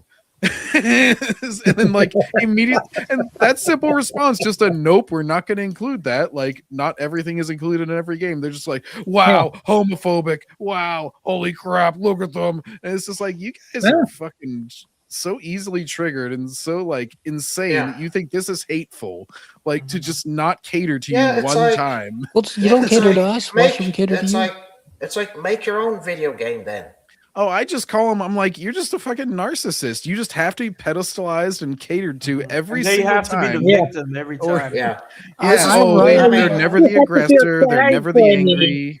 Like I do we have- writing. like- Oh, go ahead. Like we have like we've dubbed the LGBT crowd the Rainbow Mafia because they're literally behaving like a mafia. It's like literally you say anything bad, you'll be super with their fishes. It's like, I heard you didn't have an LGBTQ flag in your window there. You got a license to not do that. What? Help! They got dildos. Help! Oh, They're breaking your shit. They're like, you're pretty hateful, mate. I do some Yeah. writing and I have my own characters, but I don't have any LGBTQ characters at all. Because I'm like, Well, I'm doing a the comic. Bible says at it's the a sin. moment. That's what I believe. I'm doing a comic at the moment. I could literally tell you, I would never really put in anything like that because I know my comic. Well, my comic book's kind of, it's kind of on hold at the moment because I don't have an illustrator, like someone to really speed up the process. Mm-hmm. But what I do have is that I can write the dialogue at least. Oh. I can write the dialogue at least, and it's going good. It's going good. But if I was to create it, I just want to tell stories. I'd want you to be invested, like say, from like issue 1 to say issue 75, where you get to see my main character fight Titan warriors that are trying to crush his skull in, you know, or other characters that I'll be writing about, they'll have their own issues and be like, oh, cool, what did Paladin write about this week? And you're like, wow. That's what I want to do. All right. I mean, yeah, there might be like tribes that, you know, are African, you know, to some extent, or you might have elves, dwarves, whatever. But it's not going to be woke stuff. They're just going to be everyday people. I mean, mine is mostly a slice of life about the nuclear family, trying to like promote the nuclear family. But it's like, I don't have to be woke because I don't have to have an LGBTQ character, right? Because I don't have to. Yeah, Two. I mean, the thing is, Two, like, if my characters are going to be diverse, like different colors, that's just a representation of heaven, basically. Because I'm putting Christian themes in there, you know. Two, it will be natural. It won't be like, oh, this person's black, this person's white, this person's Latino, this person's Native. No, it's going to be like, who cares? Was Who it cares? I think it's Disparu who phrased it as like, oh, every village has to be an LA airport. they like joke about, they're like, yeah, because he was talking about Wheel of Time, and I've read the first 6 books of Wheel of Time, and it's totally true. Like the Amazon adaptation is like, oh, this random ass country village that's way over here that has its own. For some reason, it looks like the LA airport where it has every checked box. It's like, wait a minute, this doesn't make any sense in a medieval world because nobody is traveling around like willy nilly. Like they got horses. It takes years to go anywhere. How would that happen? And it's just like, it's just like when logic is overtaken by just like, no, we have these set rules. And we know from Film Threat where they have these literal requirements where Mads Mikkelsen was asked about like, well, are you concerned about not qualifying for Oscars because you don't have blah, blah, blah. And he just answered the question with just like, well, it's a film that takes place in Norway in like the whatever century. And it's just like, John, so of course it's not going to be diverse.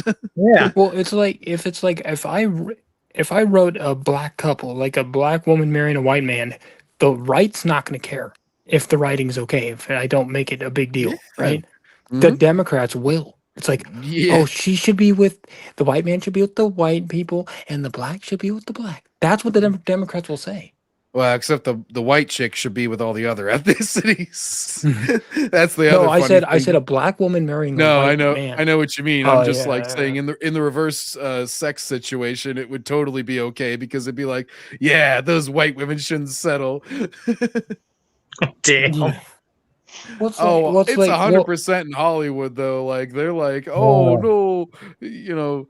That's why Well, they what fucking did- hate Sydney Sweeney because she's like fucking because she doesn't give a shit about any of that stuff, and they're just like, why is she showing her tits? She's supposed to hate the male gaze. Why is she getting with a white dude? They're supposed to hate that white guy. Yeah, it's like when she said it's okay to be white, I was like, yeah, God made me. Like I'm a Christian, right? Now I struggle with my faith, but like I was born one day. I was born white. Big fucking deal. Look. White. Yeah, I mean the biggest fucking religion in South America offensive. is Catholicism, and they're all fucking brown. So it's not about Big fucking deal. race. Well, it's like if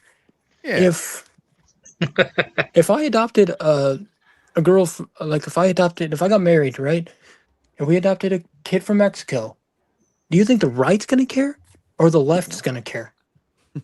The left would be like, why are left two will call white you people offensive. marrying each other and then adopting a Mexican? Well, That's yeah, because offensive. you're culturally appropriating that person. Well, it's like, well, how you many better people raise them to wear- hate their parents, damn it, or else you're Well, hateful. how many people wear cowboy hats in America? You know, the Latinos, the blacks, the whites. Cowboy culture is part of American history. Yeah. Yeah. So, like, big fucking deal. I always say, like, you know what?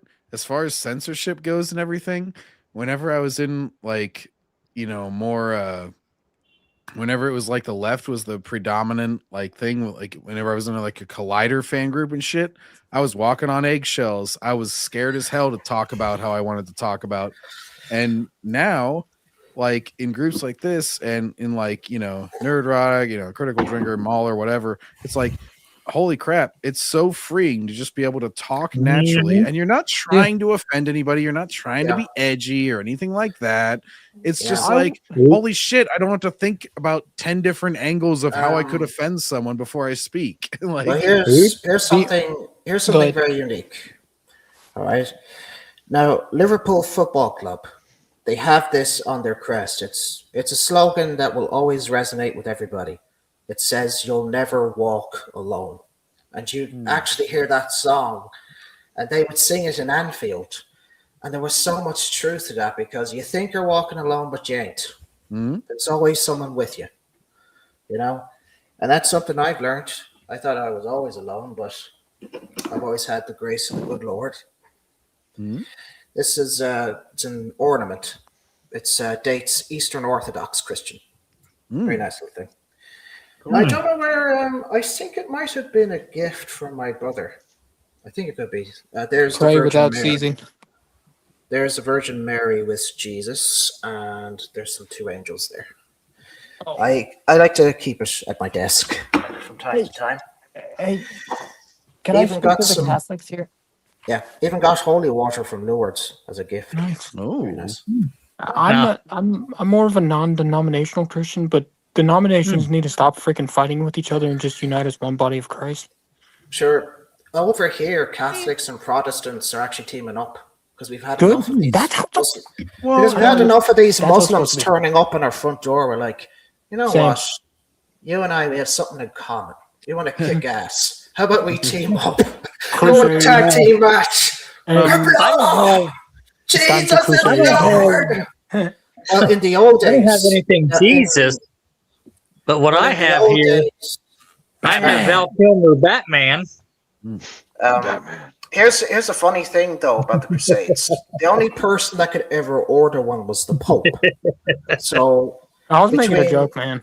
Well, between all the Crusades, the Pope gave the orders. But I think nowadays with our useless church, I'm like, just do it ourselves. Just do the Crusades ourselves. Brandon, it's funny.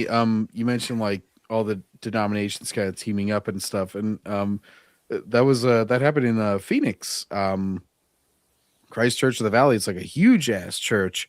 It's really close to my brother, and they had a big donation drive where they were like, we're going to help out all the other churches from all the other denominations in like the Phoenix area, because we think like a rising tide lifts all boats. And so like, we're really big, but you know, we're going to put all of our donations, I think it was for like the whole month of December or something. Just like, cause they knew they were going to get a lot during that month, obviously. They're like, we're just gonna put it all, you know, towards these other churches and help lift everybody. And so, you know, I think when push comes to shove, they do unite, and they do, you know, come together when they recognize that sort of stuff. Yeah, the human spirit has always stood the test of time through even the darkest days of our lives. The power of the human spirit still prevails within the smallest man. As long as there is light, as long as we have the smallest beacon, there is hope for man. There is hope for this earth. We can. There's still hope for California. There's hope for Ireland. But there's some good in this world, Mr. Frodo, and it's worth fighting for. Sorry, I just watched Two Towers today. I was a little bit inspired. To quote from a movie line, "The misery that is now upon us is the passing of greed."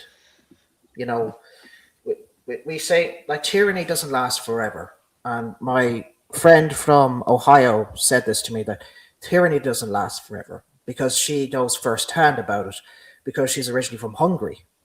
And she told a story of how her family used to live there, and her father was one of many who took down the statue of Stalin during the de-Stalinization years. Oh, nice. Yeah. Her uncle and her dad, they took it down, and they came here to the United States for a better life. And now her father died now very young, and but she still like rip.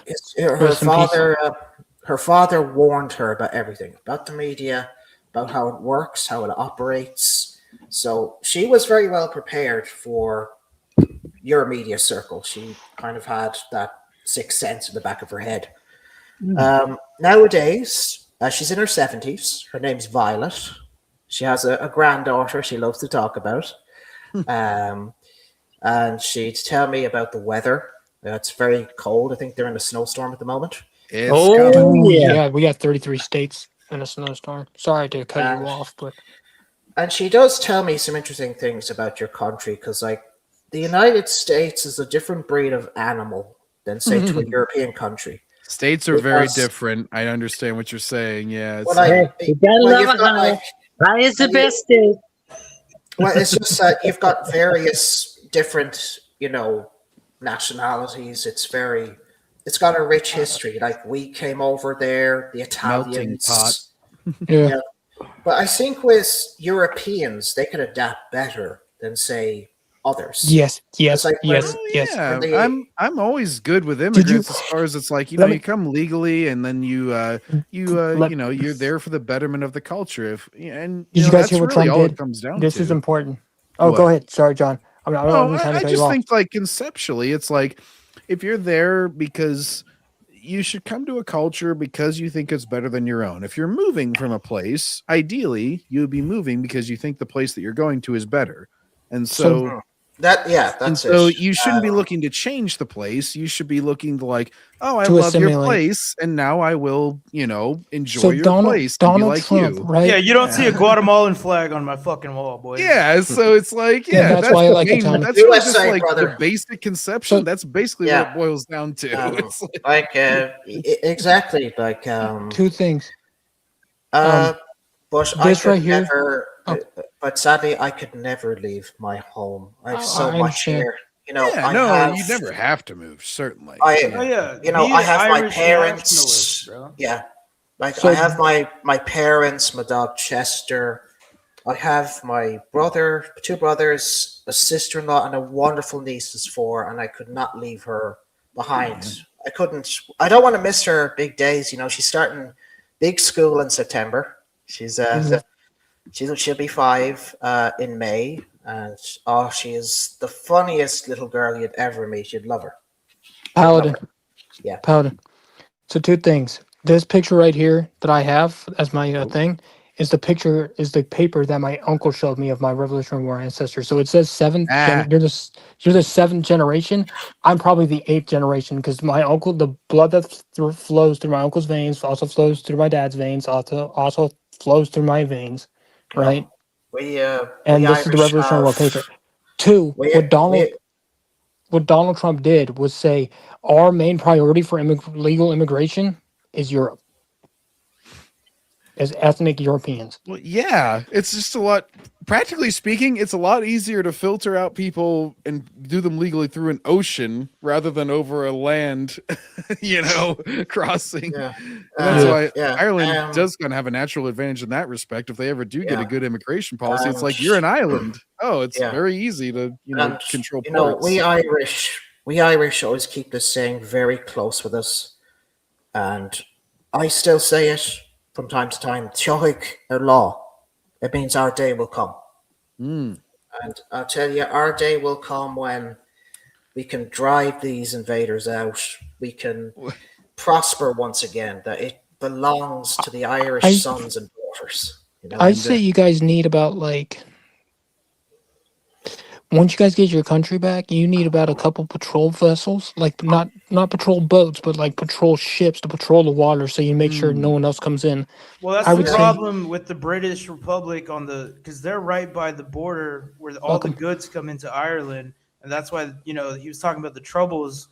Northern Ireland, up in Northern Ireland, they control the port. We'll build a border. Like, hey, whenever, if I'm ever president, I would be like, okay, Ireland, you're gonna do business with this. You're gonna do business with us. We'll chase them out.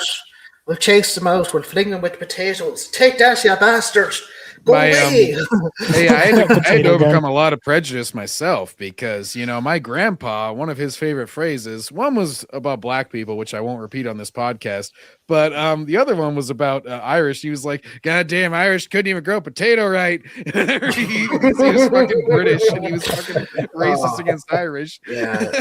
I just miss the days, right? Where you could make a joke about anything. You could just laugh at yourself. I could tell a Mexican joke or a black joke or an Asian joke, and we would just sit there laughing at it. We'd be like, or even a white joke. I could make fun about my own and just be like, you know what? We're so lame. White people make jokes about each other all the time. It's like, British make fun of Italians, make fun of Germans, make fun of French, whatever. Well, I'm a white American, and I wasn't there, but somehow I know it's my fault. Oh yeah, we'll make fun of trailer park people around us. Like in Western PA, there's a lot of trailer trash or whatever. We'll make jokes about them. They're fucking white people, spoiler alert. But we're obviously just making jokes. It's all in good Same fun. here in Southeast Ohio. Yeah. Look, I've never had anything against foreigners coming legally to my country legally. Now, honestly, my only problem is if they simulate. Like, once you come to another country legally, give up your legal loyalties. The countries that are coming here, some of them, like say from India or Africa, they won't. It's never going to happen. It would take roughly 3 generations of their kids to do it, whereas with other children, maybe. If we had some European neighbors that could, they could. But what I would love to do to incentivize my Irish brothers and sisters to come home is that, okay, we cut off all benefits to foreigners. You're not getting anything when you come here. If you want to live here, no benefits for you, no nothing. You start at the bottom and work your way up. All right, that's number 1. Makes sense. Number two, get my own version of ICE. I want my own Irish version of ICE, so I can just kick out as many foreigners as I can, because I want to see a bloody Irish face. Okay? And this is not me being racist. I'm tired of being called racist. That word is lost so much meaning. No, this is a safe space, bro. They get shit all the time, bro. It's a safe space. I'm tired of it because I want my home back, and I'm going to get it back. And obviously then make enticements to bring a lot of the Irish that emigrated back home. I could say, if you have more than, say, 3 or 4 kids, no income tax. You don't have to do that. Because in Hungary, they do that. If you have 4 kids or more, no taxes. I would do things like that, or I'd make sure there's affordable Hey, I don't want housing. to interrupt you, but this alien was just spotted. Look at That's that. used. What? What? That bad boy. What? This is a triangular shaped mothership, dude. They say that is the United States TR-3 Black Manta spy. That's the U.S. technology, dude. That's what it says, at least. Yeah, dark triangular object. UST. Yeah. Oh, that's that's one of them B-2 bombers when the pixels start disappearing from the sky. No, that's what they Darth was- Vader coming in to take over, bro. I was gonna say that was like a except Star Destroyer. If it's Disney Star Wars, he'll like land and then he'll be like, "Have you come here to destroy me?" And they'll be like, "Wait, what? You landed here, bro?" See, that's the only way humans will get along, bro. Exactly. Darth Gator at that point. Darth Gator. Yeah, that's true. He's like, It's "Have you like, come here to fuck me in the nails. ass, Obi-Wan?" Hello to Obi-Wan. I've got my saber. Woo! I have So, vibrating Paladin, features, Obi-Wan. Paladin. You don't know the power of the gay side. Paladin. Darth Pulitzer. What I would do, what I usually do for fun, is I will take a military of a small country and just like, what would be good for them? And I did it for Ireland. I gave you guys a couple fighter jets, right? But I gave you guys more helicopters to patrol your area instead of like, so you guys can at least protect your country. You know, we wouldn't mind it if you supplied us some pew-pews now. Honestly, if you're the prime minister of I would Ireland, not mind. I would not mind if we secretly got shipped pew-pews so we could just take care of a few well, I'm things. not going to do you know? that because like, We were known for our guerrilla warfare. Okay, Oh, we can use guerrilla warfare to our advantage. You know, we could use well, what I petrol was bombs, hoping whatever. was if Conor McGregor became president or prime minister or whatever you guys have, right? He legalizes gun ownership. The U.S. gun companies will start, selling their guns in Ireland, but shit. only don't know. only citizens Yeah, for the I past swear like to God, only citizens sometimes can have it. Sometimes I like to unleash my inner Hulk Hogan. Enough is enough, brother. Ireland's coming back. The thing is, like, even if there were no guns, like, having Conor McGregor as your head, he's going to be able to take out the vanguard of any opposing force. He's just going to be Well, like, you got Trump on his side. "We're Trump, storming the fucking house. Let's go." and it's like if Trump is a loyal ally, right? But if Conor McGregor said, "Hey, I'm legalizing gun ownership and right to self-defense for all Irish citizens that have at least been here for 3 generations," right? So that means all the people that came in for the past 20 years will not be allowed to own a gun, right? You have the right to self-defense and defend yourself against these illegal aliens. We're going to get them out. Mr. President Trump of the United States, can you we have the money. We're going to buy some your PS-30, whatever's Poseidons, right? I don't even know what that is. C-130 Poseidons. I don't even know what those planes are called to ship these people out.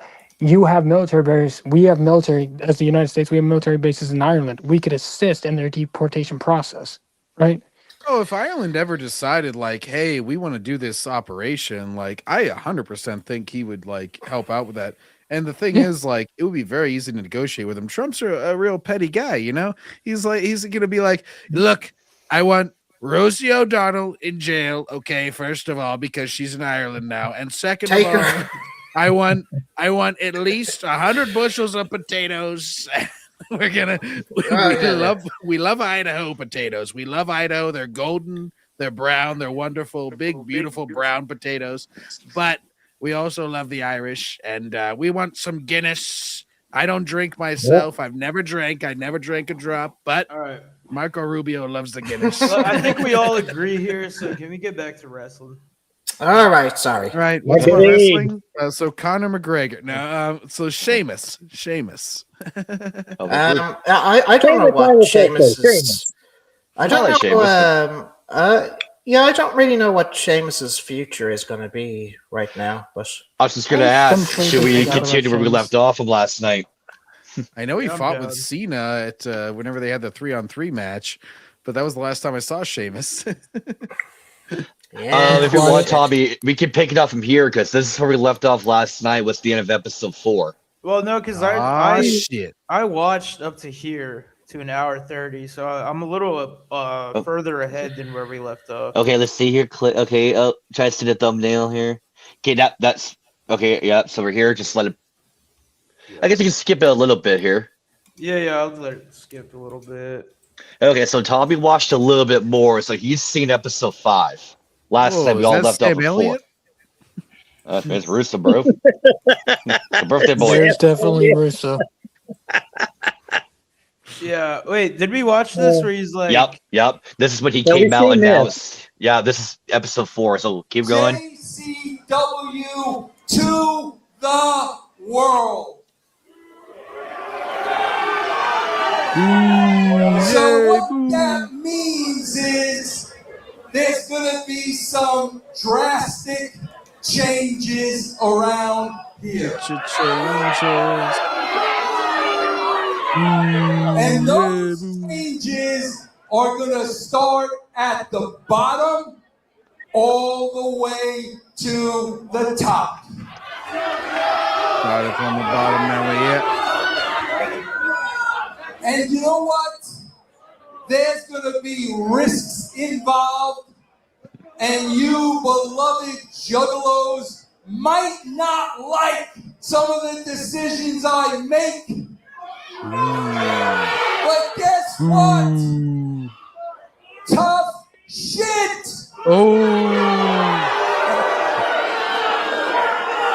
This is what Filoni needs to say to the Disney Star Wars fans. It's like, Next week, tune in. The show begins. Same Juggalo time, same Juggalo channel. All right, here we go. Holy shit! Okay, so this is episode 4. We're about to go to 5 now. Yeah, right here. Please welcome the new investor of JCW Lunacy, Vince Russo. Kicking off Lunacy this week, hot off the heels of one of the most shocking announcements. Almost says WCW theme. Almost. JCW, our brand new investor, Sweet. We were almost. This is unprecedented. It is already all nice over tie. the place. A little bit The fat. hottest thing in the world of pro wrestling. Vince Russo, Yeah, I think today's his birthday. Vince Russo. Yep. 65. Happy birthday, Nice young man. retirement age. Nice. Oh, here we go. When I came out Nice here senior last discount. week, I was kind of a little disappointed in the booze. You know what I'm saying? A little disappointed. Yeah. I haven't been in a wrestling ring in like 20 years, and you boo me? And you boo me? Does he really not understand Vince. why? Boo you again, You know, motherfucker. story. A couple of months ago, I got a call from my old friend Joe. And Joe asked me Rogan? if I was Nope. interested Joe Bruce. in investing in his company because he wanted to bring it to the next level. I told Joe You're not that I guy. would think about it, but then I never heard back from Joe. But I heard back from Joe's lawyers. And I said, why ain't I hearing from Joe? And they informed me that Joe was wrapped up in his tour. ICP had a big tour. And Joe basically told his lawyers, find an investor. I don't care who it is, find the capital. We need the capital to bring this company to the next level. I was NXT level. informed that there were a lot of bids. So, Bro Sports and Entertainment, a company which I own, made a bid. You think the name would have tipped it off, but it didn't. So here I am investing in this company. Here we go again. Now let me Or as Tommy would say, explain to Juicy you W. why No. you should be kissing my big New York ass. Oh, this is so golden. New York ass. It's like the Sicilian pizza. You gotta hold it. These other investors may have been. What about JCW selling to the Saudis? What about that? What about that? You guys would have flew over to Saudi Arabia. I don't even think you know where that is. So you guys would have flew over there wearing your clown makeup, and what? They were going to welcome you with open arms. I'll tell you one thing. Your woman were not getting into that country. So you should thank me, because Joe could have went the way of the WWE. He could have sold out. But instead, he got me. And I am here to tell you the way it is. Now, I got to tell you something, man. I respect your loyalty to ICP, to Violent J, to Shaggy. Give it up for them. Give it up for them.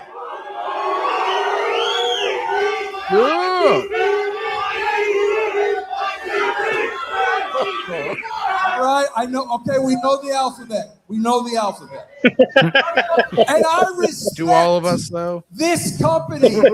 Joe started this company in 1999, 26 years ago. Do you know what a landmark that is in professional wrestling? But we got to be honest. He has a fan base of all of you.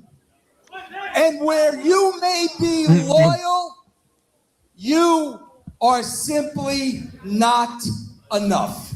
That's right.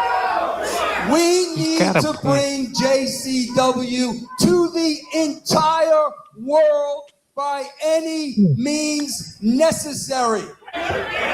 So, I'm here to tell you, man, I don't know about you people, but New York is cheap straight. There are going to be some changes.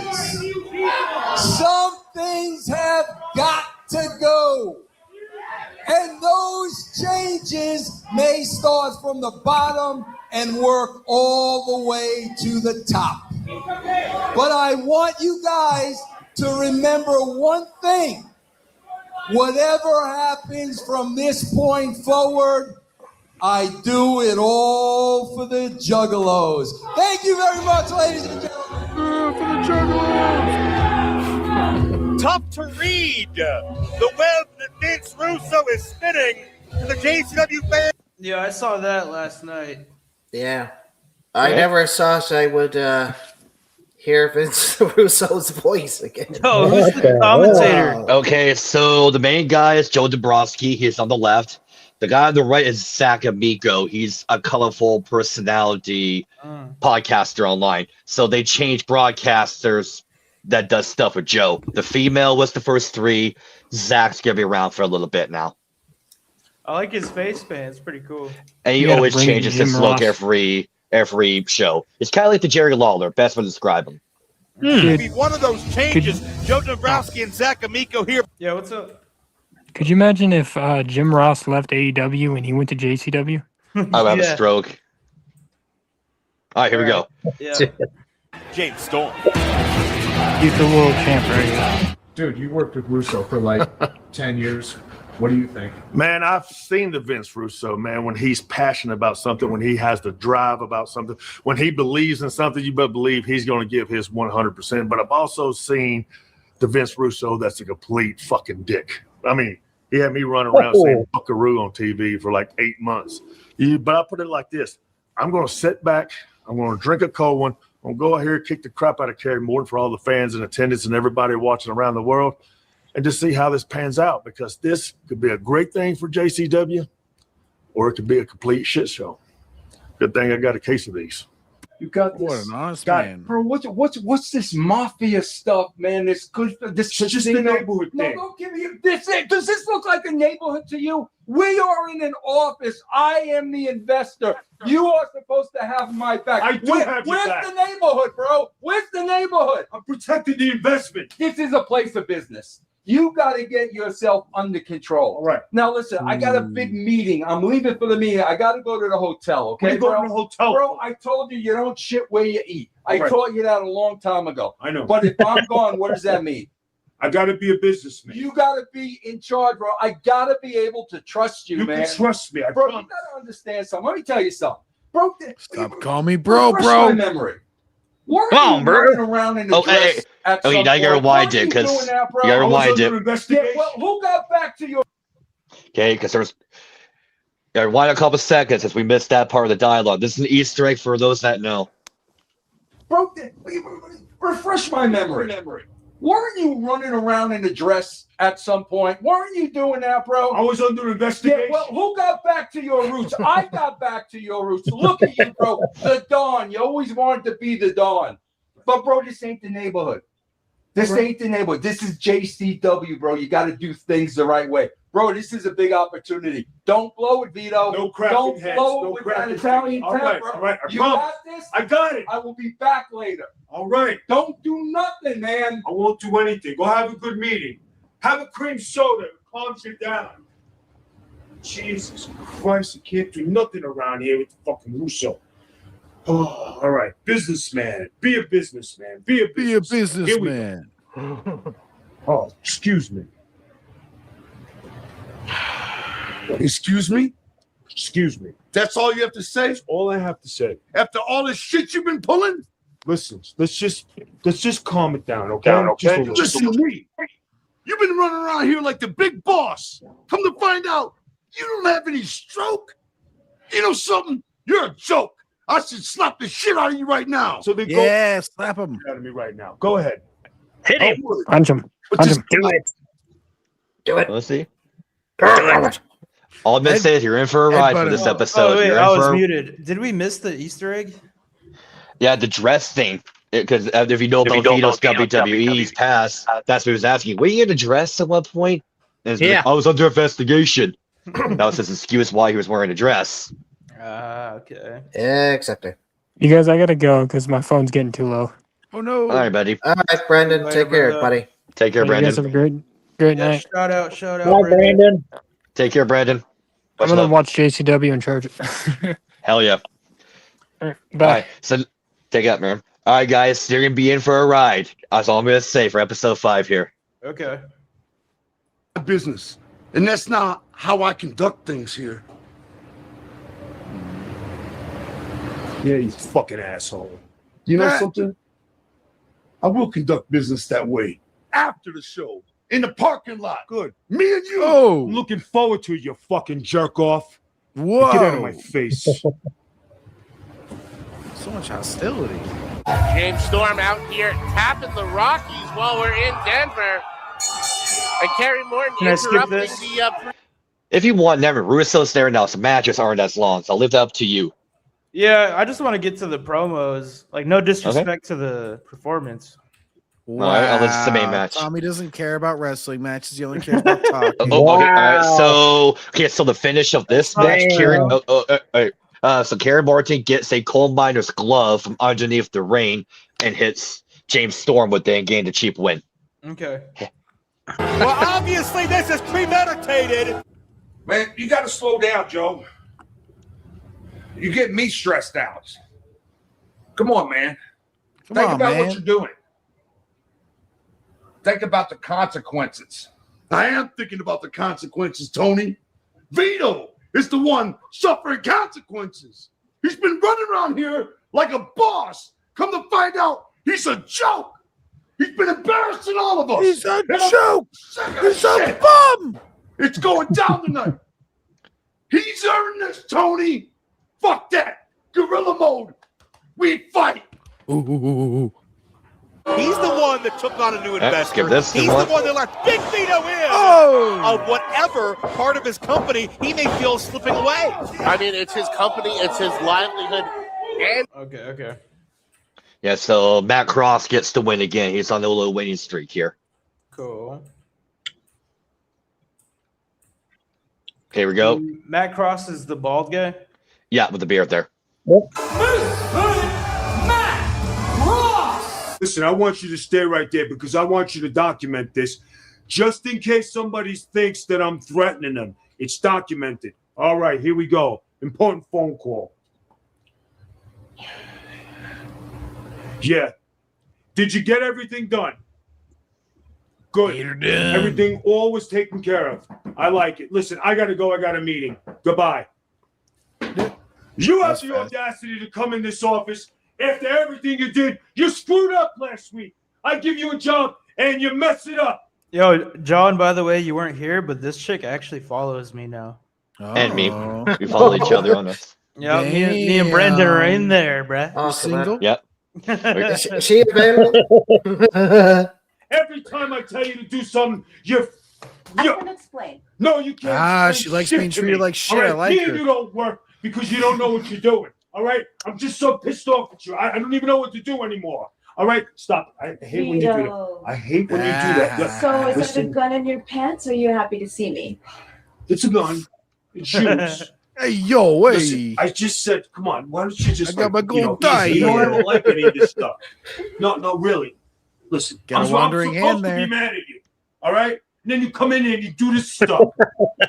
I can't take it. Come on, just give me one. Oh, looking though. I want to know if it, Someone say No. 3 white. What are you doing? Whoa! Back it up, Vito. who's this guy? Well, what are you doing in my office? Can't you see I'm having a meeting?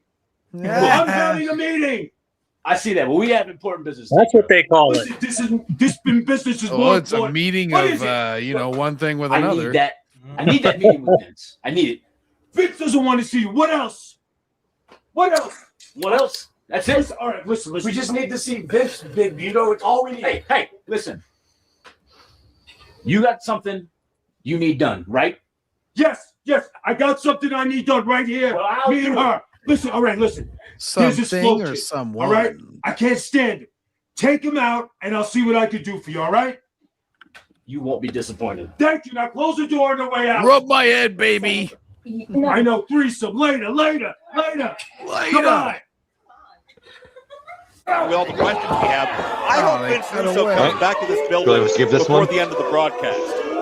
I hope he can That talk dude some looks sense like a into Noob Big Vito. Saibot There's another from hit out on Mortal Stephen Clark. Kombat. That's we got Ninja. So we have Ninja Mac is Shane Mercer. Shane Mercer's the taller guy. Shane gets the win.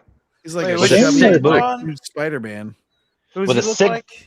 Oh, I said Noob Saibot initially from Mortal Kombat. He's like the black version of he's got the black outfit only compared to like Scorpion and Sub-Zero, who are like the orange and blue outfits. No, But that guy he looks actually looks like legit. Black Suit Spider-Man. Actually, now I'm looking at this side profile. He's like, Yeah. I am slightly obese, Black Suit Spider-Man. Man, Yo, he's kind of a big boy, but he can move. Ninja Mac. I just saw his knees took that brunt. I was like, whoa. That Shane Mercer I wins hope with he a cool can talk move. some sense into Big Vito. There's another hit out on Stephen Flo. We still don't know what Oh, right cocaine in the is. belly. I'd call it a lot worse, and I know you would, Zach. Vito's going to fight Violent J That's in the where Stone parking Cold lot would've tonight. thrown up all Even those Two Tough beers. Tony, Jay's closest confidant, can't talk him out of it. Look at that. Can you do that, John? I don't think so. Absolutely, I just don't want to. And all this is Oh, happening. sure, no Vito's problem. in charge for the night.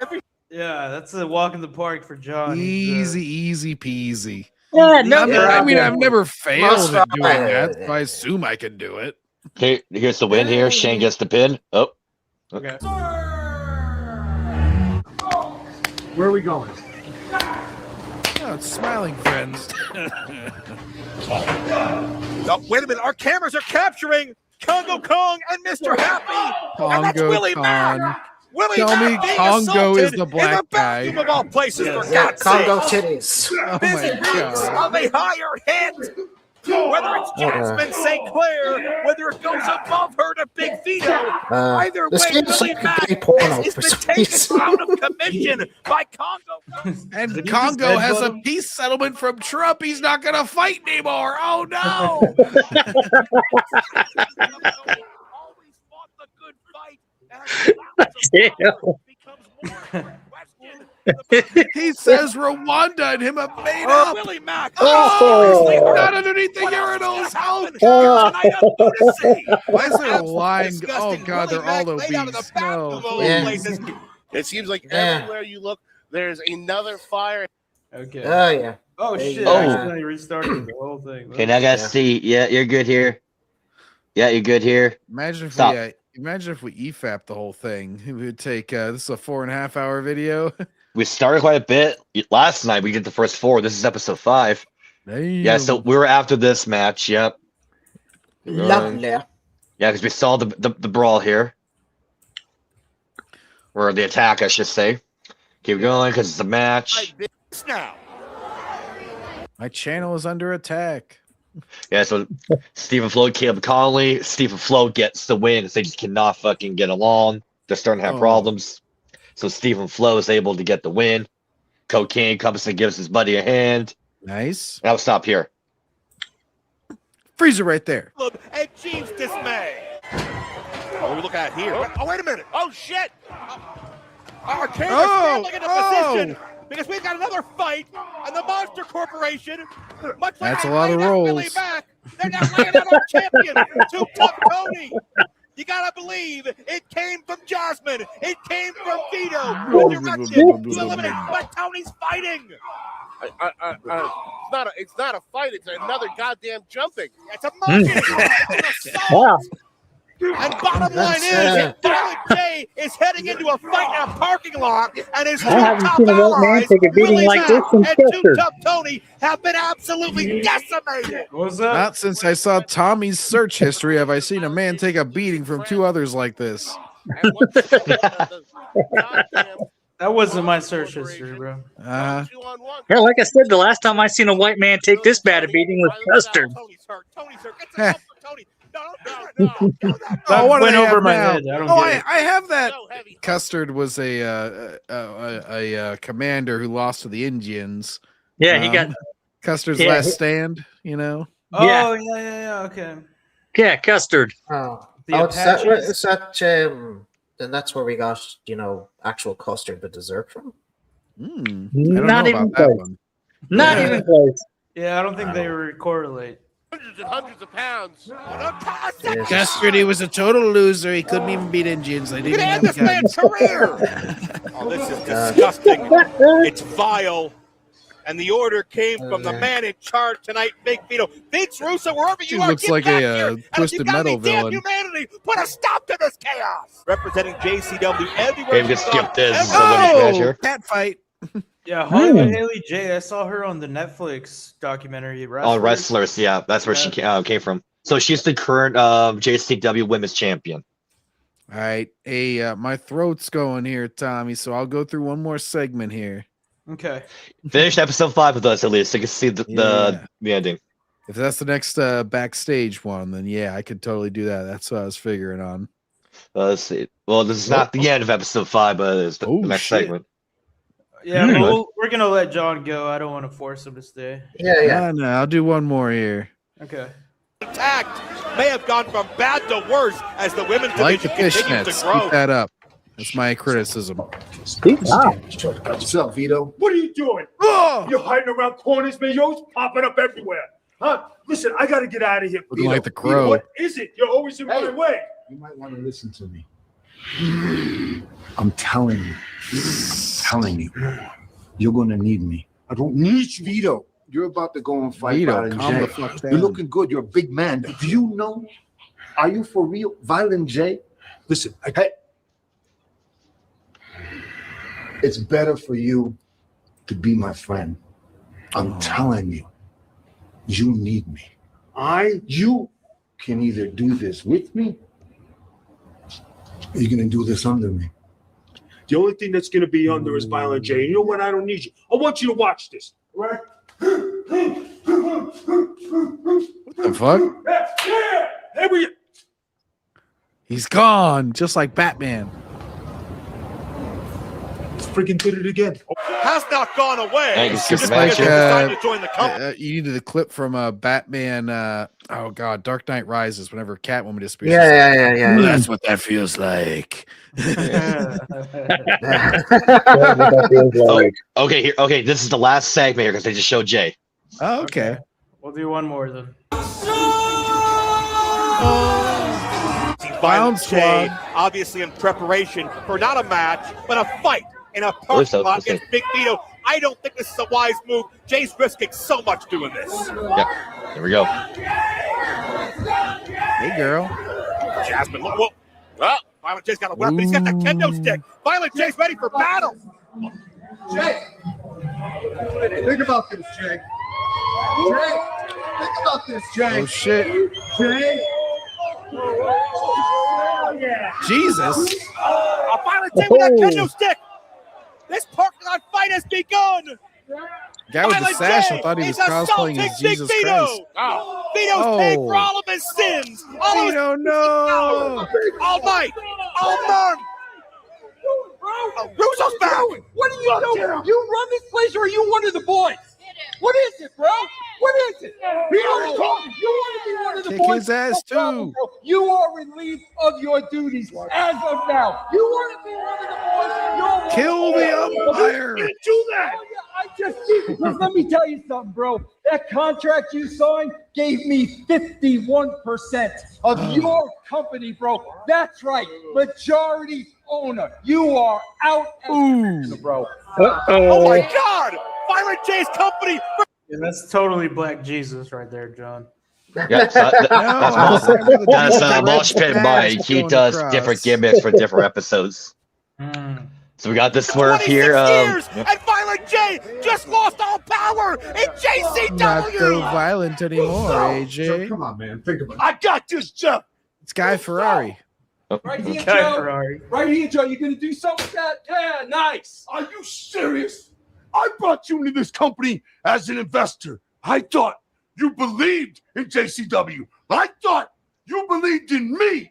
And here you are, stripping me of my power. You know, Joe, let me tell you something. You did a lot of thinking. You got a lot of thoughts going on in the mind. You know, who do a lot of thinking? Your lawyers. Because your lawyers didn't think to read the fine print of the contract, which gave me control of the company. So the heat is on them. Now, Does loyalty mean nothing to you? I have no problem with that. Damn.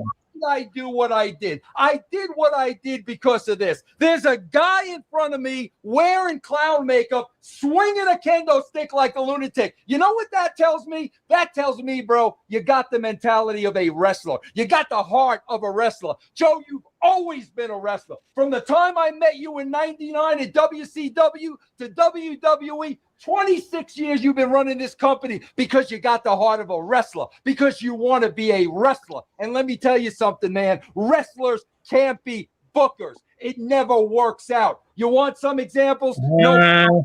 With Jeff Jarrett. Let's go to Dusty. Let's go to Ric Flair. Let's go to the clown in Connecticut. That company. It doesn't work, bro. Damn. Clown in Connecticut. Who's he talking about? Yep. He's talking about me, is he? That's sort about.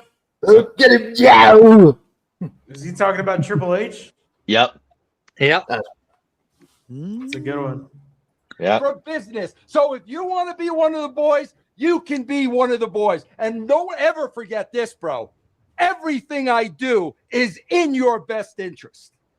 You talk a big game, Vince, but at the end of the day, you fucked me over and I'll never forget it. Yeah, and I fucked you over for your own good, and you can thank me later. Now, let me take this from you. Go now. And now it's episode 5. All right. Dawson episode 5. Well, it's such drama. I mean, man, these guys really, I mean, if they could all just like sit down and calmly talk, I feel like they Nah, fuck. We need chaos, man. We need more of this on bigger companies. No, that was fucking hilarious. Yeah, who was that it? was good. Tito, who was the hat guy here. He's like, oh my gosh. Yeah, Vito. Vito. Yeah, I'm Vito, sorry. yeah. He's like, you're coming out of every corner here. Yeah, this is a good promo from Russo It's for his episode ass. 6. There's a lot of Easter eggs and shots he's delivering at people. I like a lot And of the he- crowd as the face paint. They're really into it. Yeah, yeah. It's they're the big one. juggalos. Yeah, woo woo, clown love. So, Jared, what'd you think of episode 5 of what you've seen? I liked it. How about the I swerve at the liked end it. of the contract Yeah. that Jay's lawyers to read the contract? Yeah, because that's a classic move from the old AWA days. Okay. So how about you, Tommy? What'd you think of episode 5? Yeah, man, it's fucking cinema, dude. I fucking never been more entertained. You know, like yeah, I've been skipping Monday Night Raw and Friday Night SmackDown. Like this shit. Come doesn't here even- Thursday night. So yeah, that's my thoughts, man. This is a lot better than the mainstream shit. How about you, Paladin? Episode 5. I'm actually smiling inside for the first time in 10 years. That was actually good stuff. Because you're wondering, okay, why did Val and Jay just get fired? And he's like, wait a minute. So Russo now has 51%. And it's like, oh, crap. What's going to happen now that he's fired? You know, it's stories. And I loved how he took shot at wrestlers being bookers and, you know, especially Triple H, who's an idiot. So Oh, you'll like this promo. You'll like this promo for sure. He goes in on people. This is kind of like pre-born again Christian Russo. We see a little bit more coming out on this one. All right, John, if you want to head out, bro, I don't have a problem with that. Oh, I just like the crowd too. They got the John Deere guy right in the front. You got some Yeah, blue collar fans going on right now. I Yeah, feel this like is it's Merco, baby. So at this point, this is Wichita. This is the biggest show they had at the time. This show right here sold more tickets than AEW that Damn. week. Ouch. All right. Oh, cool. I'll get to leave on a positive note then. We'll go ahead out on that. No, that was a lot of fun actually. That was some cool shit. Yeah, this will probably be the last thing I'm gonna watch too, boys, because I'm. Well, save episode 6 for next one because this you haven't seen Yeah, that nothing works. yet. Okay. It We'll see you gets later, more John. nuts. All right, I'm dropping off as well, guys. I got to get me some late supper. Alrighty. I guess we're gonna join Alright, Chris Jared. there. Chris is probably waiting for us. So have a good one, Jeremy. I'll see you. Tommy, I'll see you tomorrow. Paladin, are you coming with or are you done for the night? Yeah, I can come with. Why not? Yeah, I'll come for a bit. Then I'm gonna eat and go to bed. This is like the 3rd straight show we've done today. Yeah, This this is is a new what record for me. we'll pick this up next time. All right. Oh, I cannot wait. So all I can say is strap the fuck in. Exactly. All right. Peace out, my fellas. Peace out. Take care. Take care. Absolutely.